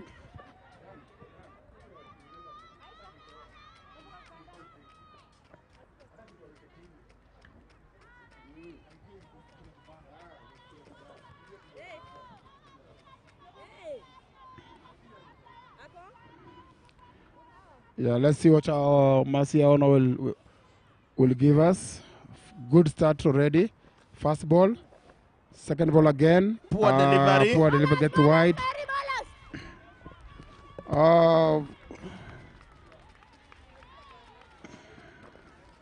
Marciano has been thrown into the deep end. Given she has not even bowled a single over, and now she has been brought to bowl the 18th over. Yeah, I think Malvin could have just finished the quarter of the overs, combining with her sister, Lavender, on this other end, because you have 3 overs to go. 3 overs to go, we have to... 3 overs to go, always bring your experienced bowlers.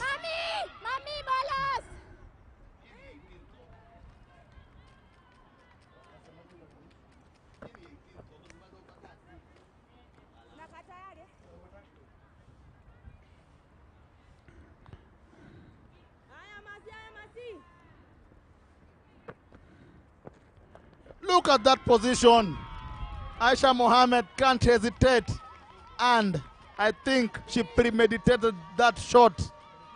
Mercy Aono bowled short, and it was punished towards the square leg boundary.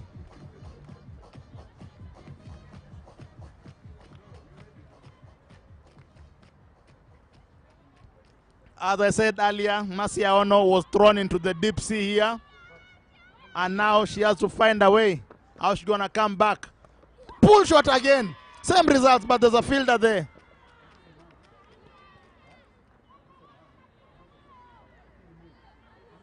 Aisha is not leaving anything for granted here.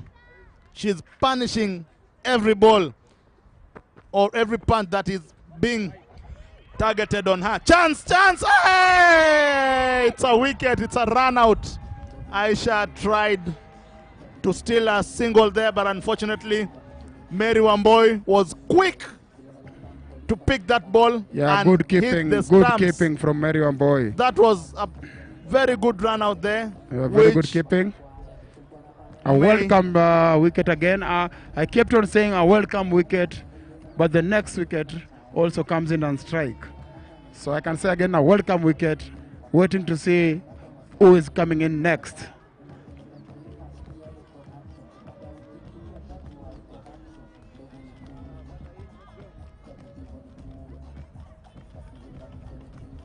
Aisha Mohammed, 21 of 20 balls.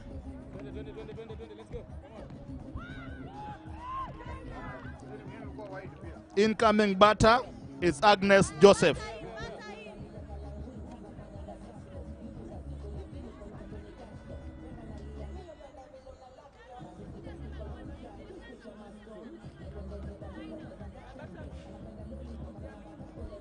$114 for 4 after 17.4 overs.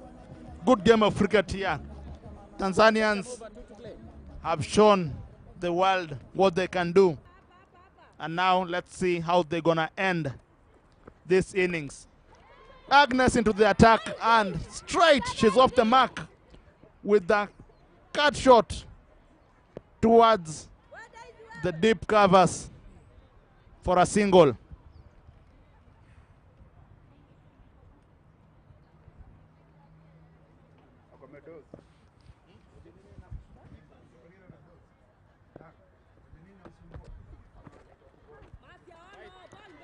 Poor delivery. Mercy Aono, even though she's trying, she was thrown into the deep sea. Poor delivery again. It's a wide. Mercy has conceded already 9 runs inside 4 balls.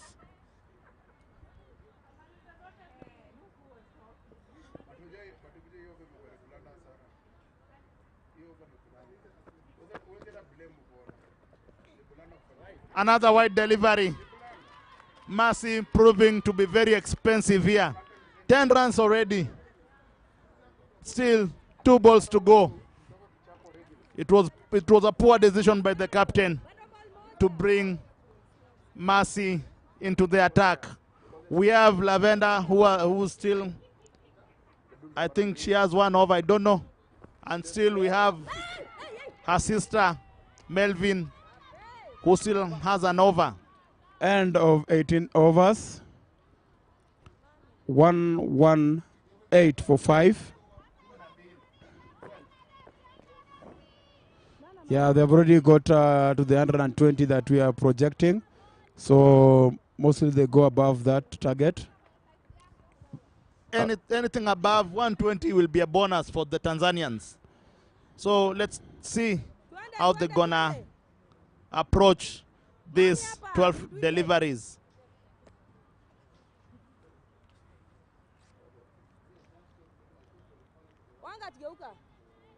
Flavia to bowl the 19th over.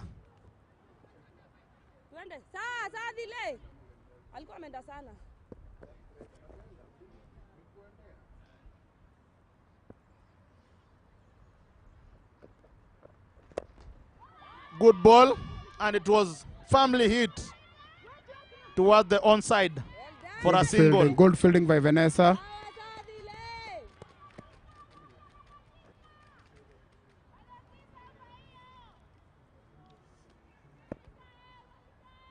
Masia Ono into a second ball. Flavia 10. Oh, yes. Wicket. Flavia gets a wicket.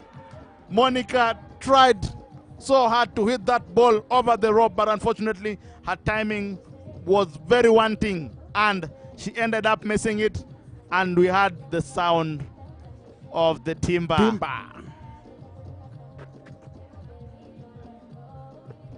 Flavia did the trick here. I think it was the ball. She bowled a slow ball, and Monica was quick into it, but unfortunately she didn't manage to connect it.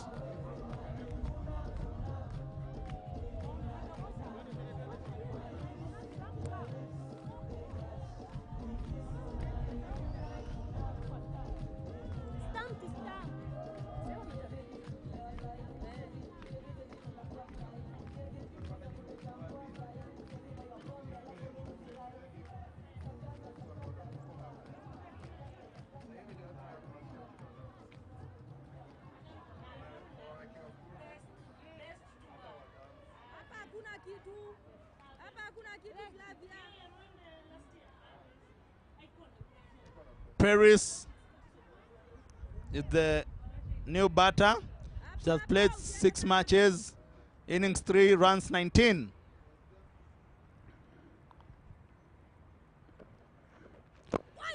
Good delivery there by Flavia. Yeah, great length this time of the overs. 19th over, if you bowl those lengths, you're always on the money. Great bowling there by Flavia. She's bowled 3.2 overs so far. Another good ball. Hey, chance for a run out there. Hey! I don't think it's a run out. Yeah, the throw wasn't too slow. The throw was very slow by the captain there. And Agnes managed to cross that line. Very good running between the wickets there. Agnes and Paris.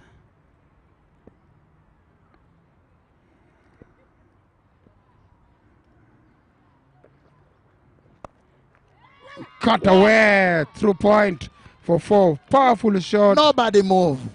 Nobody move. It's not stopping the runs. It's not stopping anytime soon. Flavia bowled away from the stumps, and Agnes didn't hesitate to punish it away towards the point boundary. Bonus runs here coming. 125 for 6. after 18.5. Yeah, last delivery from Flavia. Let's see what new she can bring into the table.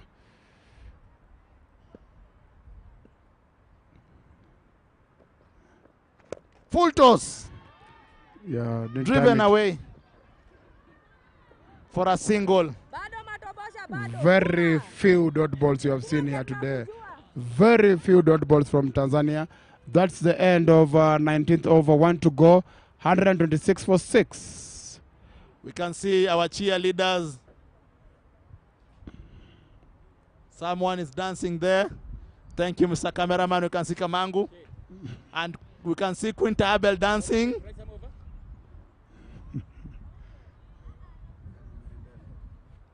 With Mary Bele there, who happens to be the liaison for Ugandan team and the former opening bowler for the Kenya ladies team. Melvin to bowl the last over.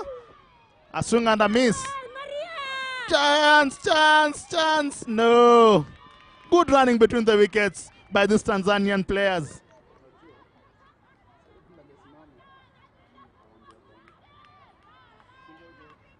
Kenyans were caught off guard there. It wasn't supposed to be a run, but unfortunately, they conceded that. Good bowling by Melvin Idambo.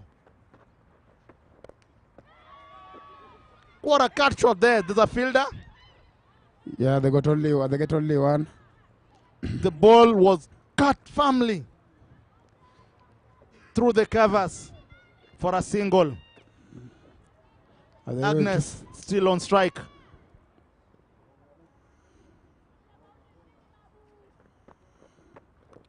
Oh, great Big bowling. swing. But it was very good bowling. A very rare dot ball with the Tanzanian innings. Very rare dot ball. Agnes, she's trying to clear the boundary rope. Let's see if she's going to connect one. Good cut there. Some good piece of fielding. Chance for a run out again. No. Perez was too quick to reach the crease. 2 overs to go. 2 balls to go from Malvin. 129 for me. It's already a good score by the Tanzanians. Good swing there, but unfortunately she didn't connect really well. They take 2 runs. Good running between the wickets by these two ladies, Paris and Agnes. Last ball, 131 on the board, 6 wickets down. Let's see what Paris gonna do with this delivery. Kenya's got no option. Chance for a run out, and yes, Paris was caught outside her crease. Kenya's got no option. They have to chase 131. 135, if I mean, for 20 overs. And that will really need some of their batters to bat through. That is not an easy target. It is a very, very challenging total for Team Kenya, and we saw Tanzanians, their bowling is very, very good. So it will be an entertaining second half, as we know the team that will win this match will definitely meet Uganda to the finals. We can see one of our commentators dancing. She decided she won't comment. She won't do commentary at this match. She wants just to see the Kenya team winning.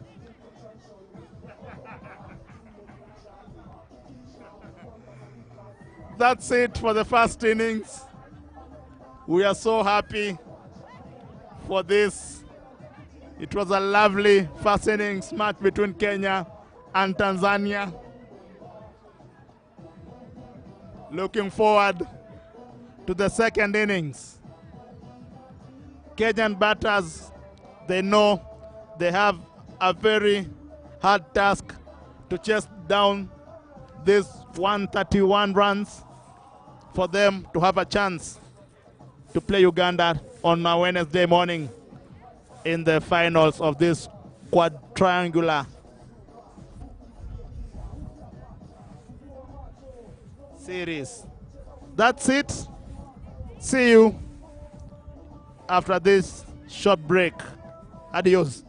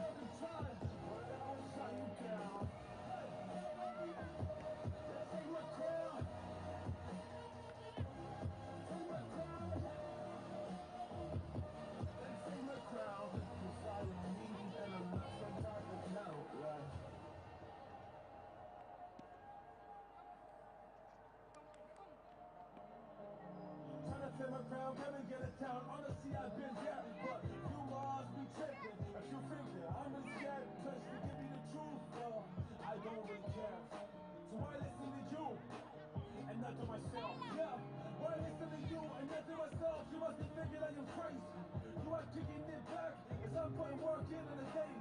And you're a person, yeah, you're a person that is really, really, really lazy. Well, I'm a person that is really proud, simply amazed. I turn up loud. Yes, I gotta let them know that I work for this. When y'all just hold me now, man, I'm sick of it. My feelings let it go. Cause you gotta understand that I bring the final blow. Like,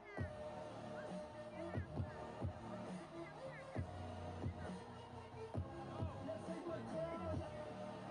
Hey, yes, take my crown. Dr. Time.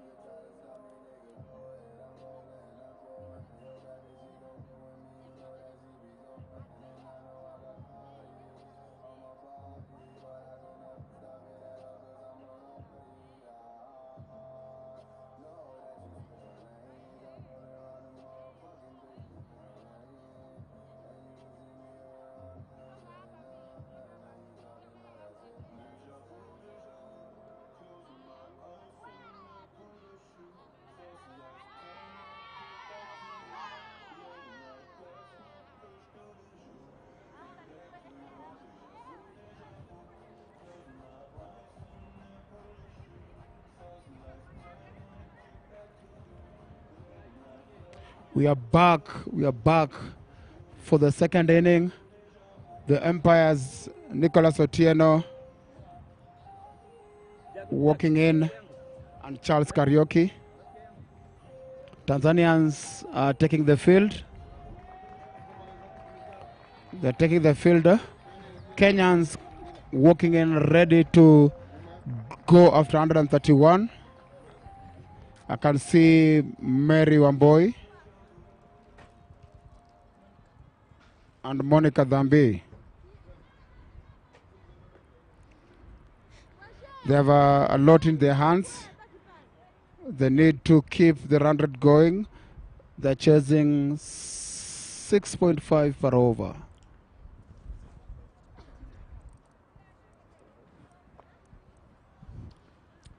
Peter Ongondo, this is a very big total for Kenya. And they really need to apply themselves here, play positive from the word go. Yeah, if they pick from how Tanzania played, no dot balls.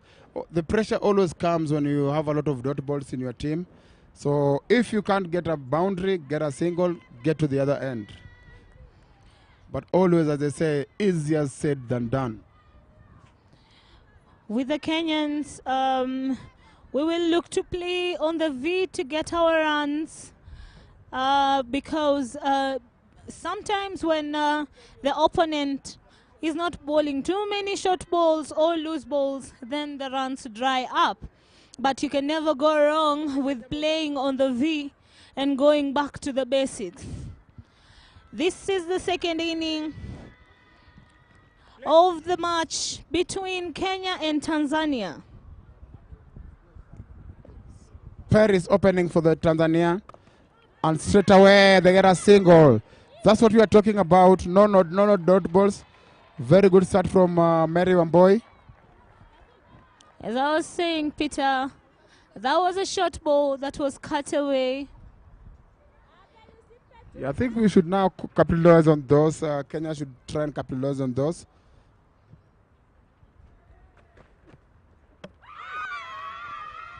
Straight away, the wrong shot.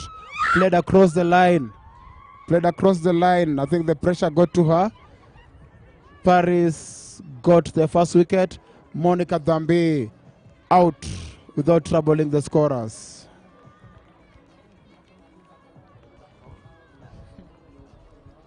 That was a crossbar from Monica Dhambi. To me, that was a good ball. A three-quarter delivery. She went across the line and her wickets were dismantled. Coming in to bat for Kenya is Veronica Abuga in place of Monica Dhambi. Will she continue with the same momentum, getting singles? Yeah, I think she's one girl who's, when she's on form, she's on fire. I don't think when she's on form she'll look for singles. But let's see which kind of Abuga woke up today. That's your leg. Right above, 4 to play. Do we have the fiery Abuga or do we have the one that will take singles? Up to her.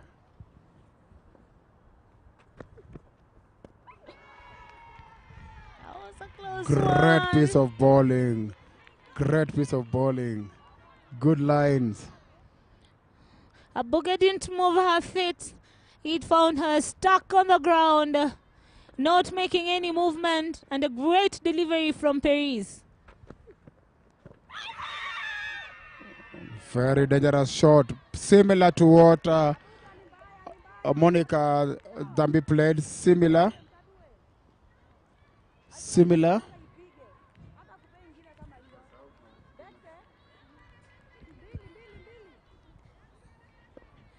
The ball was going down leg. Another life for Veronica Abuga. Oh my, oh my. Perry is proving to be a danger woman here. Great piece of bowling. She's just getting a touch of swing on the offside. Touch of swing. Playing straight to the keeper's gloves.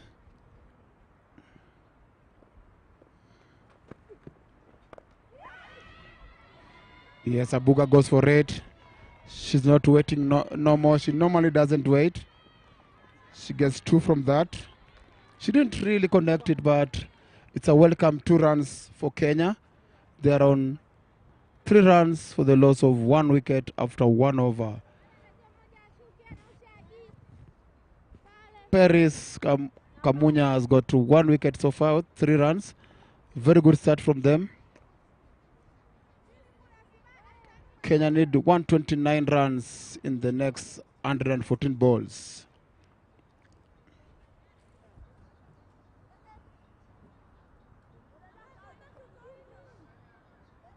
See who's opening the bowling on the other side. Agnes Joseph opening from Wangare Madai end. Agnes has proved to be a very good bowler for the Tanzanians. We hope that she's going to continue with the good work and restrict Kenya below 100. Yeah, Kenya has to show character. They have to show character. I think most of these players were in the under-19 when Mary and Abuga were already playing for Kenya.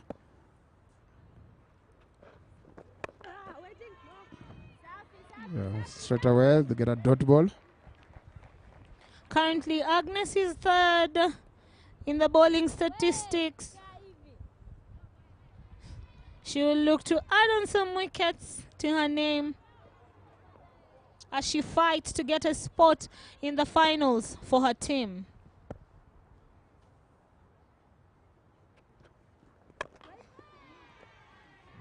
Yes, the contrast we see dot balls again coming in, creeping in the Kenyan innings. They should really try and either rotate the strike or get boundaries. I'm trying to get what is happening out there. Are the gloves sweaty? Pressure time. The gloves have to be sweaty. Very dangerous. All the 3 batsmen so far have played across the line. I don't think that's the way to go. As you said, they should try and play on the V. As I was telling you, Peter, against Uganda yesterday, they got so many loose balls. They got short balls. They could pull and cut away. But right now, since those ones are drying up, we have to see character in the Kenyan camp to make sure that they play on the V to get their runs. Yeah, get their runs. They must, whatever method they'll use. But they need the runs. So far, 5 dot balls. Too many dot balls, considering the big score that the Tanzanians have displayed on the scoreboard.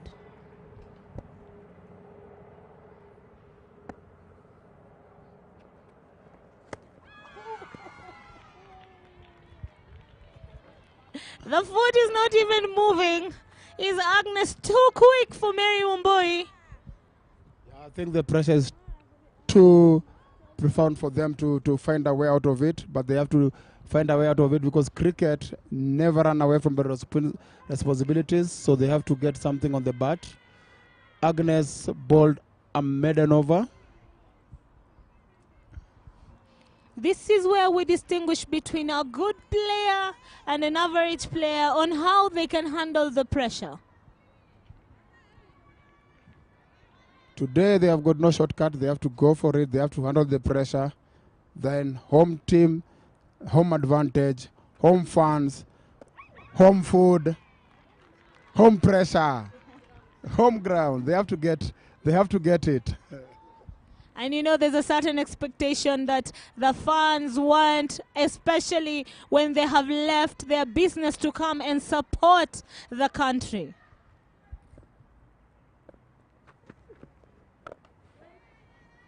Another big dot ball.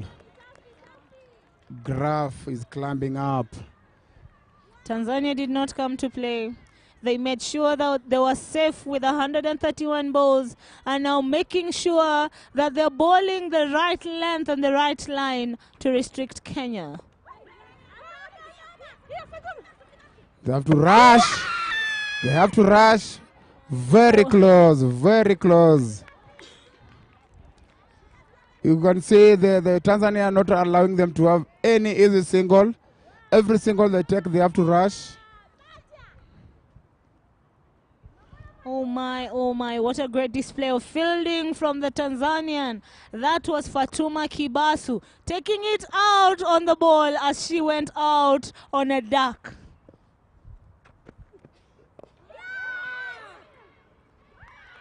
And how? That's a wicket. Mary Wamboi making a very wrong decision with a bat and costing her wicket. Now Kenya is under pressure. The runs have dried up and now they have lost the second wicket. Yeah, captain is walking in. She has to steer the ship today. I don't feel it's the right idea to walk in without an helmet, but maybe she knows better.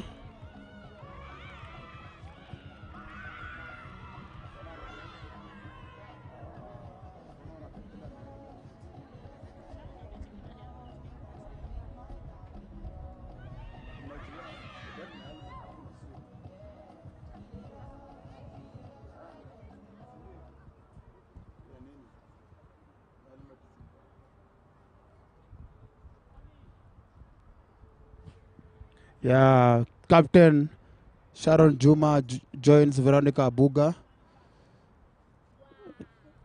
The job is cut out. Need runs on the board. Reduce the dot balls. And keep the wicket. Always not an easy balance. Mary played away from the ball and didn't get the full control that was needed.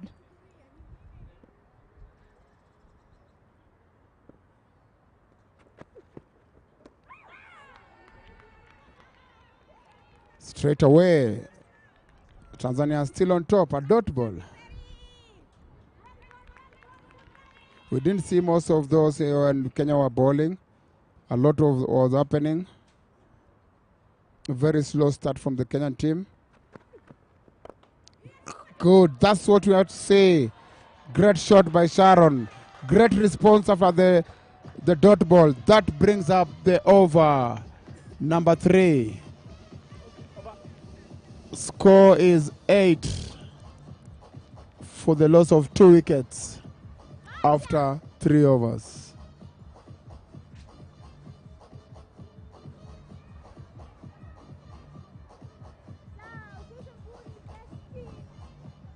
This was a decent partnership yesterday in the match against Uganda. Let's hope they build a partnership that will be worth it to get them to the score. Yes, what is more important about the partnership is the scoring rate, because they need to go at 7 per over at the moment, 7.2.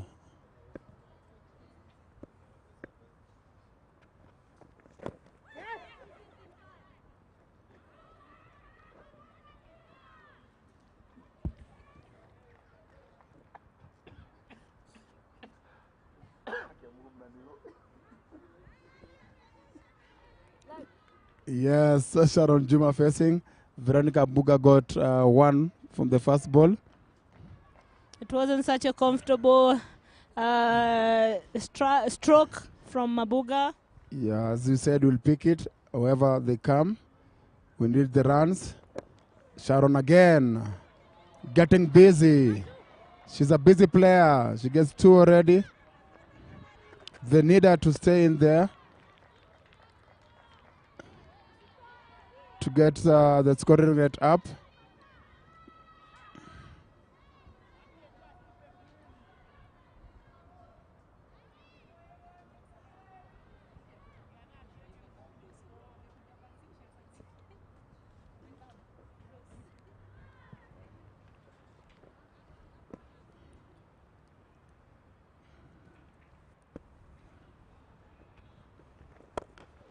Good shot again. As we say, Sharon is busy now. She gets a single for that. She knows the amount of work that is required from her, and from the word go, she has a big swing, showing everyone that she's in business.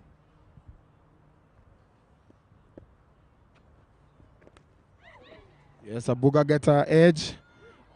Yeah, they'll take it. I think they'll take it. They need the runs. However, how they come, leg by or not, good score, good square cut, good inner edge, all the runs.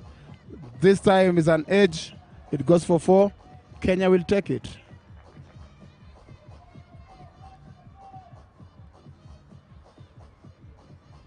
After 3.4 overs, Kenyans are at 16. Yeah, they still need 7 per over, so we still need these two. Who are the most busiest Kenyan batters we have? If they stay in, I'm sure they can redeem Kenyans and get the score.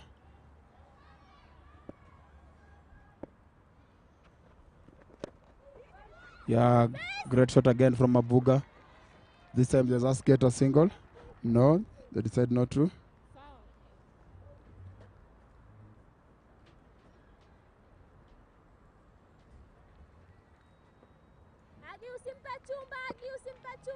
They will look to reduce the number of dot balls.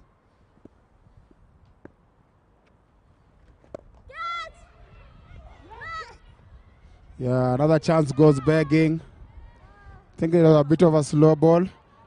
Abuga went too early. But they still get the most needed single. That's the end of the over. 4 overs, 17 for 2.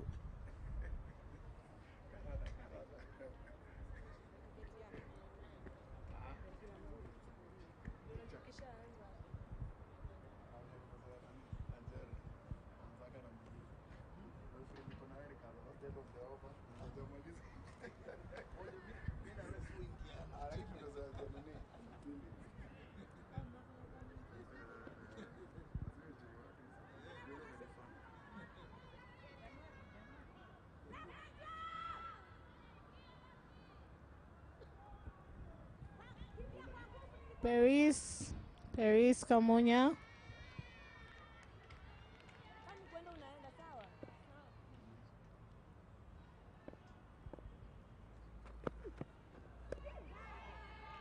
Yeah, Paris is on business. She already got 2 wickets, only 8 runs. She is hitting a very nagging length, giving nothing away. No short ball, no ball is full. Everything on the dot. She goes again.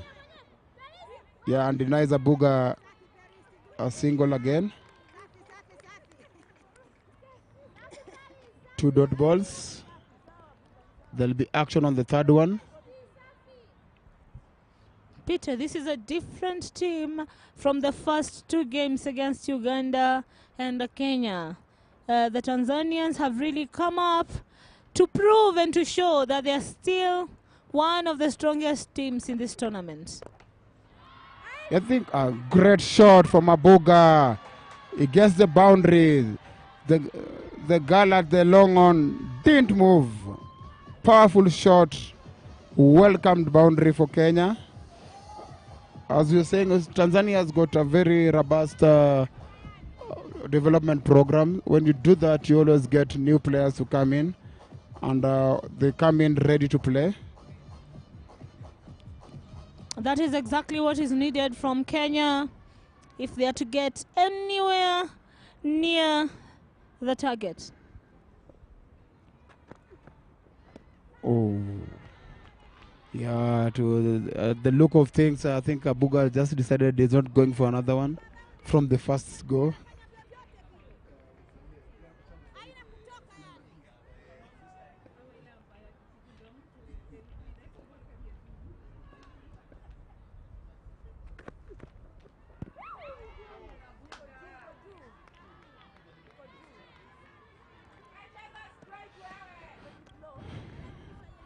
Yes, yes. When she gets a boundary, she should get a single, get out of that end.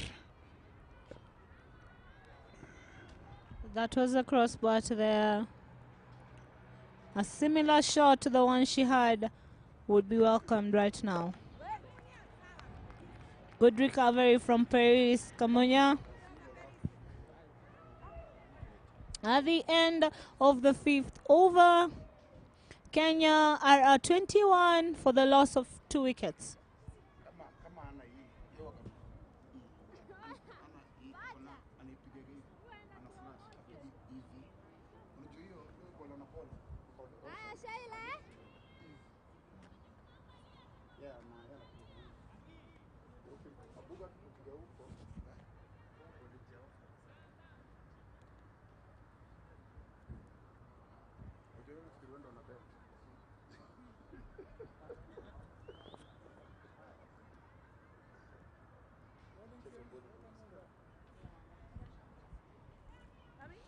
Change of bowling from Professor Wangare Madai end. Shaila Shamte. Kenya needs 111 at the rate of 7.4. 90 balls to go.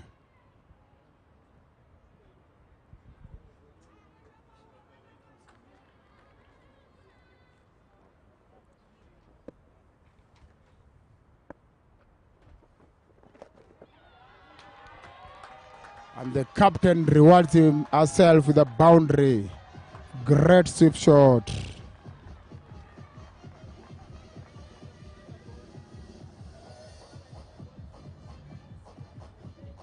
You should see these two sticking in. As I said, they're the busiest players in the batting lineup. If they stay there for 6 or 7 overs, the damage will be done.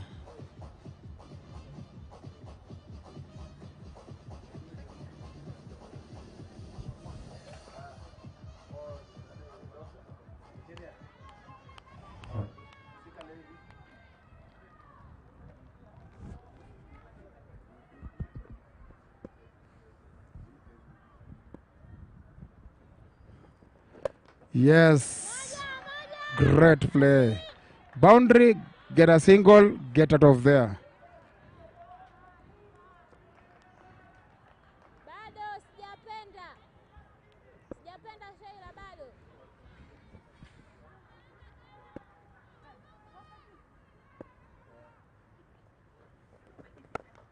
Great shot from Abuga.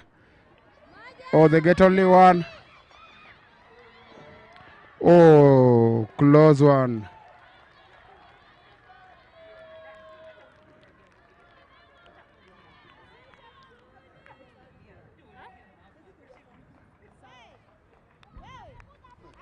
That was a very close call considering Sharon has an injury.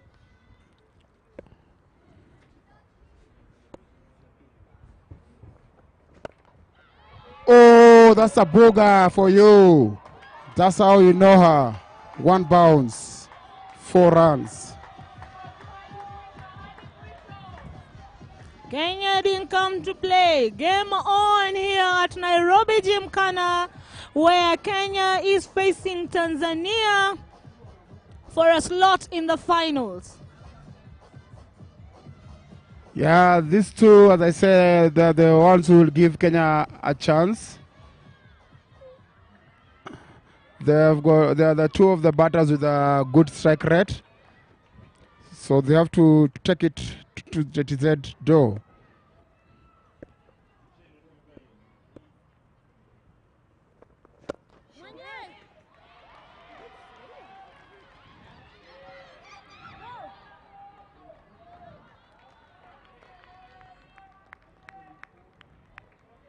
Good thinking from Veronica Buga. After getting a boundary, she gets a single.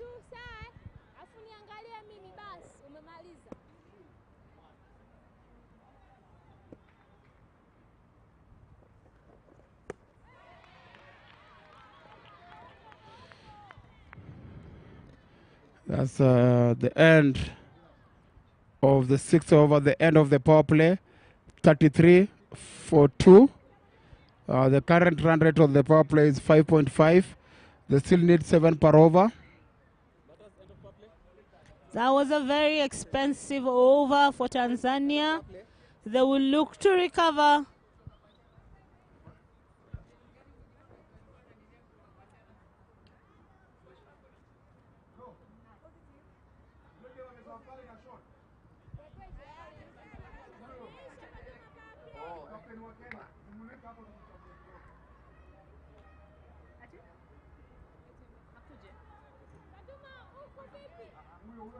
Bowling change. Right arm over. Yeah. We have the Kenyan captain, Quinta Oko, on the ground.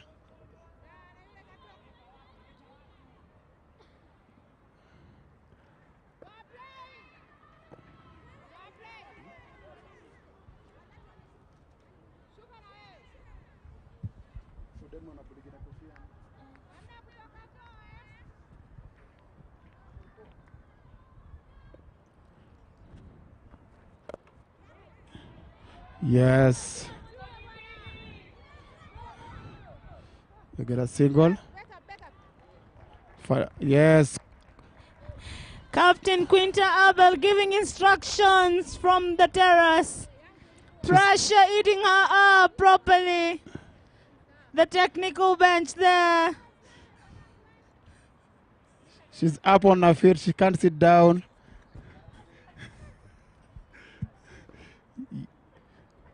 Fatuma Kubasu from the city end. Oh, and she gets a wicket. Oh, Sharon let it go. 7 balls. And she's on her way back. Big wicket for Tanzania.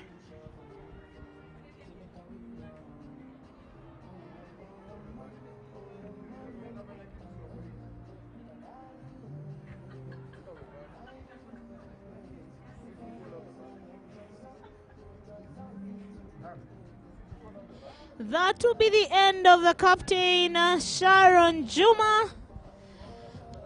Coming in place of Sharon is Vanessa Oko. Great bowling from Fatuma to dismiss Sharon. She dismisses the opposite captain. Very interesting there. When we were growing up, we were told not to bowl with a cap. I can see she's bowling with this cap on. That's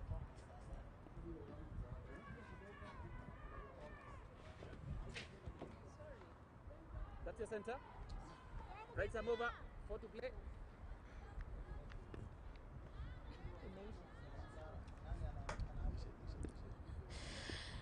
Not very happy faces on the terrace. Vanessa she's not waiting. The girl from Jerry. The girl from Jerry, Martin Luther Primary School. Gangman style from the first ball.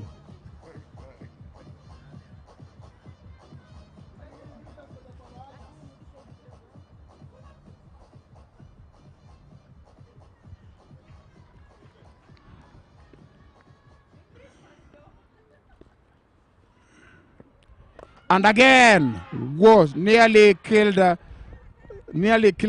non-striker there.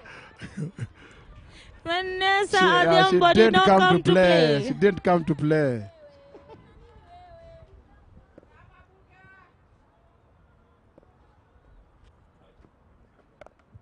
Not very happy faces from the stands there.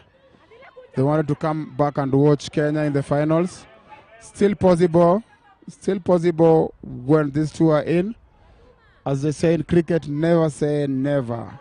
Not over until the fat lady sing. Yeah, the fans are anticipating the finals. Shot!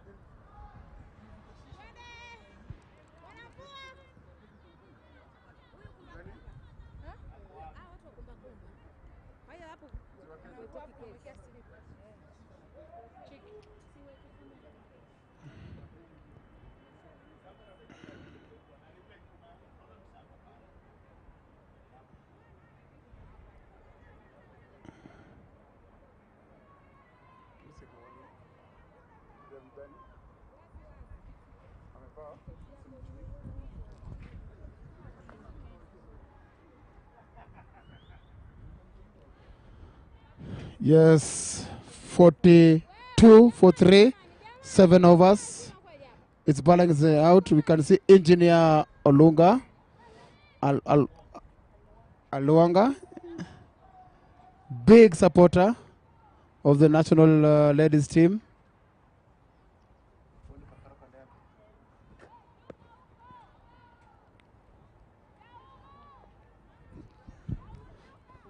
Mwanamvua coming to ball from the Mangare Mandai, Professor Wangare Mandai end.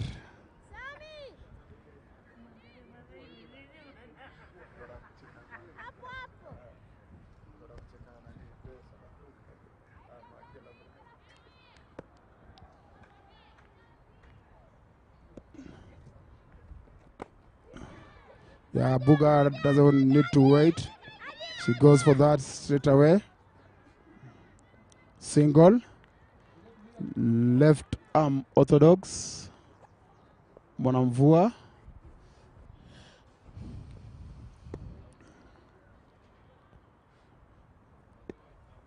They're picking up with the run rate. Always tough customers, left-handers. Always tough customers. Never easy to play them. You need to use your feet a bit.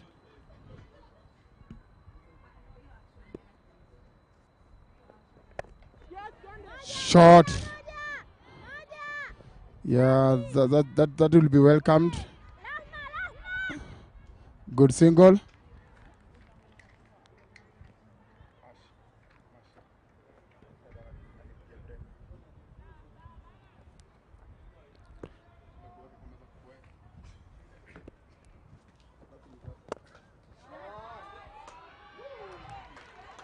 Good shot there from Veronica Buga.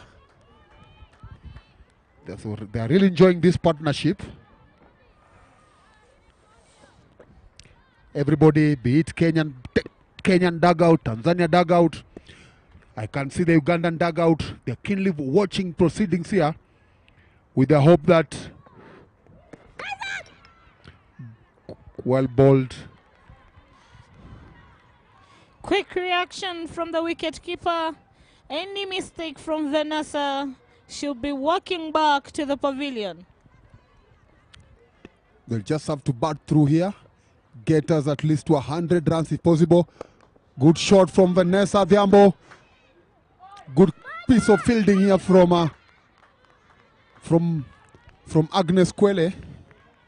She's been one of the most outstanding players as far as fielding is concerned in the Tanzanian team. And that's the end of over number 8. Kenya on 46 for 3.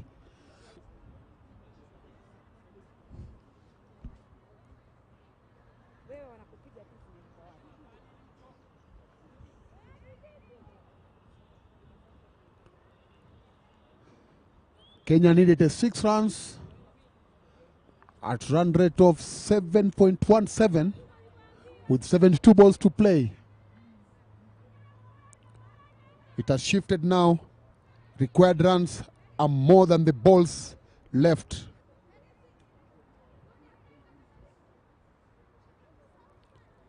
To continue from City end is keeper Fatuma Kibasu. Already she's picked a wicket, the dismissal of Sharon Juma. Veronica Buga so far with her highest score in this tournament, 24 of 24 balls. Vanessa Dhiambo, she started off on a flyer with 9 from 7.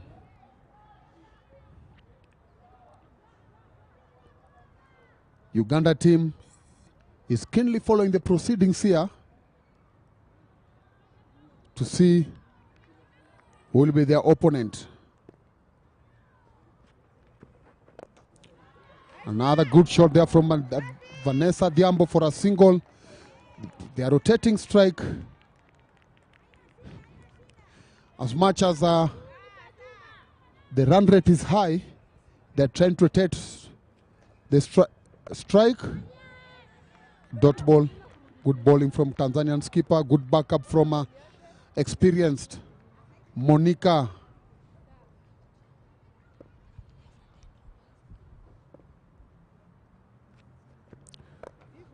Good shot there, good hit. All the way for 4. Good hitting from the Kenyan side. Any bad ball is being taken to the boundary with a lot of power and force. Good ball is being played with respect. And Kenya are surging towards the target of 132 with 11.3 overs to play. Well played. Good job from Veronica Abuga.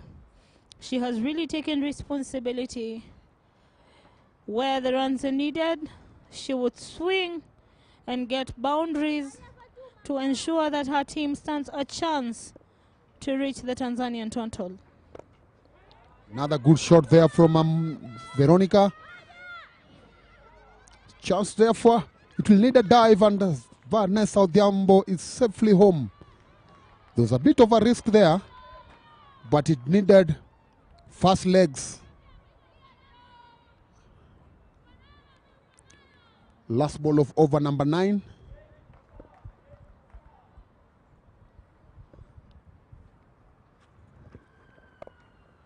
Well played. And that's the end of over number 9. Score 53 for 3.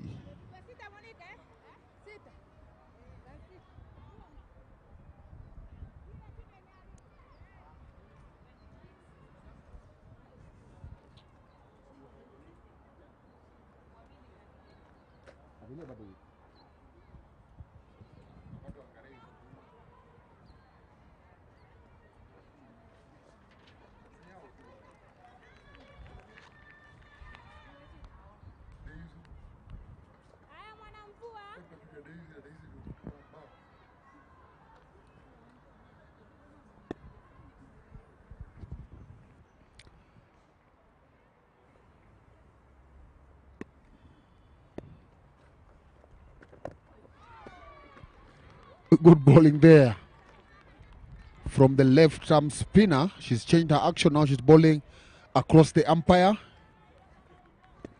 Mwanamvua.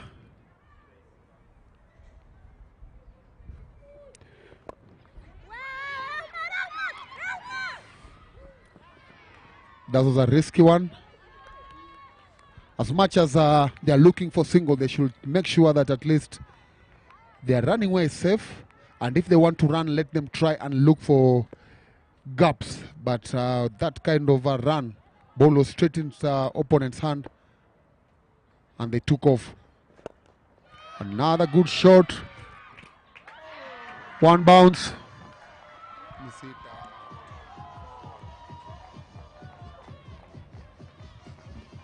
That's 4 runs.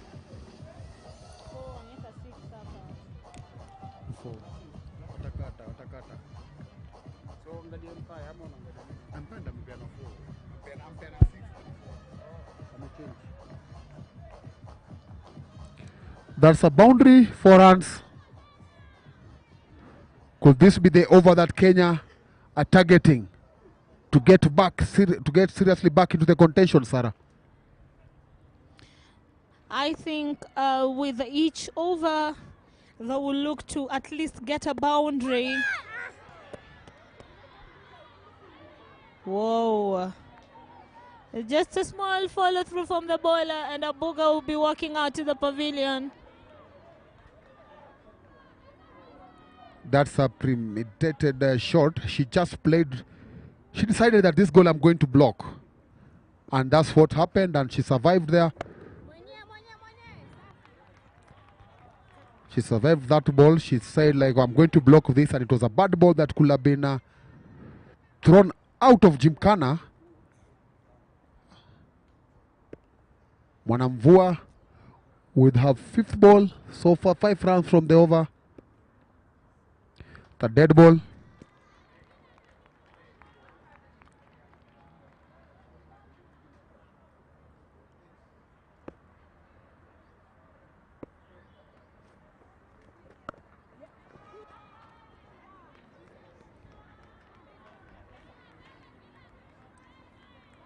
Good bowling from Mwanamvua. Good recovery.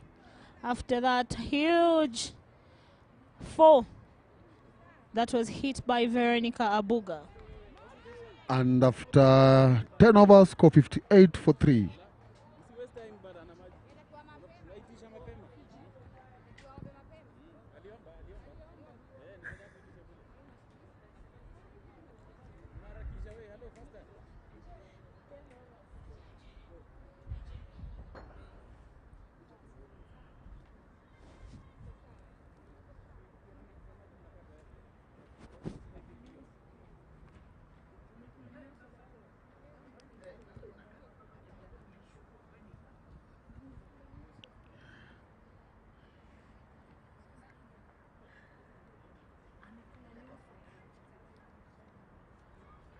To continue from City Road, from City End is skipper Fatuma Kibasu.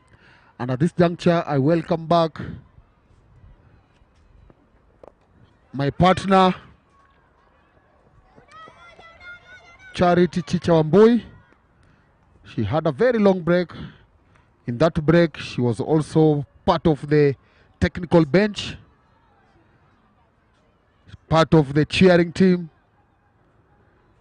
And now she's back to what she is supposed to do with 10 overs to play.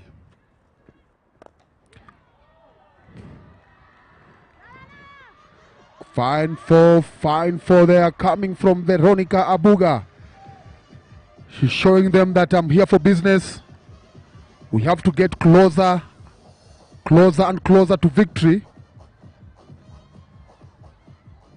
Tanzania now, they have to look for this wicket if they have any chance of stopping this Kenyan side.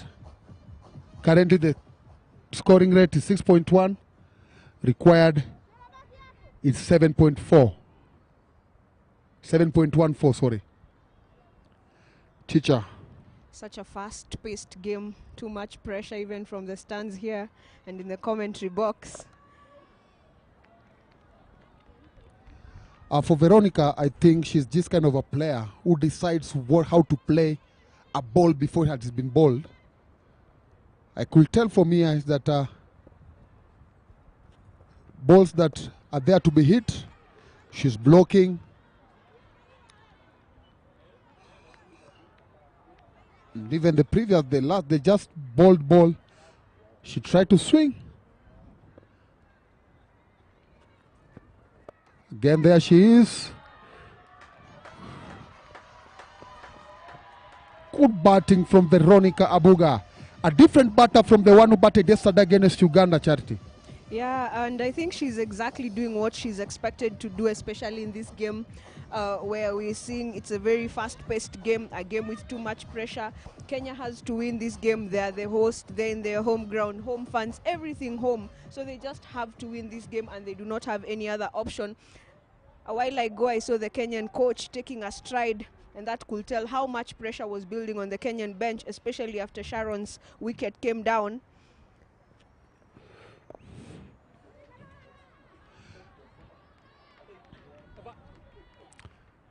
Yeah, and that's the end of over number 11. Scores are 67 for 3. And Kenya needs 65 runs in 54 balls. Veronica at 42, 8 runs shy of half a century of 38 balls, and Vanessa Thiambo 12 runs of 11 balls.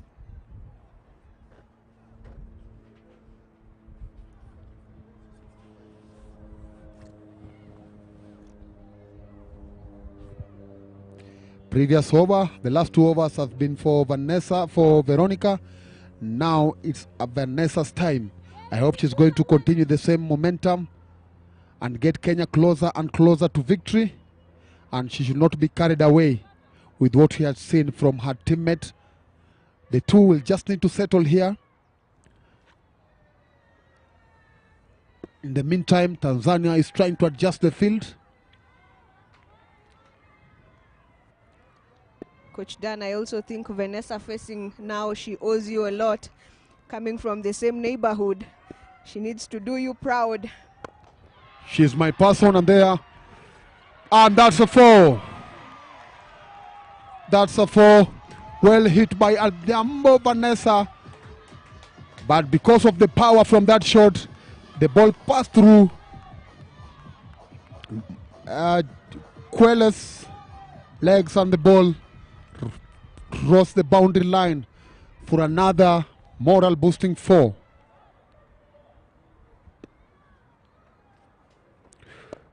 Another shot from Vanessa, back to Kwele. This time managed to stop the 4. Tanzania will need to cut the boundaries.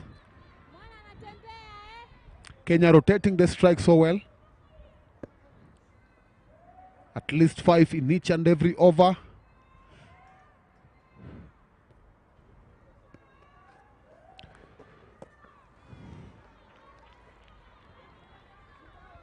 Mwanamvua Hamisi becoming problematic to Veronica. We've seen Veronica try hit balls from her for quite some time and it's still proving to be futile. Will she be able to hit those balls from Mwanamvua? That's another 4 there.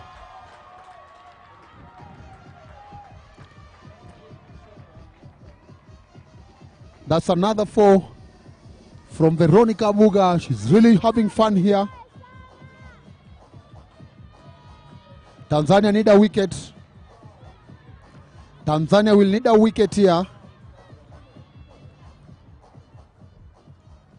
56 runs in 50 balls. Looks very promising. Such a big call there, but the umpire decides, not it, not now. You can do better.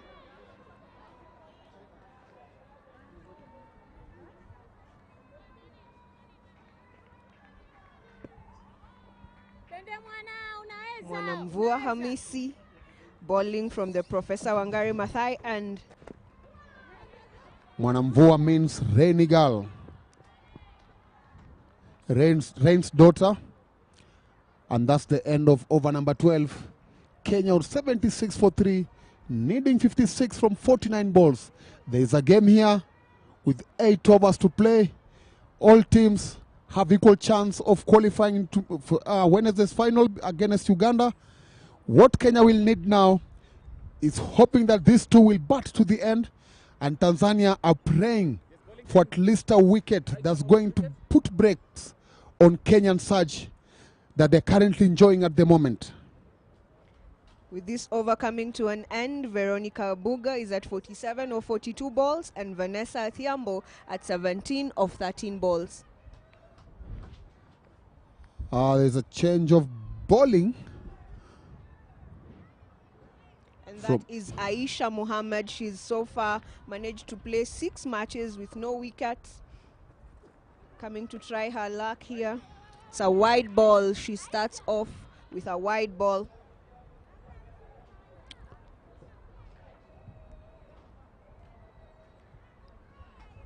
It's not what exactly Tanzania should be delivering at this time.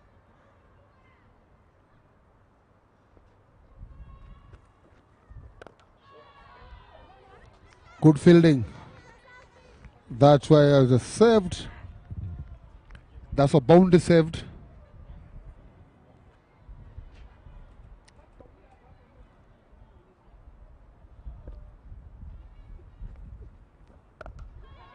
It's another good shot there from Veronica Buga, sprinting to the chance there for a run.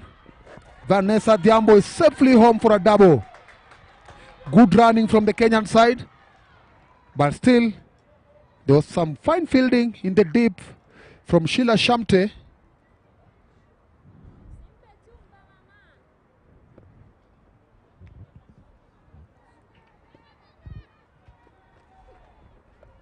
Good shot from Veronica. And that's a 50 from Veronica. Half a century from Veronica.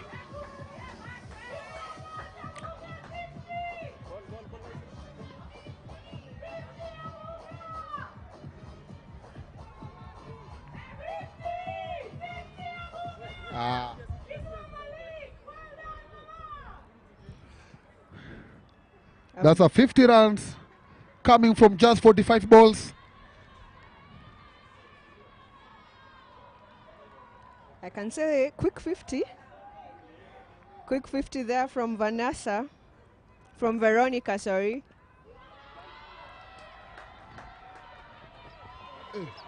Kwele there, fumbling, trying to look for the ball.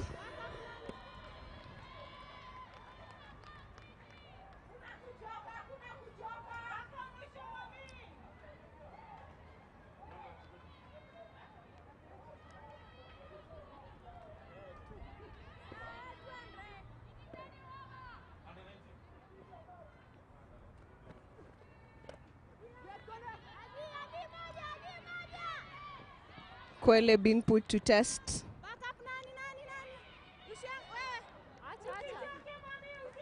Can see a booger there. Think she's tired. They could see her signaling for some water. But I hope she'll be able to hold that fort, Kenyan fort, till the end of 20 overs.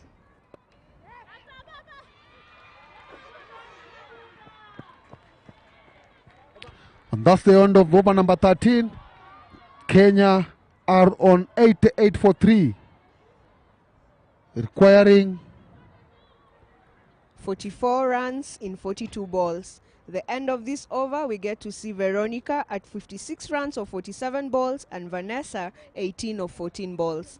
Kenya requires 44 runs in 42 balls. Still looks promising. They're able to continue being there with that kind of a partnership in there. We'll be able to see Kenya win. However, just as earlier stated, cricket, anything is possible. So let's wait and see how it goes.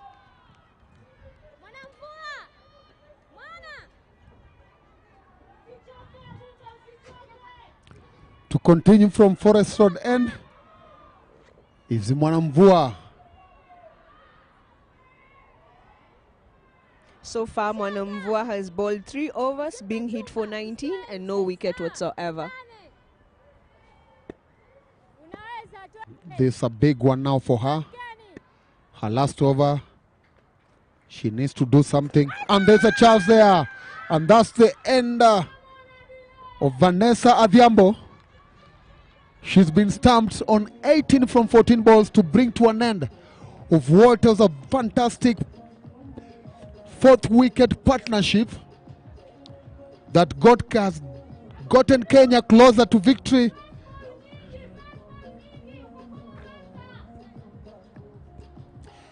And that's the end of what was a brilliant batting partnership between Vanessa and Veronica.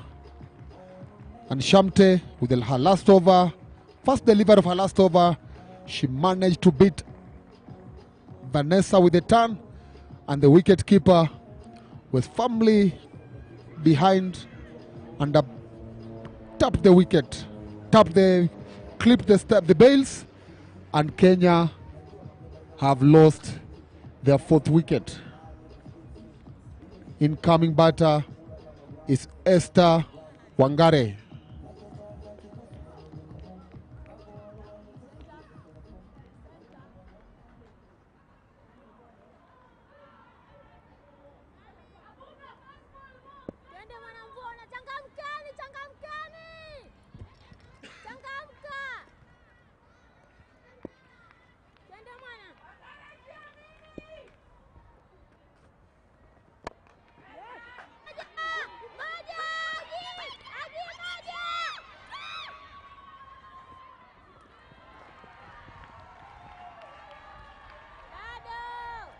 Esther Wangare played all the games, managing to score cumulative of 48 runs.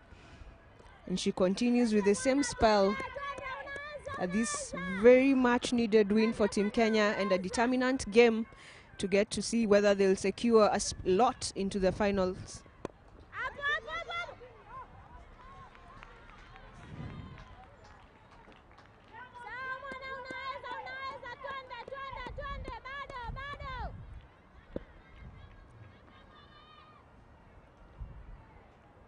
It's becoming tighter and tighter. There's a wild swing there.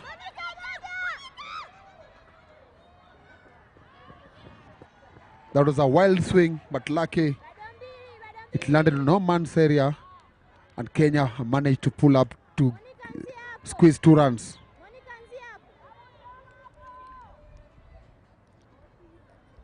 Kenya require 40 runs in 38 balls. Mwanamvua Hamisi with 2 balls to go.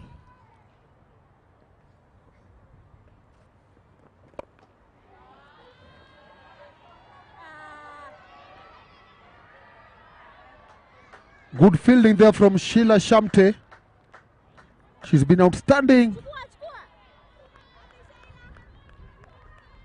Seems like she's picked something, or she's back again on her foot.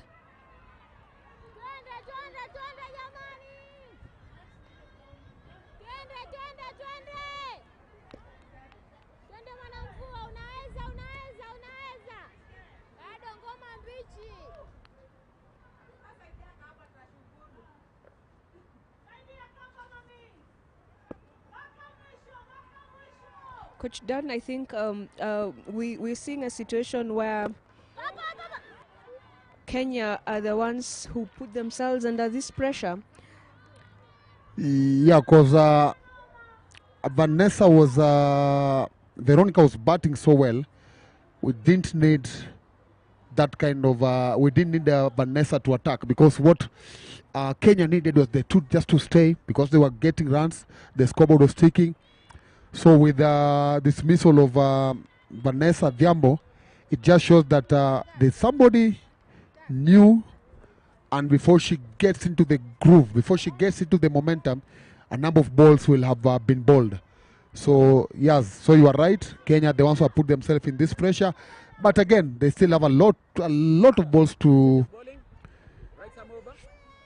get the required runs, so it's not yet over for them. Welcoming Anjere to the commentary box after 14 overs, with Kenya requiring 39 runs in 36 balls. Welcome.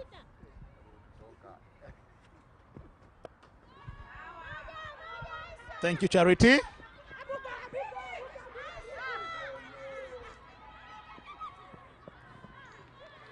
Yes, Dan. We can see the game is still evenly poised. 93 for the loss of 4 wickets by the Kenyans.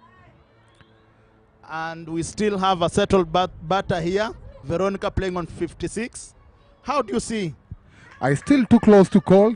Tanzania will need just 1 or 2 wickets to break this partnership and probably get another wicket in quick. Very good shot there. Much needed boundary. That's the boundary that Kenya needed, and has come in at the right time against the Tanzanian skipper. That ball bisected the long off and the long on toward the side screen for a boundary. What? So at this time is a runner ball.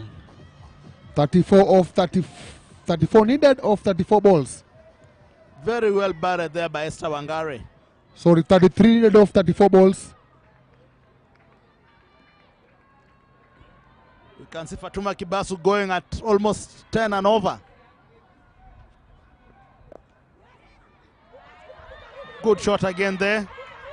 Driven. Hey, no, miscommunication there. Chance missed. What's happening here? Everything is happening this over. Chance for a run out. Some good shots through the boundary. A bit of confusion between the two batters here. Kenyans gonna just have to hold their nerve for them to have a chance. So far, they're doing greatly. They are now at 100 after 14.3. Oh, unfortunately. And that's the end of what. That's the end of.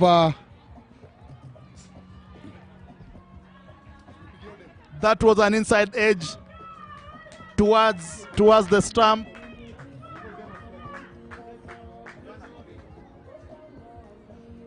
That was a very fantastic, wonderful, great knock from Veronica Abuga, scoring 57 from 49 balls. That will turn up to be a match-winning knock from her. Came in at a time when Kenya was struggling with the loss of 3 wickets. Stayed cool, managed to get boundaries with ease, stuck there, respected all the good balls that came her way, and she's managed to get Kenya close with only 32 required. An incoming batter is Lavender Idambo. An ESDT product. I'm still yet to know why Daisy is not yet in. I still don't know why.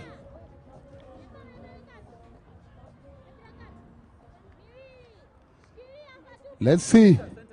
It's a very good wicket, crucial wicket for Tanzania.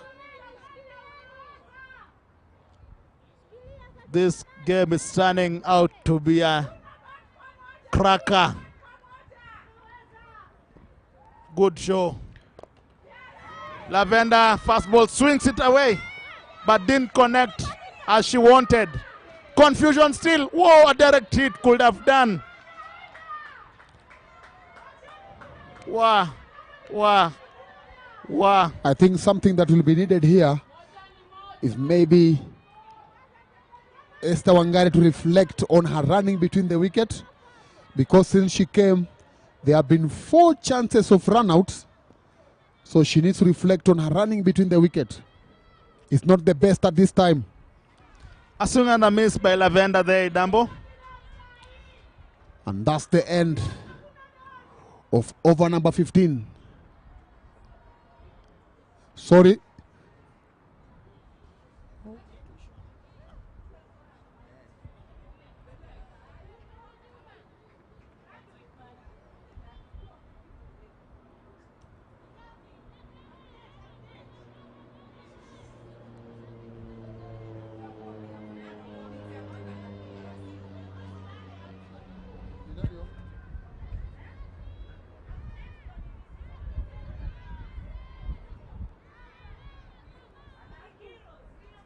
Agnes into the attack from the Forest Road end.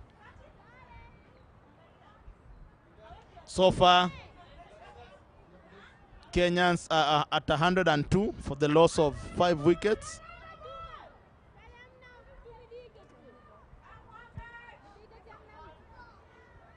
Wangari on strike. Good over, good. That will be a good over from Agnes Kwele. Anderson in swing. Angling toward the leg side, but the runs are there. Very vital runs by the Kenyans here. We can see the coach there trying to give instructions. And that's a no ball, it's a free hit. The coach is trying to tell her players to try and hit that ball as far as they can. The good thing is Lavender on strike, she can just swing her bat. Let's hope she's gonna connect it.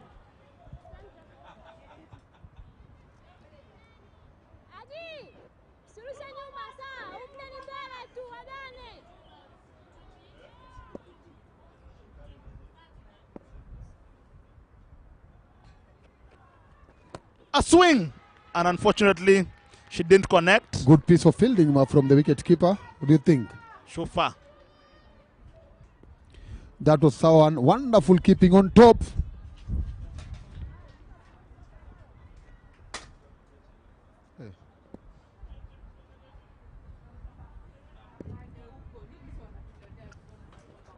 Wide delivery there.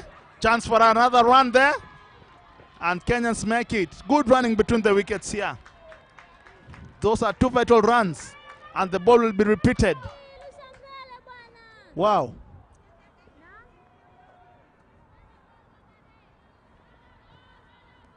We can see at the Kenyan dugout, the players are very happy there. It seems the Kenyan batters are doing well. Chance, oh no, it lands in a normal land and races toward the third man. Kenyans managed to get 2 runs there. Every run here counts. They need almost a runner ball, so they don't have that room to give dot balls after dot balls. A lot of fans around. We can see Beryl. We can see Coach Chirongo there, the under-19 coach. Good shot, driven on the ground. Oh, unfortunately, Sheila misses it, and it races all the way for a boundary. Good shot by Esther Wangare there. Good technique, driven as hard as possible, and went all the way to the boundary. Kenyans need 20 runs in 27 balls. Everyone is happy. The ground is happy. A lot of cheering. That was a good stroke from Esther Wangare. Another good shot there by Wangare. Pushed towards the leg side for a single. It hasn't been a good over for Kwele. And most of the ball she has bowled been bowled to the leg side. And she's bowled so well before. She has been bowling well in this tournament. She bowled her team to victory against Uganda. And today, it's proving tough for her. It was a full toss. Poor communication. Chance for a run out. No. Wangare makes it easily. They didn't manage to get a single. Look at the crowd. Look at our commentators. Oh, they're under pressure even more than the players themselves. We've been forced to stay in the dugout to commentate, because from the screen we can see the spectators, and now the commentators are the biggest spectators now. And the fans, what a shot! That's a cracker of a shot by Lavender Idambo. It was hit firmly well toward the extra cover boundary, but there was a fielder who did very well. I think it is Sheila Shamte who did very well to stop it.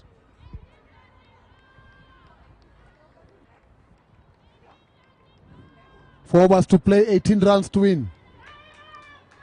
Good batting here by the Kenya ladies team. Our commentators really had to run away to cheer the team.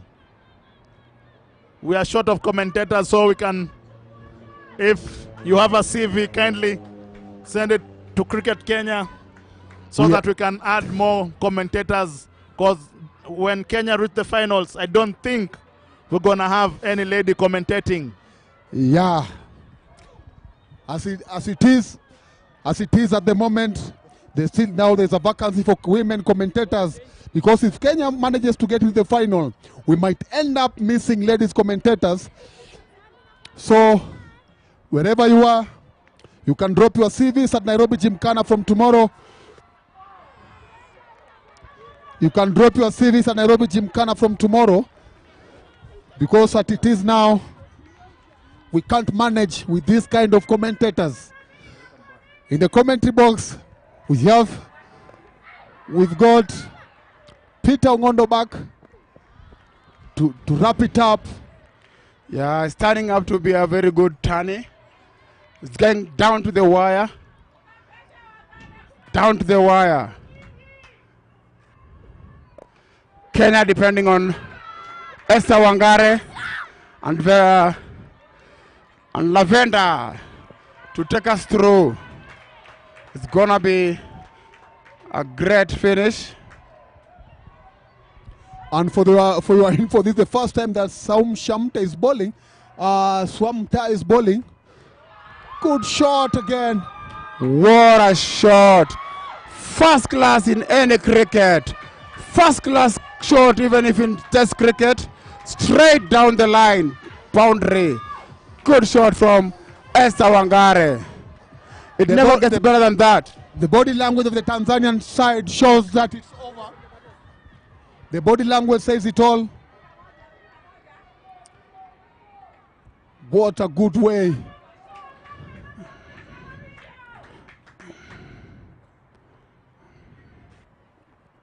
Shot again. They get only one for that.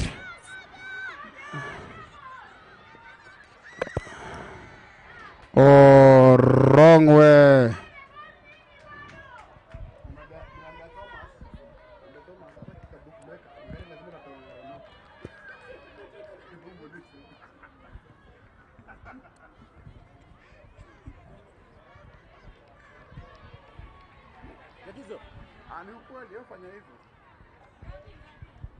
We have 11 runs needed of 20 balls. 11 runs needed of 20 balls.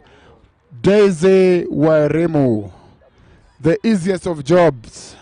After Esther Wangare has got 25 of 13 balls, the run rate has turned to only 3 per over.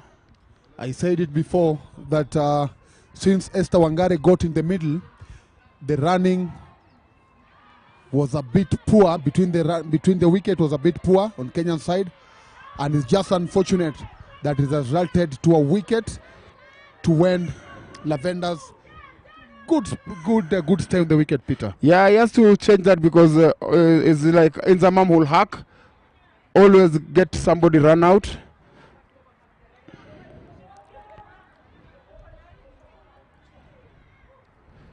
Let's see what Daisy Wairimu will bring to the table.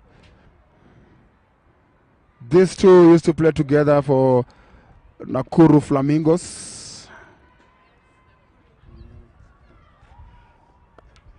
And great fielding. From experience, Monica, veteran, Monica Pascal, veteran. Yeah, that great fielding brings us to the end of the 17th over. Kenya 122 for 6, needing 3 runs per over at the moment.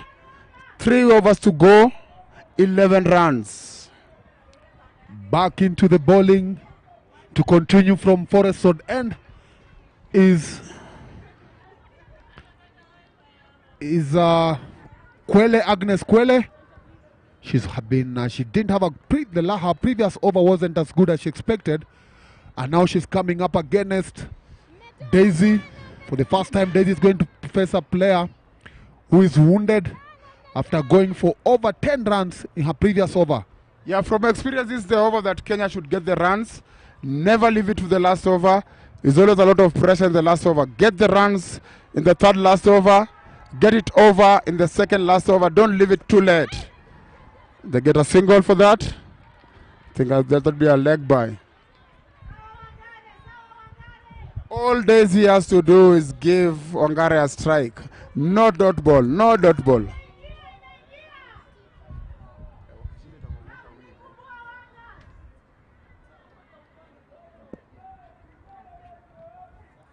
Kwele has second ball.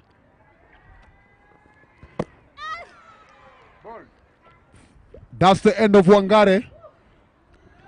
Good bowling. I tell you that with this girl, if she gets the line, nothing is impossible with her. She's just broke Kenyan hearts. She's just broke our commentators' hearts. Yes, she's never just easy. Broke everybody's hearts at the Nairobi Gymkhana. But it's not yet over. Still 9 needed from 18 balls. Always not easy to win a game of cricket. You have to take it up to the end. Now it's up to Monica Dambi.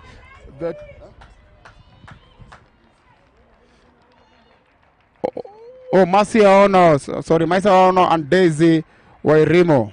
Another Nakuru goes, another Nakuru comes in. Is Marcia Ono made of steel? Yeah, the other match Or she is opened batting. Marcia Ono steel wool? The other day she opened batting. Today she's coming in at number 9. No shortcut. They have to get closer in this over. You can't leave it to the last over. Last over will be very dicey. Here we go. Oh, what a ball. They have to rush. They get a single. Welcomed single. Anything that comes now, Kenya will take it. The pressure on the faces of the batsman could boil an egg. The pressure on the batsman's face could boil an egg.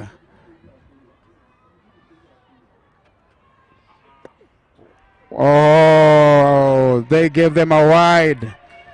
Not the best thing to do as a bowler at this time. Not the best to do. We need 7 runs. I should call back Sarah 15 Bakita to balls. wind up. 7 runs to go.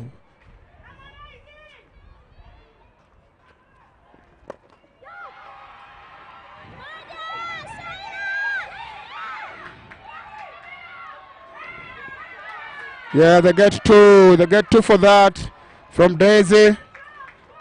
2 balls from this over. 5 runs needed. 5 runs needed. 14 balls. Looks very easy, but it's never done until it's done. Oh, dot ball. They don't need that at the moment. He has to make sure that there's bet on ball. He has to make sure that there's bet on ball at this time and get a single. All he needs is a single, a ball. All they need is to get over it in the next over. Let's see what Daisy will do. Here we go. Great shot again from Daisy. They go for one. They go for one. They settle for a single. Great fielding from Sheila. Great fielding from the youngster. Great fielding at the pressure time. At the end of 18 overs, 128 for 7. Still possible? Very possible. And you can hear a lot of noise from the crowd here. They want Kenya to win. As we said, our commentators. Yeah, there's ran dancing away. in this crowd. There's dancing in the crowd. Look at the captain, the Kenyan captain at the stands there. Dancing away. Shouting. Everything. If you're not at the Nairobi Gymkhana, you're missing it out. Yeah, and This with the is former day. captain also on the screen there. Margaret Banja is also on the screen, former captain. Yeah, All here to support. All of them on their toes. No one can afford to sit down now. Pressure building to the players, to the supporters, to the commentators. I don't know what to say.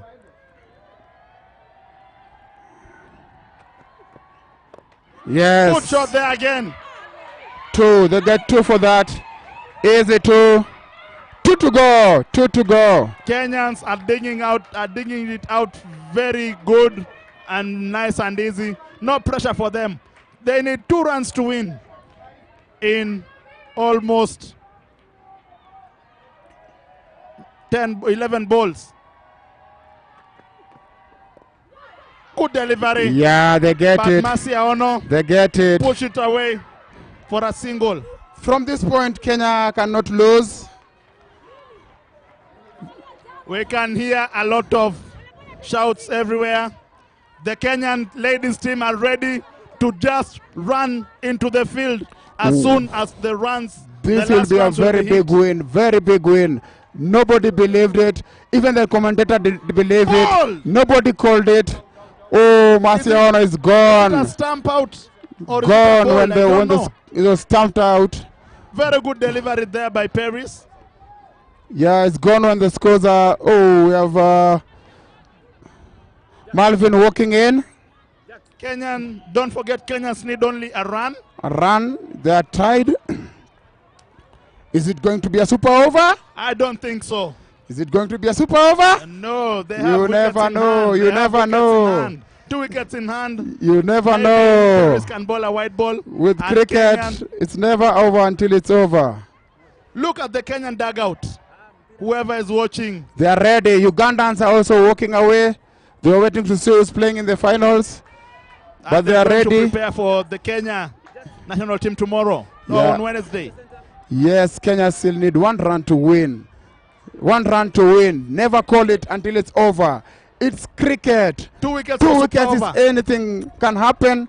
We Only are in 2 super good balls. over. Only 2 good balls. Only here. 2 good balls. A lot of wind blowing, and it has even dismantled the bales. Yeah, even the belts are under pressure. They're falling apart. 2 wickets to super over. Everyone. 1 run to win. Everyone on their feet. toes. Oh, and they go. They have to get there. Oh, they got it. They got it. They got it. What a win. Look at the way. What a win. Oh. Great comeback from the team. At first, Tanzania heartbroken. They can't believe it. They can't even leave the field. Kenyans are celebrating. What a win in front of the home crowd. What a win. Something that we could not believe. Something that we had called the game for you, for Tanzania of the first inning. But what do we know? Cricket is different. What do we know? Wow. I'm so happy for this team, Kenya. They've surely done their best. Chasing 131 in the allocated 20 overs is not that easy, but they've done it through Veronica Ambuga, who scored her half century. She was assisted very well by Vanessa Oko, and most of the batters chipped in. Now, Ugandans know who they're meeting in the finals on Wednesday morning. Yes. You never know cricket until you see one. We had called it for Tanzania, but what do we know? Cricket wins the game. Nail-biting semi-final. Wow. It doesn't get better than this. This is like what the finals of World Cup we watched yesterday. Yeah. Nail-biting. Yesterday, you could not predict which team could have won. Swinging both ends. Kenya. At first, it looked like Argentina was winning. Yeah, then France. Then Argentina again. Then penalties. Penalties, you yes. know. And today, it seems the same also. Tanzanians looked the safer side going to the finals after the first innings, but unfortunately, Kenyans have proved them otherwise. Wow, look at their faces. Everyone is happy. The whole country is happy. The girls have done it. Now, they are remaining with that one more hurdle for them to lift this trophy. Good game. Good show. Kenya won by 2 wickets with almost 9 balls, 8 balls to spare. Ugandans already know their opponents, so they're going to prepare, and they have 1 day to rest.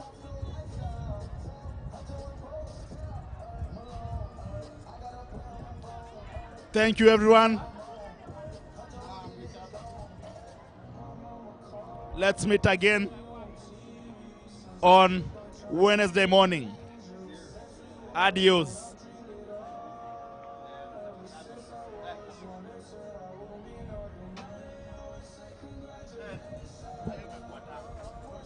Right from Kenya Forest Road.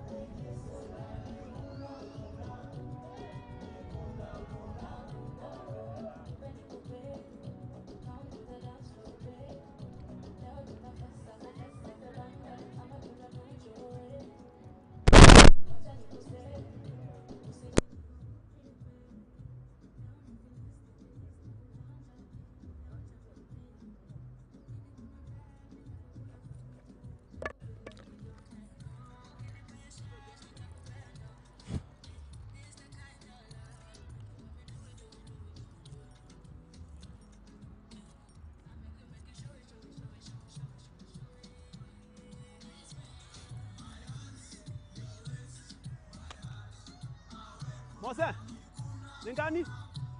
Hivi anachezea? Ama ni hii? Eh?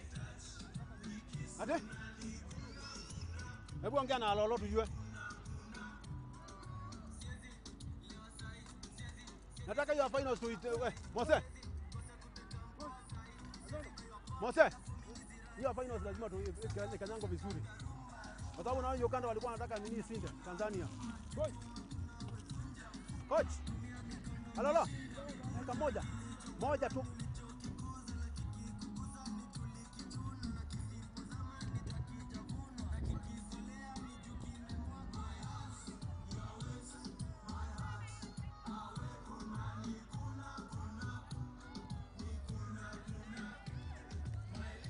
Coach, nataka useme ni wiki gani unataka sasa finals? Hiyo imechezewa. Yeah? Mose hiyo.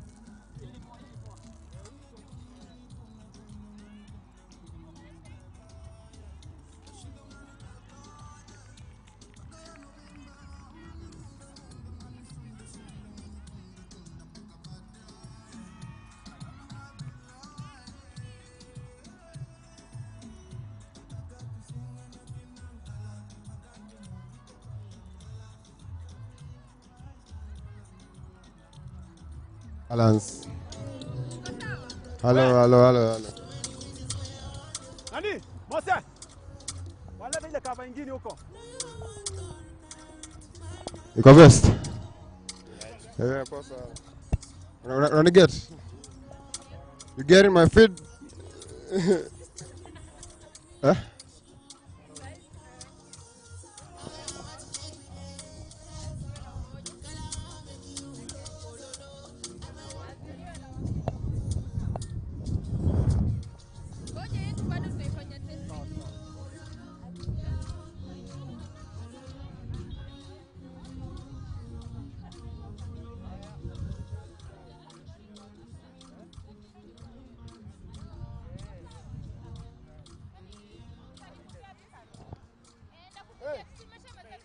Ambia wewe Brenda, wewe.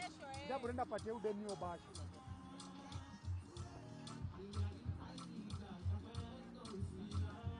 Franco. Anangoja kupatiwa hii nini? Gari nishikie hivi. Kaparo.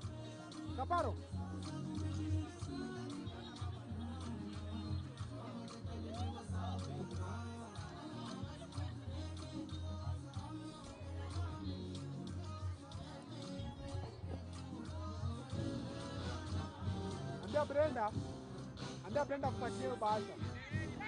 Ambia Brenda kupatia hiyo bahasha.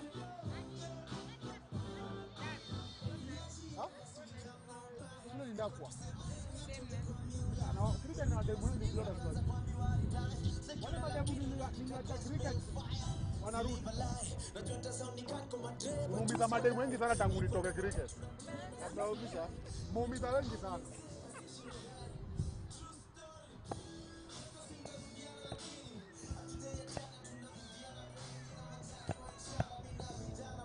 Hello, could we have all the teams here for the presentation?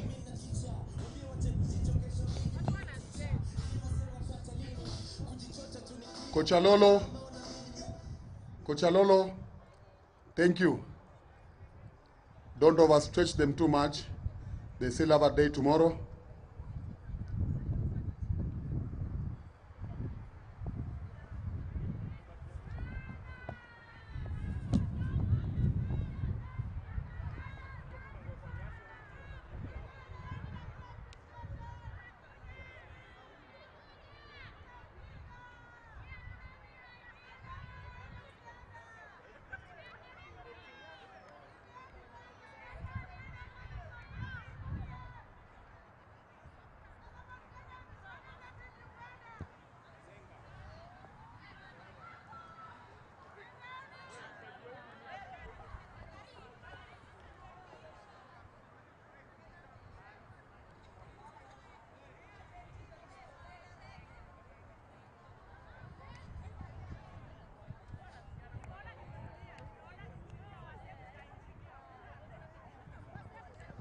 perpetual. No umeshtuka.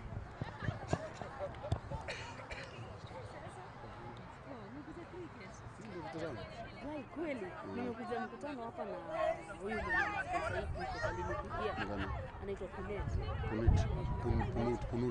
Punit. Imagine aliniandikia email. Sasa hivi nimekuja Punit, anataka kupatana na mimi na sport inaitwa Kabadika. Unaenda ama bado?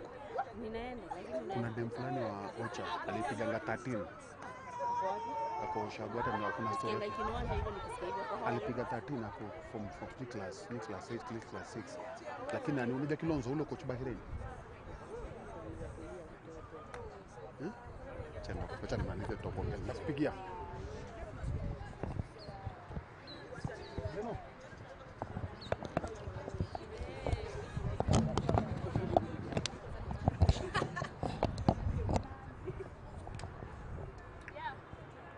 testing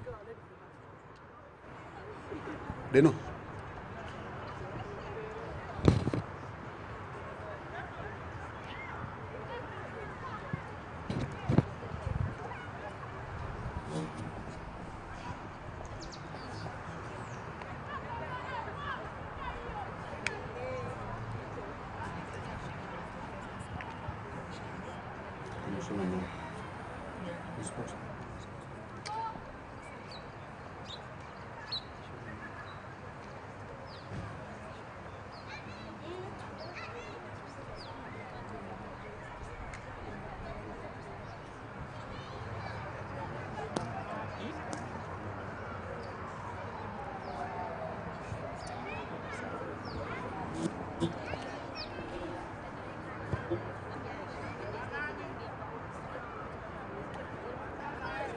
One, two.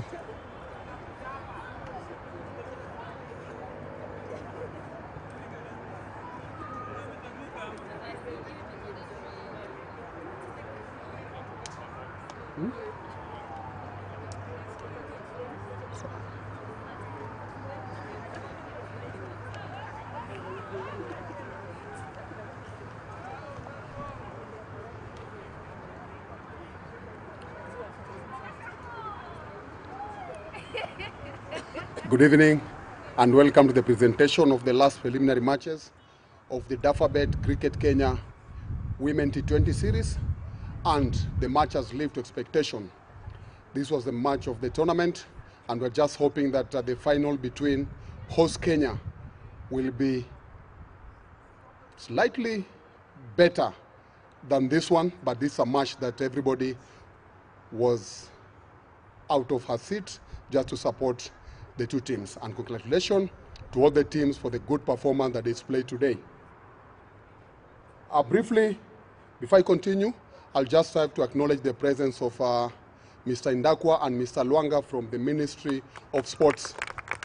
Thank you very much for being here with us, and I'm sure you are going back to the ministry knowing girls have a lot to offer, and whatever the boys can offer, girls can offer even more. So, after winning the toss, Tanzania managed to score 131 runs for 7. A reply that Kenya reached with 8 balls to spare for the loss of 2 wickets. And we were treated with a fine knock. Loss of 8 wickets. So did I say 80? Kenya, we were treated with a fine 56 from Veronica Abuga from 49 balls. 18 from 15 balls from Vanessa Ooko. 26 from 16 balls from Esther Washira. And then we can't go without mentioning Peris Kamunya's 3 for 16 and Fatuma Kibasu's 2 for 34. At this time, I'd like to ask Tanzanian captain to come and share with us her experience of the just concluded match.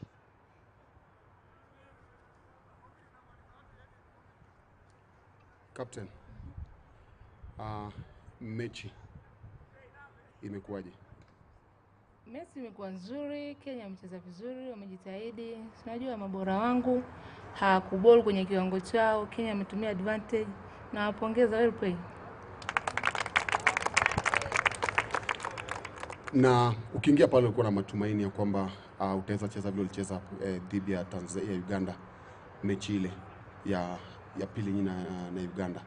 Lakini nini hasa ambacho kimefanya ukaweza kupata hayo licha na Kenya kucheza vile walivyocheza na bowlers wako pia wako ball vile walivyotarajia? Nini kingine unasema kwamba kilichangia kwa ukubwa wewe kutoshinda leo? Kilichochangia kwa ukubwa, bora hawajabol kwenye kiwango chao. Kwa hiyo ndo sababu kubwa ambayo imefanya leo Kenya akaweza kutumia hiyo advantage na akatushinda. Okay, asante sana na kila laheri kwa mechi yenu na kata ya mshindi wa 3 na 4. Asante. Now I'd like to call Kenyan captain Sharon Juma to come and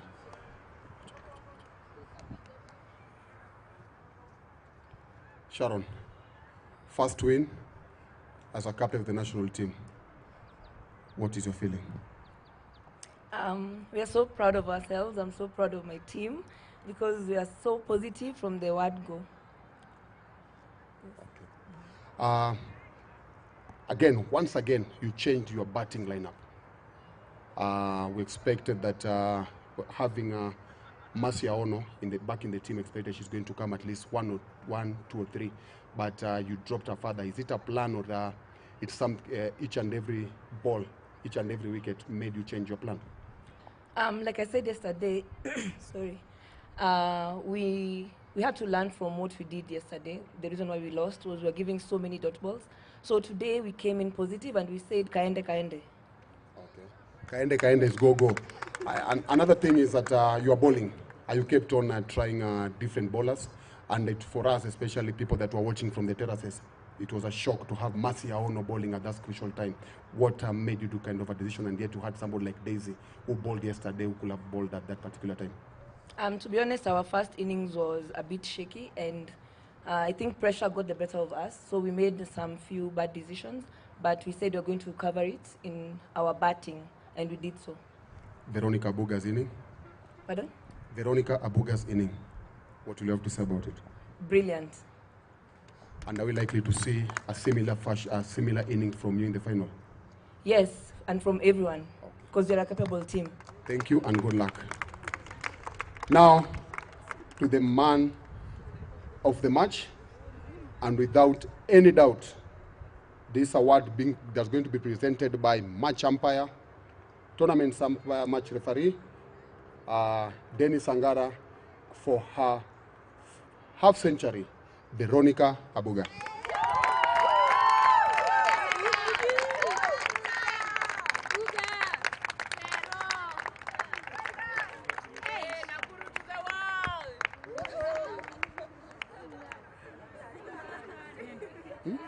Unaenda?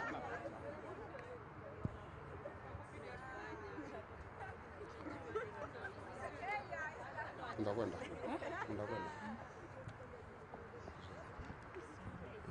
Vero, another fine knock from you. It's long since it came, and you came in at a time when Kenya really was struggling. Just take us through that inning.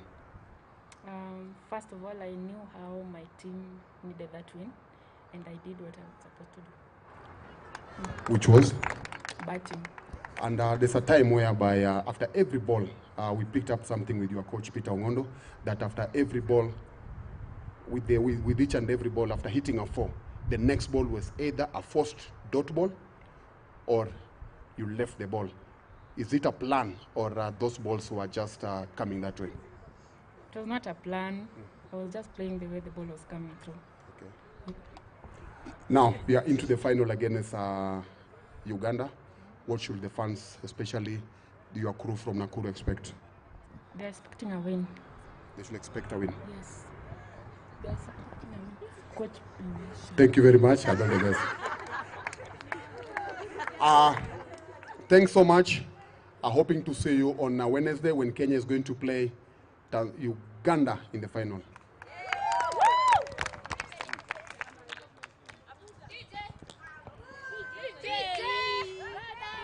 ngoja. DJ ngoja. DJ ngoja. Interview na wewe. Yes, mimi.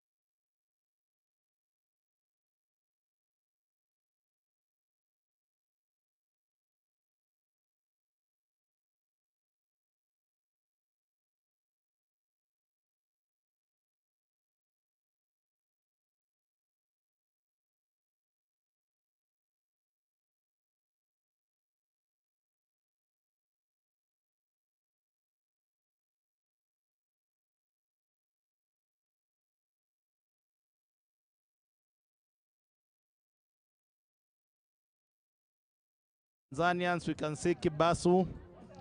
We didn't need Vanessa to attack because what Tanzanian side showed us over. Yeah, Frono. They get it. Push it away for a single. From this point, Kenya cannot lose.